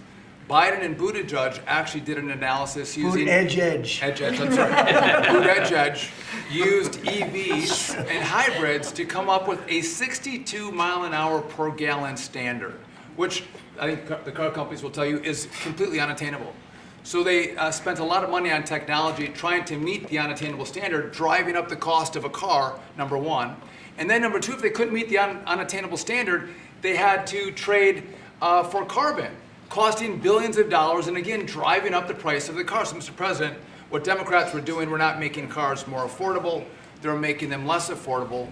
The consequence of that is going to be that more Americans can afford to buy a new car, which means they're going to be safer on the roads because of all the great new technology we have that save lives. So we'll have less death on American roads. These rules are going to allow the automakers to make vehicles that Americans want to purchase, not vehicles that Joe Biden and Buttigieg wants them to build, which is important.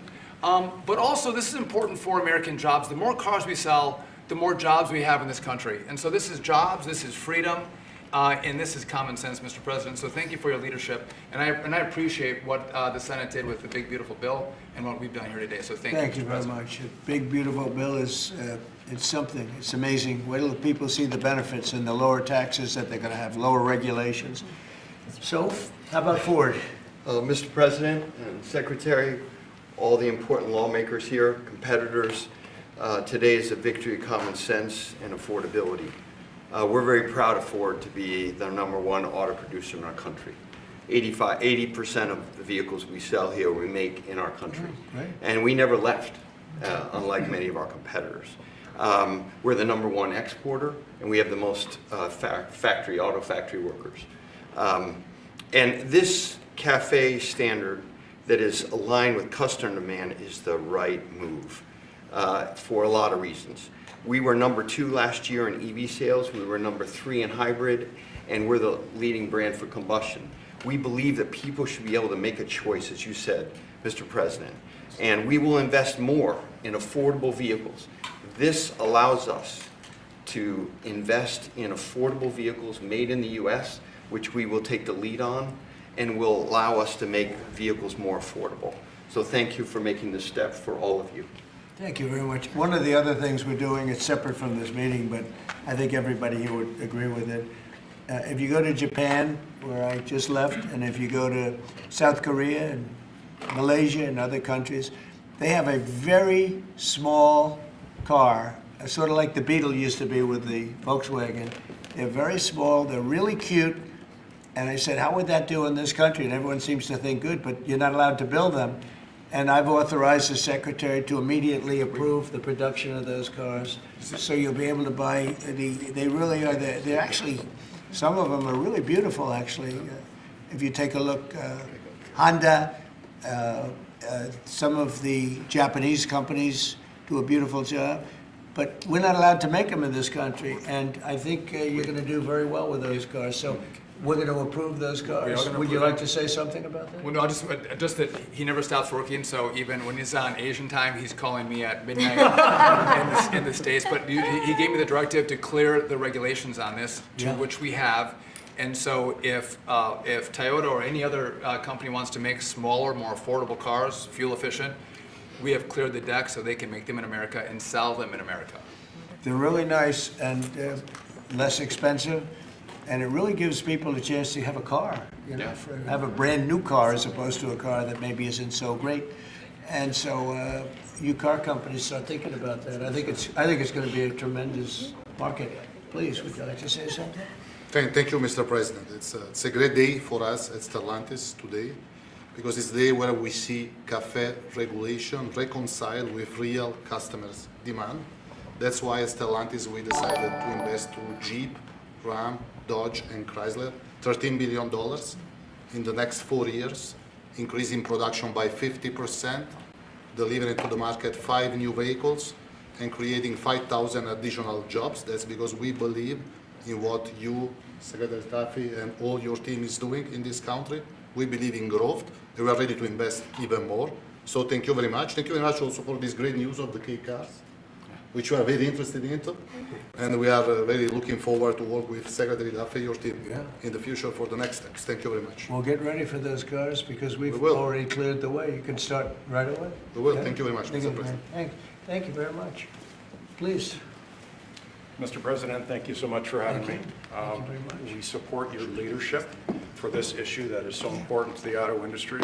I'm here representing the hard-working men and women of Orion Assembly in Michigan. Right.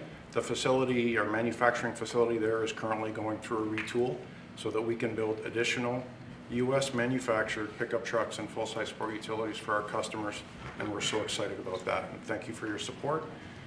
Secretary Duffy, thank you as well. And this is largely coming in because of the tariff situation. We're taking in trillions of dollars, actually, trillions, and we have so many other advantages, but these great companies are coming back to the United States. They left the United States. If somebody was sitting behind this desk that knew what they were doing, that wouldn't have happened. They would have said, well, you can sell your car here, but we're going to put 100% tariff, and you would have never had the auto industry leave. Again, we lost more than 50% of our auto industry, and now it's all coming back, and I think it's coming back. Ultimately, it's going to be bigger. I believe it's going to be bigger than it was before, actually. But it's an honor to have you here. And please, would you like to say something? President, thank you very much. Tom Castrator, sir. I'm the chairman of National Automobile Dealers that represent 18,000 dealers in the country, along with 3,000 heavy-duty truck dealers. And what the actions that you've done as the president and your administration is definitely going to save our customers money.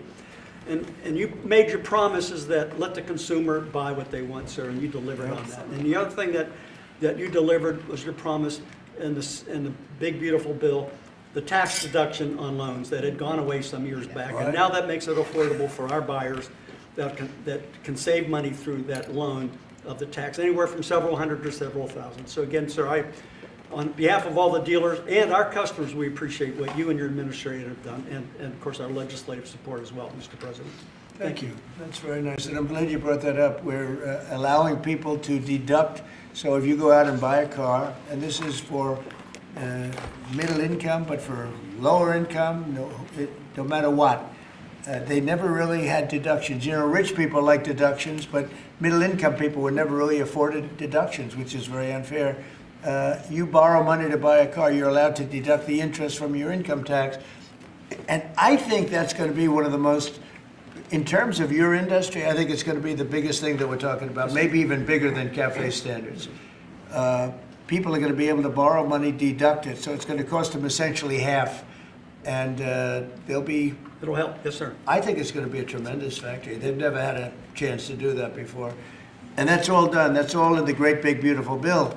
So it's really terrific. I'd like to ask a couple of our political leaders to say, because you guys have done an amazing job. This was something that was going to be very tough. We had to fight lunatics to get it done, and they had no answers. You know, it's you just present them with the facts, and they just say, well, we're just not going to vote for it. They couldn't talk about it, but they didn't want to vote. I see Mike Kelly, my friend back there, has been with me from day one, right? Yep. What do you have to say, Mike? Well, you know what? I think you hit the key. Everybody's talking about the same thing. In America, look at the way they like each other. You can see there's no hatred between these two guys. No, as long as I beat his price, we're friends. No, but you hit it right on the head. The American people have always been able to choose what they want to buy. Right. They don't want to be taken out of a market by people who, quite frankly, don't even drive their own car, and saying this is the way you've got to go going into the future. And say, well, you may say that, but you're not in the market. You have no idea. And I know the business we're in. At the end of the day, if you were there with me, I'd say, oh, so Mr. President, other than price, what's keeping you from taking the car home today? It's always price. And the fact that we can build a car that's affordable, that people want to buy, that's the key to it. What you've done is unlock the most ridiculous statute that ever came in with CAFE. It wasn't done by the Congress. It wasn't done. It was done by President Obama after the courts failed on it. So thank you for doing what you're doing. You're making America great again in every single way. Thank you. Thank you. It's going to be so big for the auto manufacturers. People aren't even going to believe the impact this has.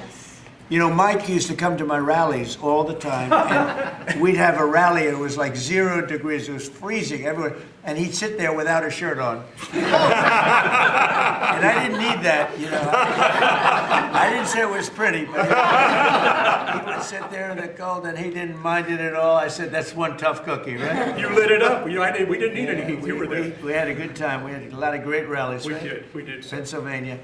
Please, Mr. Congressman. Thank you, Mr. President. I represent the dealer body. I'm a dealer, and we got some other dealers in here, but this is huge for the dealer body, the local car dealer.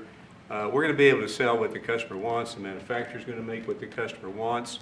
We've got all kinds of options to the big bill. It's going to enable people, as we talked about, to deduct payments and so forth. As we say in the business, they've never been cheaper than they are today, Mr. President. And it's going to be a great opportunity for the dealer body to sell what consumers want. And 99% of the businesses in America are small businesses. Many are car dealers, employ a lot of people. It's going to be a great year for us. We appreciate your leadership. And we appreciate, from a retail standpoint, we appreciate the manufacturers going to step up and build cars that customers want and that we want to sell. So thank you very much. It makes it a great country. He's also a very brave congressman because he was there on the baseball field that horrible day with Steve Scalise and some other people. He was hit. But he took it very well. He took it very well. You're my pal. Thank you. Thanks. Great job. Appreciate it. Great job. Appreciate it. Kevin, could you say a few words of wisdom? One of the really smart economic forecasters, I will tell you. Beyond an economist, he's a real forecaster. Please. Sir, I think that there's a massive macroeconomic benefit to what we're doing today. And the way to think about it is that the car that has the best gas mileage that you can buy that has only gasoline is a Honda that gets about 36 miles per gallon. Joe Biden wanted to make every car on average be above 50. So there's no car made in the US that you would be able to sell 2 years from now, 3 years from now under that rule.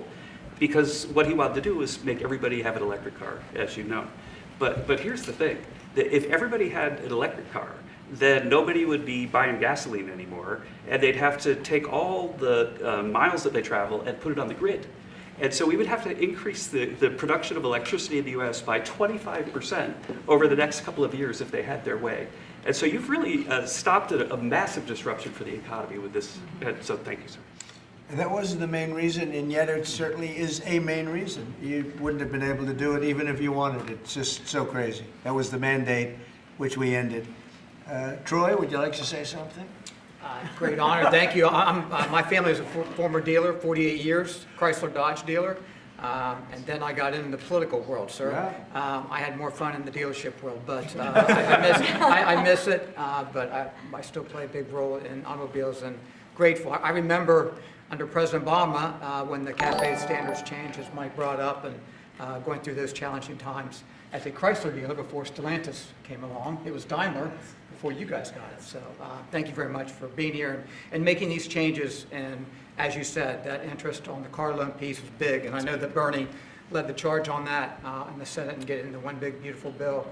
That really is a big deal, and people need to understand how big a deal that is. You did a great job. And by the way, we had a great victory last night. Matt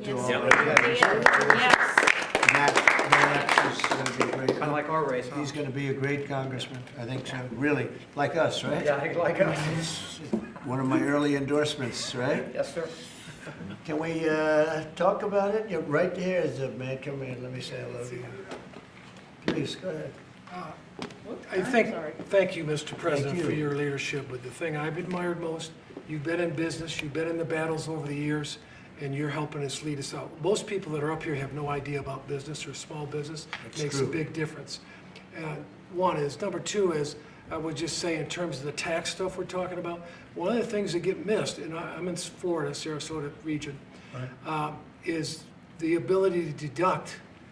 Most people have a small business, they'll have a lawn business, they'll have this, that, they buy a new or used truck.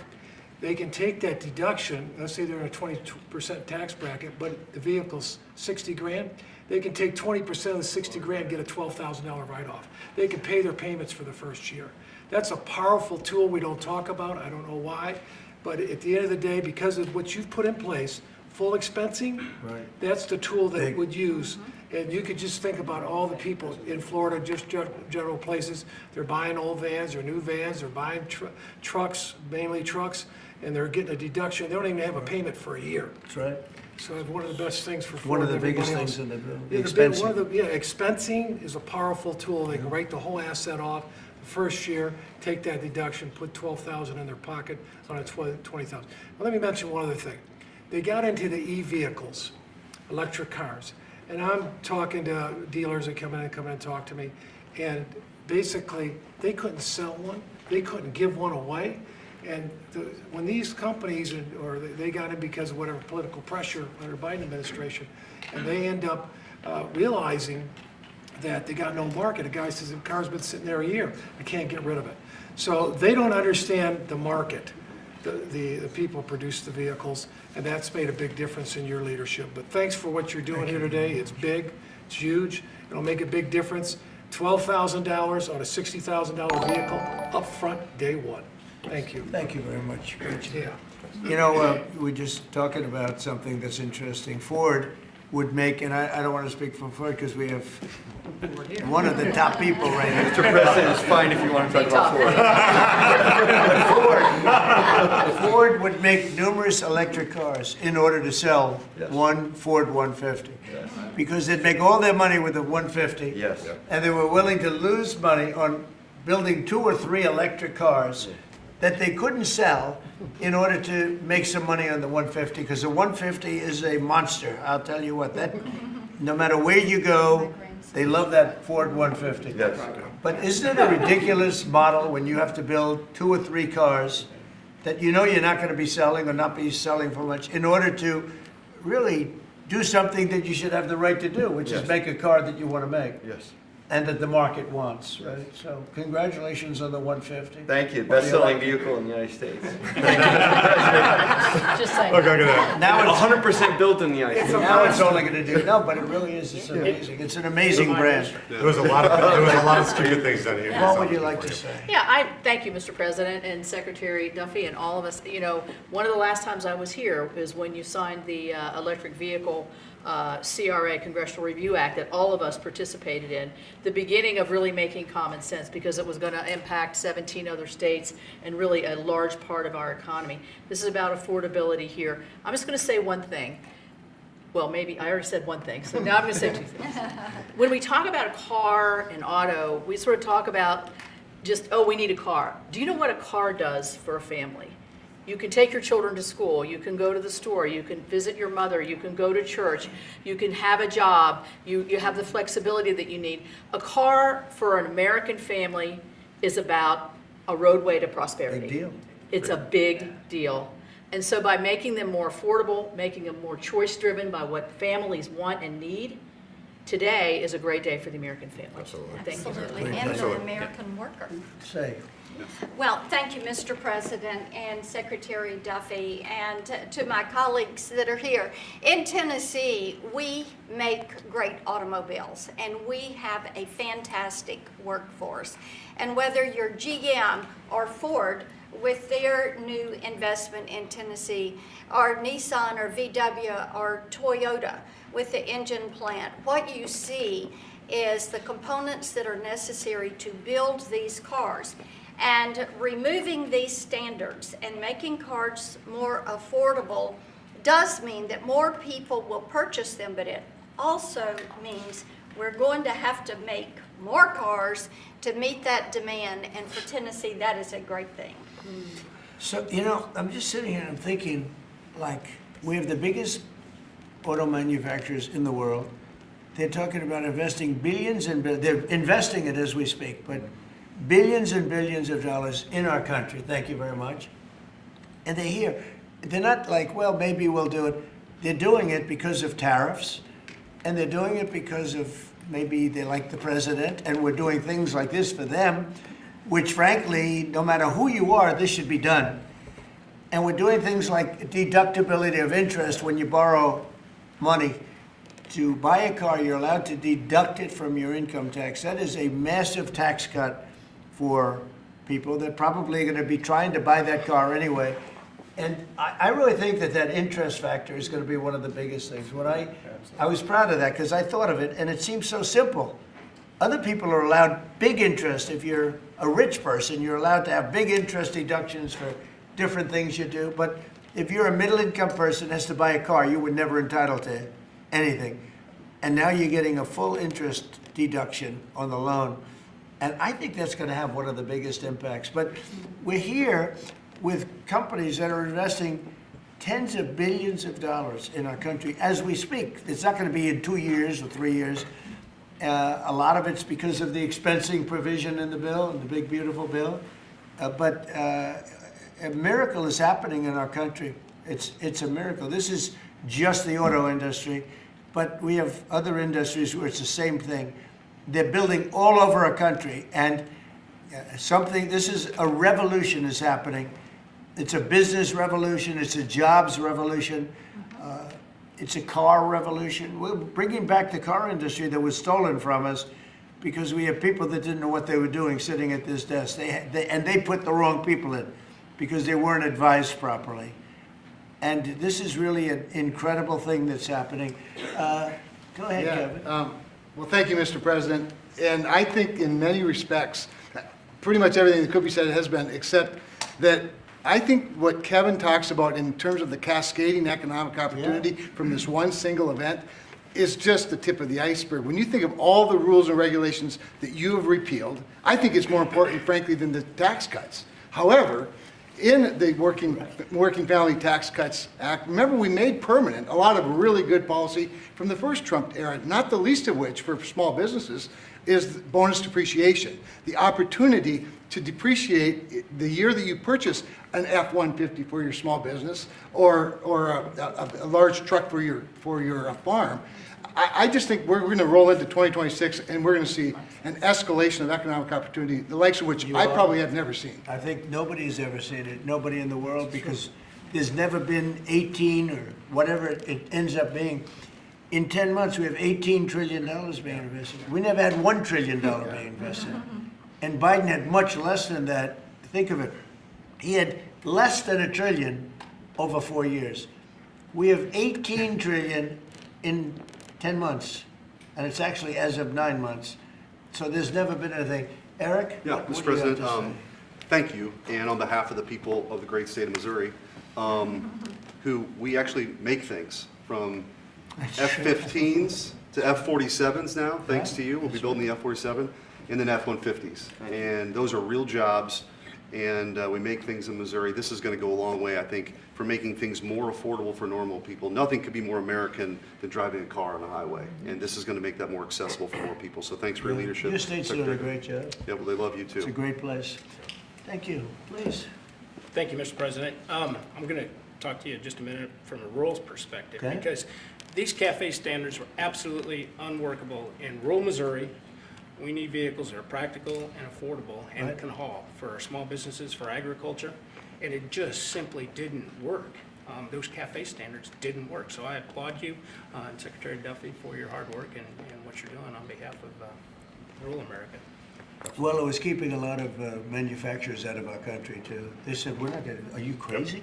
They thought, outside manufacturers thought we were absolutely insane with all of the different things that were just made up nonsense. It was like made up, it was really made up by people that hate our country. I really believe. Does anybody else have anything to say? I'd say about two quick things, Mr. Oh, President. no, Bernie, I didn't see you. Two quick things I think are really important. So the person who sat behind this desk before you gave $7,500 in subsidies to multimillionaires who are leasing electric Rolls Royces, electric Porsches, electric Lamborghinis. We're getting $7,500 from the taxpayer. And these Democrats sit on this floor and say that Republicans are for millionaires and billionaires. We are the opposite of giving $7,500 to multi-billionaires to lease foreign electric vehicles. Number two, because of your policies, at the beginning of the year, 51% of the cars sold in America were made in America, 51%, before you got sworn in. Last month, that number was 57%. We moved it 6 points, which nobody thought would be possible in 4 years. We did it in 10 months. That's something that maybe the news should cover a little bit more. And we've driven down the price of automobiles. The car prices for consumers are down before you did Just this. about everything is down. You know, this whole thing is, they use the word affordability. It's a Democrat hoax. They're the ones that drove the prices up. And all they do is say, affordability, and you're supposed to say, oh, that means they had low prices. No, we inherited the worst inflation in the history of our country. They say 48 years, but let's say that's history. I don't believe that. Biden had, because of his stupid ways and between his energy policies and his spending policies, we had the worst inflation in the history of our country. And now our prices are coming down, and they're coming down for cars, and they're coming down. I mean, did you hear yesterday when Chris Wright from Energy, the head of energy in our country, said there are now parts of our country, it's all happening, $1.99 for gasoline, a gallon. And we have it at $2.50, $2.60. It was at $5. And that's bigger than any tax cut we could give. And, you know, for the average family, that's considered bigger than any tax cut. So the word affordability, when they mention it, you ever watch them? It's all about, I saw the young lady that lost last night. She lost by a lot more than they thought. And we have a great new candidate in Congress, really great, Matt Van Epps. But I saw last night, she said, it's all about affordability, all about it. They never talk about like the specifics. Right. Everything was through the roof. Eggs, when I took over, eggs were 4 times higher than they ever were. We got the prices down to the lowest level. Yep. I mean, amazing. But they never, you got to watch, they're great con people. It's like the Inflation Reduction Act. And after they got it approved, because everybody said inflation reduction, they admitted it had nothing to do with reducing inflation. It's a con job. I think affordability is the greatest con job. They look at you and they say, affordability. They don't say anything else. Everyone says, oh, their prices were so low. No, they had the worst inflation. We had the highest prices we ever had, and now they're all coming down, including beef is coming down. Beef was up there a little bit. Our ranchers did well, but we got to make them do a little bit less well, perhaps. But the beef is now coming down. Coffee is now coming down. It's all coming down. And it's a beautiful thing to see. But remember this, when they use the word affordability, they just say, they never say anything else. This election's about affordability, and then they go on to the next subject. It's a con job. They caused the highest prices in the history of our country, the worst inflation in the history of our country, and we're getting those prices down, and they're coming down rapidly. And you'll see those results very soon. Anybody else want to say a few words? Oh, Ted, I can't believe it. I'm easy to miss. I didn't see. It's very rare that I would miss it. Go ahead, Ted. Well, Mr. President, I want to congratulate you on behalf of everyone here for the leadership that you're showing. And this is a victory today for consumers. This is a victory for affordability. Your critics like to say the word affordability. Under Joe Biden and the Democrats, they put mandate after mandate after mandate on cars and trucks, and they drove the price up thousands and thousands of dollars. And with the actions you're taking today, and you put on top of that the one big beautiful bill, you know, most of the senators here on the Senate Commerce Committee, and on the Commerce Committee, we worked together to zero out the CAFE standards. We wrote that into the law that the CAFE standards went to zero. What does that mean? It means you can now, as a consumer, buy the car you want. It also means people's lives will be safer, because what these regulations did is they forced cars to be more expensive and made of plastic instead of steel. Because you had to make them lighter to comply with these standards, so you'd get in a wreck and people would die. The result of what you're doing, you're literally saving people's lives, and you're making it where families can afford to get a new car. These actions will drop the cost of cars and trucks thousands of dollars. That makes a real difference. And I'll make one final point. You know, about half the members here are car dealers. And I will say my good friend Roger Williams out in the lobby, he tried to sell me a car, which didn't surprise me, but I just want to give props to Mike Kelly. He showed he was savvier because he tried to sell you a car, and you can afford a much nicer car than I can. So well done, Mike. Roger, you just went to the wrong customer. I was $100 cheaper. The thing that Ted just said, it's true. Plastic instead of steel. Think of that. And people died because of that. The plastic was plastic in an auto accident, and it broke up, and people were shattered because of that crazy deal. But it's a really good point. Go ahead. And Mr. President, I'll tell you, the Senate Commerce Committee on January 14th, we're going to have a hearing with all of the big three there and Tesla, and the entire hearing is going to focus on how your leadership has reduced the burdens on car makers. That's lowering costs, that's giving consumers more choices, and it's producing more jobs in America. And it's highlighting that's a real record of success. Yeah, well, it's an honor. And, you know, they were going by California. We had like 2 different countries, California and 15 that followed California, because you had 15 states follow California. And the rules from California were just like everything else. That's why people are leaving. That's why it's such a mess. There's a state with such unbelievable potential, but what they did with the car industry is incredible. And that was, you know, the car companies didn't know what to do because they had 2 standards, and you can't build 2 different cars for the same country. And what we're doing today is very big. Would anybody like to say something? Would you like to say something, my friend? I just want to say thank you. Thank you.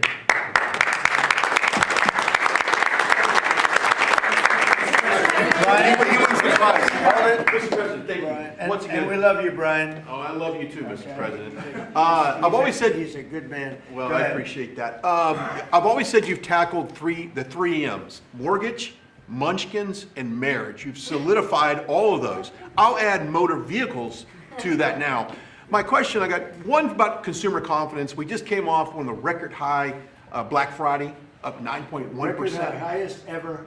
Biggest amount ever purchased in one day. Yep. Which I think counters this narrative of affordability, because apparently the Americans are spending money. So I want to see, how do you view that for a consumer confidence being so high going into Christmas and going into next year? And I do have one for the auto group after you. Yeah, after I just think that we have tremendous confidence in the country. You know, one of the things in terms of confidence, if you go back a year and a half, you know, it's amazing, we're like into 10 months already, but you go back a little bit before the election, because after November 5th, it started changing rapidly, even though we weren't running it until January 20th.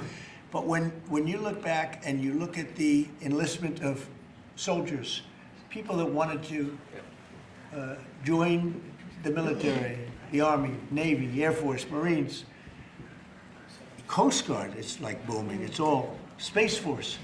But we had the worst recruitment in the history of our country.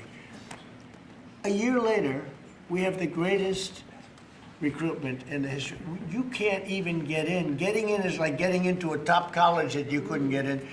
People want to be in the service now, and that includes the police and firemen, other things. You couldn't hire police, you couldn't hire anybody in the Army or the Navy. You couldn't get people in, and we now have gone from that to record recruitment. We're getting high quality people, amazing people, wanting to be in the military. They have a spirit now. You know, call it what you want, but that's part of it. But they have great spirit now. It's a great thing. Go ahead, ask your second question. Okay, my second question, I've got a lot of close family friends that are in the automotive business, own dealerships all across Southern California. They sent me a question to ask you. There's a thing called a mileage blocker that is installed on vehicles. It's a type of a computer chip which alters the actual mileage driven on the vehicle so that when you have a leased vehicle that's turned in, they're losing thousands of dollars. They've got to go chase down these manufacturers. What can we do to track down these manufacturers of this illegal computer chip that's really hurting the automotive industry? Have you heard about this? Yes, sir. They're getting built in China, and most of them are coming out of Great Britain, sir. They're being distributed through China, through distributors selling them online through Great Britain. Yes, sir. Wow, that's not so good. What do you think? Look at that. Do you, Bernie, do you know anything about that? It works on older vehicles, and obviously, well, we got to do a better job. Yeah, of I making think sure it's at the border. something, I've never heard of it. Very good. We never heard of it. That's pretty good. Mr. President, you released video of that first boat strike on September 2nd, but not the second video. Will you release video of that strike so that the American people can see for themselves what I happened? don't know what they have, but whatever they have, we'd certainly release, no problem. You know, we stopped, every boat we knock out, we save 25,000 American lives. That's right. And Thank you. if you look at our numbers, the drugs coming in through sea are down 91%. I'm surprised there's 9% you want to. I don't know who's doing the 9%, but it's down 91, and we're going to start very soon on land, and I'm sure you're thrilled to hear that. Mr. President, on Ukraine, Steve Witkoff and Jared Kushner were there last night with Vladimir Putin. Can you give us an update about those talks? It sounds from what the Kremlin is saying that they're not going to compromise. Can you tell us what you've... I don't know what the Kremlin's doing. I can tell you that they had a reasonably good meeting with President Putin. We're going to find out. It's a war that should have never been started. It's a war, if I were president, we had a rigged election. If I were president, that war would have never happened. It's a terrible thing. But I thought they had a very good meeting yesterday with President Putin. We'll see what happens. It's, you know, when I was in this office and I talked about no cards, I said, you have no cards. That was the time to settle. I thought that would have been a much better time to settle. But they, in their wisdom, decided not to do that. They have a lot of things against them right now. But you have President Putin had a very good meeting yesterday with Jared Kushner and with Steve Witkoff. What comes out of that meeting, I can't tell you, because it does take two to tango. You know, Ukraine, I think we have something pretty well worked out with them. They're very satisfied, considering. But the sad part is, if I were president, no war would have ever happened. They would have had 100% of their territory. Nothing would have happened. It's a very sad situation. So think of this. Last month, 27,000 soldiers. 27. That's like, you take a stadium, a football stadium, not an arena, and you cut it in half. 27,000 people died, young, mostly young soldiers, died last month, in 1 month. And that's the only reason I'm involved. You know, we're not spending any money in the war. We're selling to NATO. We're not being ripped off like we were under Biden. Biden was handing everybody everything we had, giving them all the missiles, everything they wanted, free, no charge. So he had no idea what he was doing. They're paying top dollar, full price for everything. Goes to NATO, and then NATO distributes it. NATO pays us. So it's not money. We would all, I think I can speak for everyone behind here. The politicians I know and the auto manufacturers are good people. They don't want to see 27,000 people die for no reason whatsoever. And that's the only reason I'm trying to help. Yeah, please. Mr. President, switching to Venezuela for a second. Have you checked back with President Maduro? I mean, is your pressure campaign working? And do you think, how's he responding to your demand that he leave the country? It's not pressure campaign. It's much beyond that, I think. But I spoke to him briefly, just told him a couple of things. We'll see what happens with that. Venezuela sends us drugs, but Venezuela sends us people that they shouldn't be sending. They emptied their prisons into our country. They sent us killers, murderers. They sent us drug dealers at the highest level. They sent us gang members. They sent us people from their mental institutions. They emptied their mental institutions into our country. And so did other countries, because we had stupid people running this country, really stupid people. And I think probably you had some stupid ones, and you had some smart ones, but they were bad people too. Because not all of them were stupid. You can't cheat on elections like they did and be stupid, okay? Mr. President, did you talk to him a second time or just that one time? What's that? To Maduro, did you speak to him again? No, I didn't. Mr. President, if you do find... When you spoke with Mr. Witkoff and with Mr. Kushner... Last night, did they give you the sense that President Putin still wants to end the war, wants to make peace? He would like to end the war. That was their impression. Now, whether or not, Do you believe him? that was their impression. Their impression was that he would like to see the war ended. I think he'd like to get back to dealing a more normal life. I think he'd like to be trading with the United States of America, frankly, instead of, losing thousands of soldiers a week. But their impression was very strongly that he'd like to make a deal. We'll see what happens. Mr. President, if the boat strikes, if it is found that survivors were actually killed while clinging on to that boat, should Secretary Hegseth, Admiral Bradley, or others be punished? I think you're going to find that this is war, that these people were killing our people by the millions, actually, if you look over a few years. I think last year we lost close to 300,000 people were killed. That's not mentioning all the families. Have you seen what happens with the families of not only the people killed, the people that are trying to get their son or their daughter off of this poison that they've been fed? I think you're going to find that there's a very receptive ear to doing exactly what they're doing, taking out those boats. And very soon we're going to start doing it on land too, because we know every route, we know every house, we know where they manufacture this crap, we know where they put it all together. And I think you're going to see it very soon on land also. Yeah, please. So to be clear, you support the decision to kill survivors after the initial No, I strike? support the decision to knock out the boats. And whoever's piloting those boats, most of them are gone. But whoever are piloting those boats, they're guilty of trying to kill people in our country. Yeah, please. The House Judiciary Committee has subpoenaed. I wondered if you'd prefer to see that as a hearing so that the American public can see the questions and the responses more easily. I'd rather see it probably at a hearing. Look, Jack Smith is a thug. He's a failed prosecutor. He's a bad man. He's an evil man. He hurt a lot of people. Forget about me. I do this stuff, but I got indicted many times by a guy that they were dismissed. He's a bad guy. He's a sick man. There's something wrong with him, actually. I think Jack Smith is a sick man. There's something really wrong with him. I'd rather see him testify publicly because there's no way he can answer the questions. But Biden knew this was going along. Kamala knew it was going along. And there's a lot of things happening right now that they don't like. One of the things is the auto pen. Everything he signed, almost, with the exception of the pardon of his wonderful son, Hunter, just about everything he signed was not signed by him. He had no knowledge of it.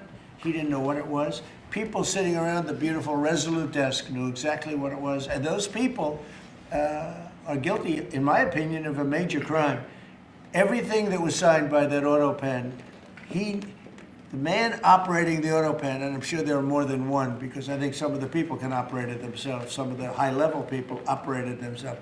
They would just go in and sign his name with an auto pen onto very important documents, not only pardons, but policy, maybe cafe standards, okay, as an example. Who signed cafe? If you ask Biden what's a cafe standard, he would have absolutely no idea.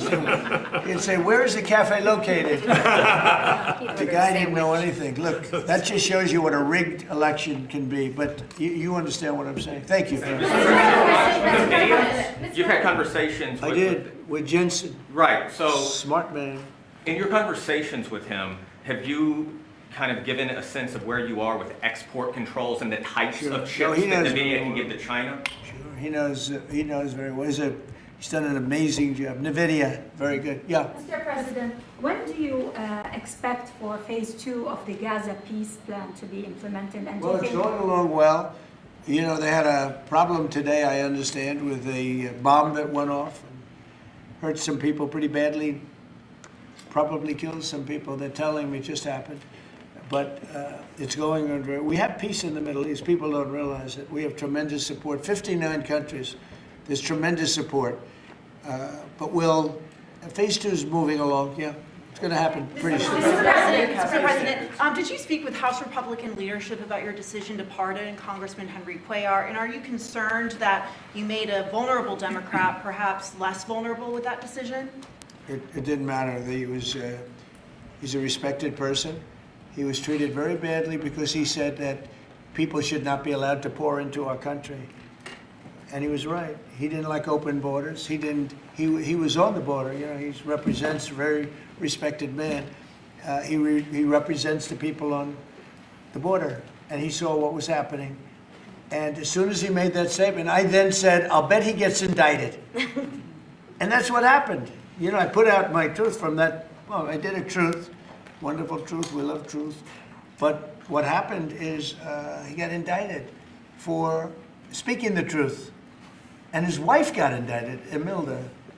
And that's sort of a first. Usually they leave the wives alone, right? Don't they, Congressman? Typically they indict somebody, put him in jail for the rest of his life, but the wife can just sit home and cry, or she'll find a new man. You know? A lot of times they find a new man and makes them much happier. In fact, a lot of times they like that man better than the one that's in jail. Mr. President, thank you.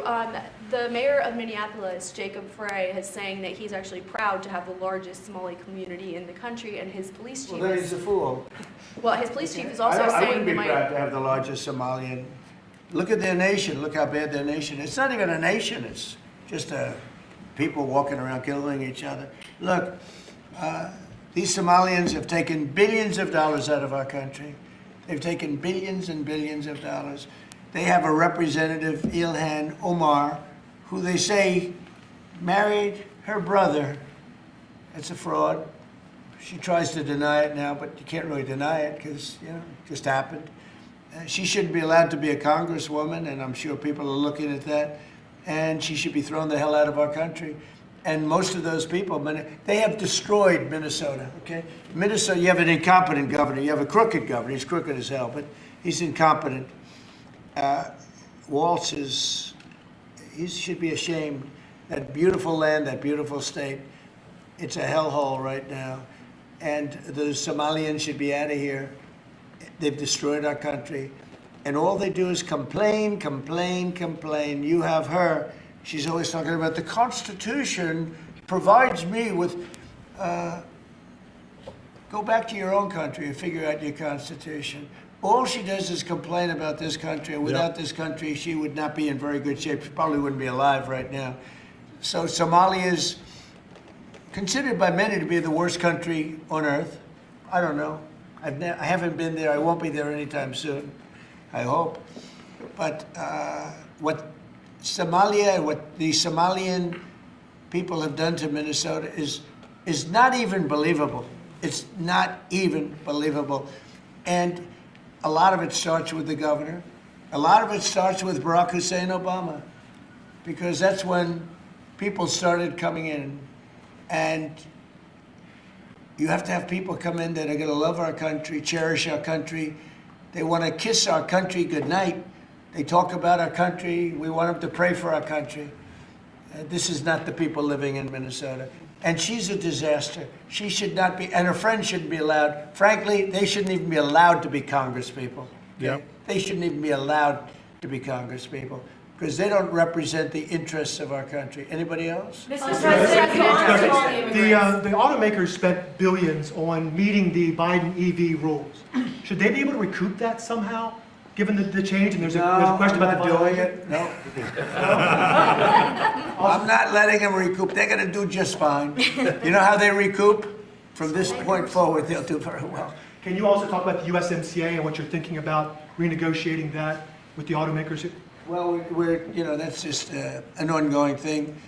It expires in about a year, and we'll either let it expire or we'll maybe work out another deal with Mexico and Canada. But look, Mexico and Canada have taken advantage of the United States, like just about every other country, in all fairness. It's not them, I'm not blaming them. But every country, because we had stupid people running our country. We had a lot of stupid people running. That's why we have $38 trillion in debt. But the beautiful thing about the tariffs is we'll start paying off that debt. The money coming in, they're finding money in our country now that they never knew existed. The other day, $30 billion. Where did it come from? I said, why don't you check the tariff show. They said, sir, that tariff hasn't started yet. It doesn't start till January. I said, no, it started 2 months ago. They called back, sir, you're right, it was from tariffs. No, we have a whole different country. I hope the Supreme Court, I pray that the Supreme Court understands the importance of the sensible, really, I mean, this would be country threatening if something happened with regard to that. You know, the people that brought that case are bad people. They're very bad people. They hate our country. They represent foreign countries, including China, but they represent, and China's paying us a lot of money now in tariffs, but they represent people that really don't like our country much. And I know some of them, and they're scum. In my opinion, they're scum. They're absolute scum. And they're not suing for any good reason. They're just suing to see if they can stop it, because they make money if this country does badly. You know? So, but we're taking in trillions of dollars. We're stopping wars. We have great national security because of tariffs. And then to think that we have to even go and justify this. The reason a lot of these people, I can tell you this, maybe we would have had the political people, we wouldn't have these people without tariffs. The people that are up here from Stellantis and Ford and General Motors, great companies, including this gentleman, right, they wouldn't be here today if we didn't have tariffs. They'd be building their plants in Mexico and other places. They're leaving Mexico and they're leaving Canada. They're leaving because they ripped off our country. They took our businesses away from us. And now, because of tariffs, they're all coming back. So it's a great thing. Thank you very much, everybody. Mr. President, you call Somalians garbage. What about saying thank you? Somalians are garbage, at least the ones in our country. Find it interesting that, well, let's take a look here. At least 28% of my audience feels that we should have sanctuary cities. So 28% of you guys in here don't care about Americans. It's good to know. It's good to know. Very sad, but it's good to know. At least we know where we stand.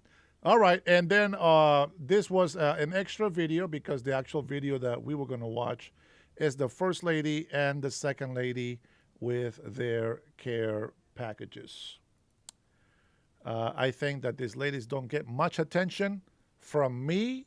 Shame on me. I believe, let me see, 50, excuse me. Yeah, I got enough time. Yeah, we got 28 people with mental health problems. So imagine all the negative, hateful comments on here. I'm glad you guys are being patient, my patriots. Thank you, Anonymous. I'm glad that you have the balls or the pupusa to say something behind the keyboard that makes you that strong warrior that you are today. Congratulations. Congratulations. Ms. Second Lady, please, go on. Hello, everyone. Hello. It's truly special to be here today, and I want to extend my thanks to Dr. Jordan for bringing us together today for this event that I'm so excited for, and for everything that you do for the Red Cross. And I hear that there is a retirement just a couple weeks down the line for Dr. Jordan. So can we all offer him a round of applause for 13 years?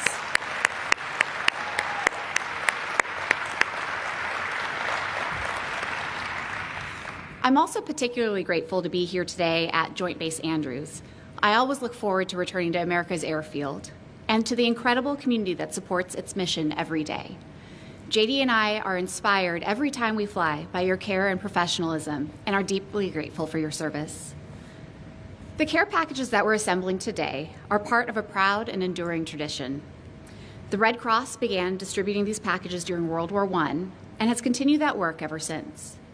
Each year, more than 220,000 active duty and veteran families also receive Red Cross assistance wherever they are, whenever they need it. It's an honor to contribute to that legacy of service today. As we enter the holiday season, may we be reminded of our shared responsibility for our communities, our neighbors, and our nation. And may we continue to lift up those who serve and sacrifice for our country. Today's event would not be possible without our remarkable First Lady. She has shown a deep and enduring commitment to the well-being of children and families, especially within our military. Her efforts bring hope and support to countless households, and her example inspires all of us to serve our communities with care and compassion. It is a privilege to stand here with her today. Please join me in welcoming our First Lady, Mrs. Melania Trump.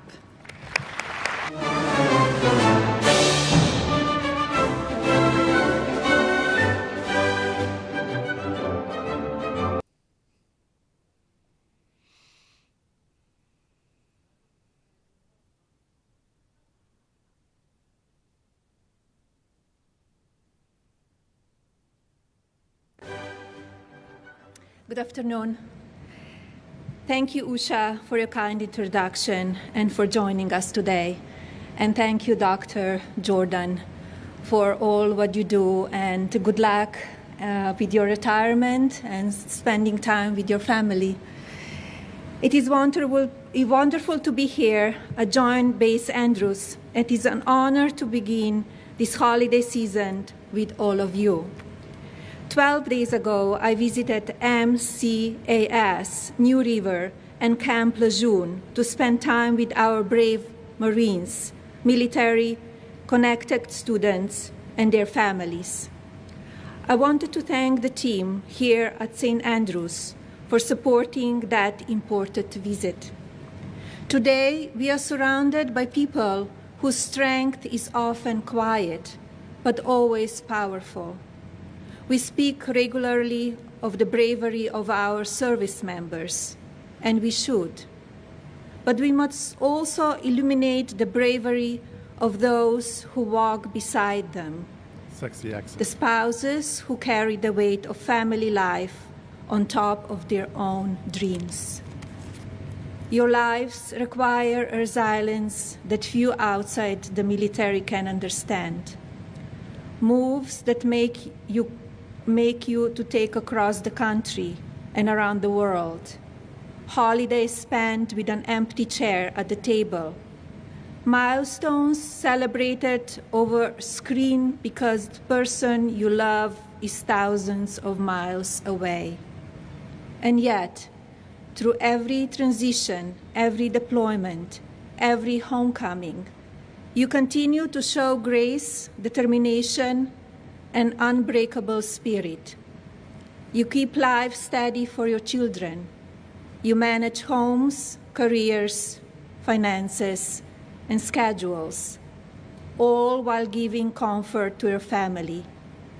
You carry this extra responsibility because you love someone who has sworn to serve. Today, we are here with the American Red Cross, which has stood beside military families for generations. The Red Cross supports our service members, veterans, caregivers, and survivors across the globe. We are grateful for all they do to support and strengthen our military families. As we celebrate this season of hope, I encourage everyone to also take care of yourselves. Your well-being is vital, not just for your families, but for your own future. Your journey matters, your voice matters, and your strength continue to inspire us all. Every package built here today is built with American values. Each represents liberty, love, community, and honor. Each is delivered with heart and love, the foundation of our great nation. May this Christmas bring peace to your homes, safety to those who are deployed, and gratitude in the hearts of every American who thanks you for your service and sacrifice. Merry Christmas. Thank you.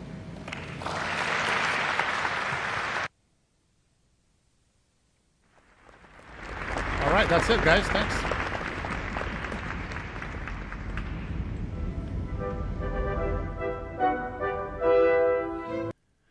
Oh, man, I can't believe you guys vote for actual Michael Obama. How dare you vote Michael Obama instead of Melania? Look how beautiful she is. You know, she is still, after all these years, she's still a gorgeous woman. I can see her in one of those, those fantasy movies with the little elf ears. You know what I'm talking about? You know what I'm talking about? That princess up in the mountains with the cascade waters coming out of the big, beautiful castles. What do you call those guys? I can't think of the names. Not elves, but there's another one. Is it just elves? Elves?